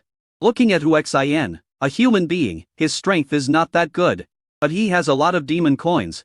At this moment, everyone deeply felt the terror of the rich. The Haijing picked up Hii Feng's body and was about to leave. Huaxian shouted, Did I let you go? Black Nerve roared. Qi Yifeng has kept his promise and is dead. What else do you want? Huaxian said coldly, You must die too. Buzz. Haijian's body trembled violently. And his anger could no longer be suppressed. A terrifying aura of the 5th level true god burst out, oppressing the entire audience. Neither Huaxian nor the people around him were affected at all. Just because Feng Po is by their side. Human, don't go too far. Black Nerve said trembling lie. I went too far, when you threatened me and my human race? Did you ever think that you were going too far, since it's a bet and you want my life? You must be able to lose and be prepared to die. You want to bully others by taking advantage of your power. You can't afford to lose the bet, and you threaten me. Do you expect me to be kind to you, the Black Dog clan? Everyone in the audience saw what happened, and they all felt that the Black Dog clan was in the wrong first. Huaxian continued, Now, you either commit suicide, or I kill you and then the Black Dog clan. The latter sentence was too threatening to Haijing. While feeling hatred, he also secretly cursed himself for being stupid. He took action without finding out the enemy's background, which ended up bringing disaster upon himself. In fact, none of the races watching thought that humans could win. After all, the human race was suppressed so badly on the Red Moon Star that their fighting spirit was gone. Even in the area where the Taishan tribe does not bully the human race. The human race is very low-key and never bullies others actively. And even endures being bullied. After all, this is the last pure land of the human race and they don't want to lose it. Because of this, they are becoming more and more timid and fearful. After countless years, all ethnic groups have the impression that humans are easy to bully and cowardly. Who would have thought that a human race that was extremely rich and not afraid of death would suddenly appear? Ding dong! For the safety of the Black Dog clan, Haijing threw Qi Yifeng's body on the ground. But the miserable look on his face, he took out his sword, placed it on his neck, and was about to slit his throat to commit suicide. Stop! A loud roar came from a distance. Everyone looked over. I saw an old man with gray hair walking towards me quickly. There was a group of people following behind him. Someone exclaimed. It's Heiba, the leader of the Black Dog clan. It seems that all the strong men of the Black Dog clan have arrived. Baininji immediately dropped his weapon. Heiba arrived with a group of tribesmen. And when they saw Hii's body on the ground, they were all furious. Who is it? How dare you kill the heir of my Black Dog clan? An elder of the Black Dog clan asked angrily. A terrifying aura erupted. As if he was going to destroy the whole atmosphere if the answer did not satisfy me. Huaxian said calmly. Qi Yifeng committed suicide. Suicide? Qi stared at Huaxian and said coldly, Tell me, how did you commit suicide? Huaxian smiled and said, Come over here one by one, and I'll show you. Upon hearing this, Heiba walked straight towards Huaxian. Black Nerve was shocked and said, Patriarch, be careful, which senior is a level 20 true god. What? The Black Dog clan was extremely shocked. Heiba no longer dared to approach Huaxian. He took a deep breath and asked, Senior, who are you to him? Feng Po said calmly, Bodyguard. Bodyguard? Senior, I wonder how many demon coins he gave you. The Black Nerve at the side said, Patriarch, he gave the senior 1 trillion demon coins a day. For 9 days. What? 1 trillion a day? The Black Dog clan was shocked once again. Looking at Huaxian, I wondered how this guy could be so rich. Ichibe also took a deep breath and then said, Senior, I will give you 1.1 trillion demon coins a day. How about you not interfere in this matter? Chapter 416, Shock, Evil Power. Feng Po sneered, are you sending away beggars? An extra 100 billion is like me violating the rules? Ichibe was embarrassed by what he said, and hurriedly said, Senior, I'm sorry, I just said it wrong, it's 2 trillion. I'll give you 2 trillion, how about you not getting involved in this matter? Okay, 18 trillion, let's transfer it. Feng Po readily took out the devil card. In order to get revenge, he endured the pain and swiped the card. After swiping the card, he said to Huaxian murderously, let me see how crazy you are. Huaxian ignored Chi and said to Feng Po with a smile, since someone has more demon coins, I will see how many he has. Feng Po, 3 trillion demon coins a day, I will hire you for 9 days. Feng Po smiled and said, okay. Hand over the devil card. After Huaxian swiped the money, he returned it and said, I swiped another 18 trillion for you adding the 9 trillion just now. A total is 27 trillion. Feng Po nodded and looked at Ichibe. Ichibe's expression was as dark as ink. Dissatisfied. He said, Senior, you are too dishonest. Feng Po said coldly, you were the one who bought my reputation first if someone is willing to buy it back. I have no problem with that. You. Black and domineering. Unfortunately, I can't beat him. He said in a deep voice. Senior, I will transfer another 18 trillion to you. How about 4 trillion a day, and you don't interfere in this matter anymore? Feng Po was so happy that she didn't expect that she could make a net profit of tens of billions just by being a bodyguard. He smiled and said, okay. After agreeing, he handed over his devil card. Ichibe said, I hope that Senior will keep his word this time. I was heartbroken to transfer another 18 trillion yuan. After receiving the money, Feng Po said to Huaxian, I'm sorry. They gave me more than you. Before Feng Po could finish, Huaxian spoke. Ichibe said angrily, Senior, we agreed that you are not allowed to interfere again. Feng Po smiled and said, I didn't interfere, I just told my previous employer. Huaxian said, you just don't interfere in the affairs between me and the Black Dog clan. But our employment relationship still exists, so you are still my bodyguard. Right? Feng Po was stunned for a moment, then nodded and said, yes, that's right, but I don't care about your affairs with the Black Dog clan. After saying that, he walked aside. Honkyuya said with some dissatisfaction, Feng Po, you are going a bit too far. The crazy woman laughed and said, I made 36 trillion for nothing. I was so excited that I didn't even cover my voice. When the people around heard this, they were envious to death. Ichibe looked at Huaxian frantically and said, I wonder who will come to save you this time. Take him away from me. Every member of the Black Dog clan had a gloomy look on their faces, filled with murderous intent. Black Nerve rushed to Huaxian immediately. At this time, Tai Quan, a young man from the Taishan tribe, said, Black Dog tribe, you are going too far. No one expected that someone would dare to interfere. All the members of the Black Dog clan looked over angrily. After all, they had seen the scene, and they could handle everyone except the crazy woman. The Taishan tribe, why do you have to meddle in other people's business? Ichibe asked dissatisfiedly. Tai Quan smiled and said, I agreed to testify to their bet since you, the Black Dog clan, have lost. You must be able to afford to lose if you can't afford to lose. You are not giving me face, not giving face to my Taishan clan. As Tai Quan spoke, a burly middle-aged man appeared beside him. It was so sudden that no one knew how he appeared except Feng Po. Those who noticed Feng Po's expression saw the shock in her expression, which she quickly hid. Huaxian stood there with a smile on his face, his arms folded, looking like a spectator. The Black Dog clan was so angry that they gritted their teeth. But they didn't dare to do anything rash. Ichibe took a deep breath and said, what do I have to do to stop helping this lowly human race? Roll. Tai Quan scolded angrily. Although the Black Dog clan looked unhappy, they did not dare to stay any longer. When Ichibe left, he said to Huaxian fiercely, just wait for me. Huaxian smiled coldly. Other members of the Black Dog clan can leave, but Black Nerve can't. The dark nerve body that had all walked away trembled violently. He knew he wanted to escape, but he also understood that in front of a truly strong person, he didn't even have the qualifications to escape. Forcible escape will only speed up death. Ichibe said angrily, human race, don't be so ruthless. Huaxian sneered, too ruthless? It's like you guys will let me go if I don't care. This Black Nerve threatens me and my human race. He must die. Ichibe looked at Tai Quan and said, Master Taishan, you see, it is not my Black Dog clan that is causing trouble for other races. It is the human race that is causing trouble for my Black Dog clan. Aiquan looked at Huaxian and said, I will not help you avenge your personal grudge. Huaxian smiled and said, how about this, let this black nerf fight me. Life or death is at his own risk. The Iba was stunned. Han Jinji said hurriedly, okay, I agree, as if he was afraid that Huaxian would go back on his word. I thought to myself, how dare a guy like me, who hasn't even fully grown all his hair, to challenge a level 5 true god like me. He is simply out of his wits. Dark Nerve walked back with full confidence. An elder of the clan asked him, Old 5, are you sure? Black Nerve said confidently, don't worry, I am a level 5 true god. How could I lose to a human kid who hasn't even grown all his hair yet? He looked at Huaxian and said, come on, human boy, tell me how you want to die.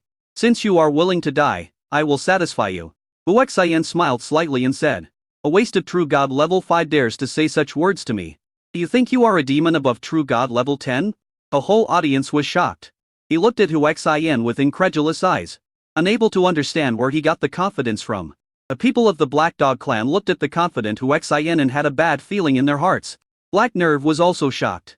He took a deep breath to suppress the shock in his heart and sneered, you lowly human, do you think you can survive by threatening me in this way? Die. Automatically killed Huaxian. Those around quickly moved away. After all, this was a battle of true god level.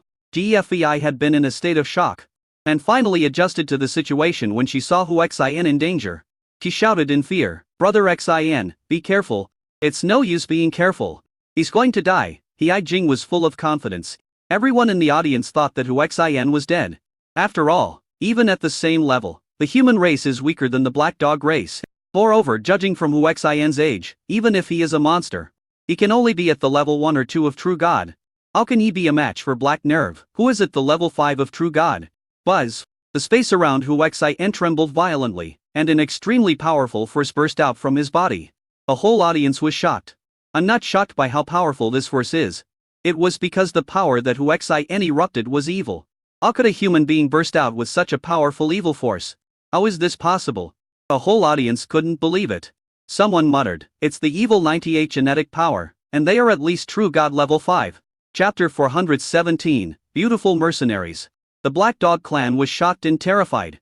They thought of one thing, that this human race might not be human, but an evil race disguised as human. On the Red Moon Star, the Evil Clan is one of the 5 strongest clans, namely the Evil Resentment Clan. If Huaxian is a member of the Ziyuan clan, then let alone their Black Dog clan. Even the Demon Dog clan is scum. Black Nerve had already approached Huaxian. Although he felt Huaxian's explosive strength, it was too late to stop. He had no choice but to fight. A fierce chop from the knife looked like Huaxian. Huaxian kicked him. As fast as lightning. Pump. With a dull thud, the Black Nerve flew out like a kite with a broken string. The scene was instantly filled with fear. I saw that Hai Jing's whole body was shrouded in an evil spirit and he was struggling in extreme pain.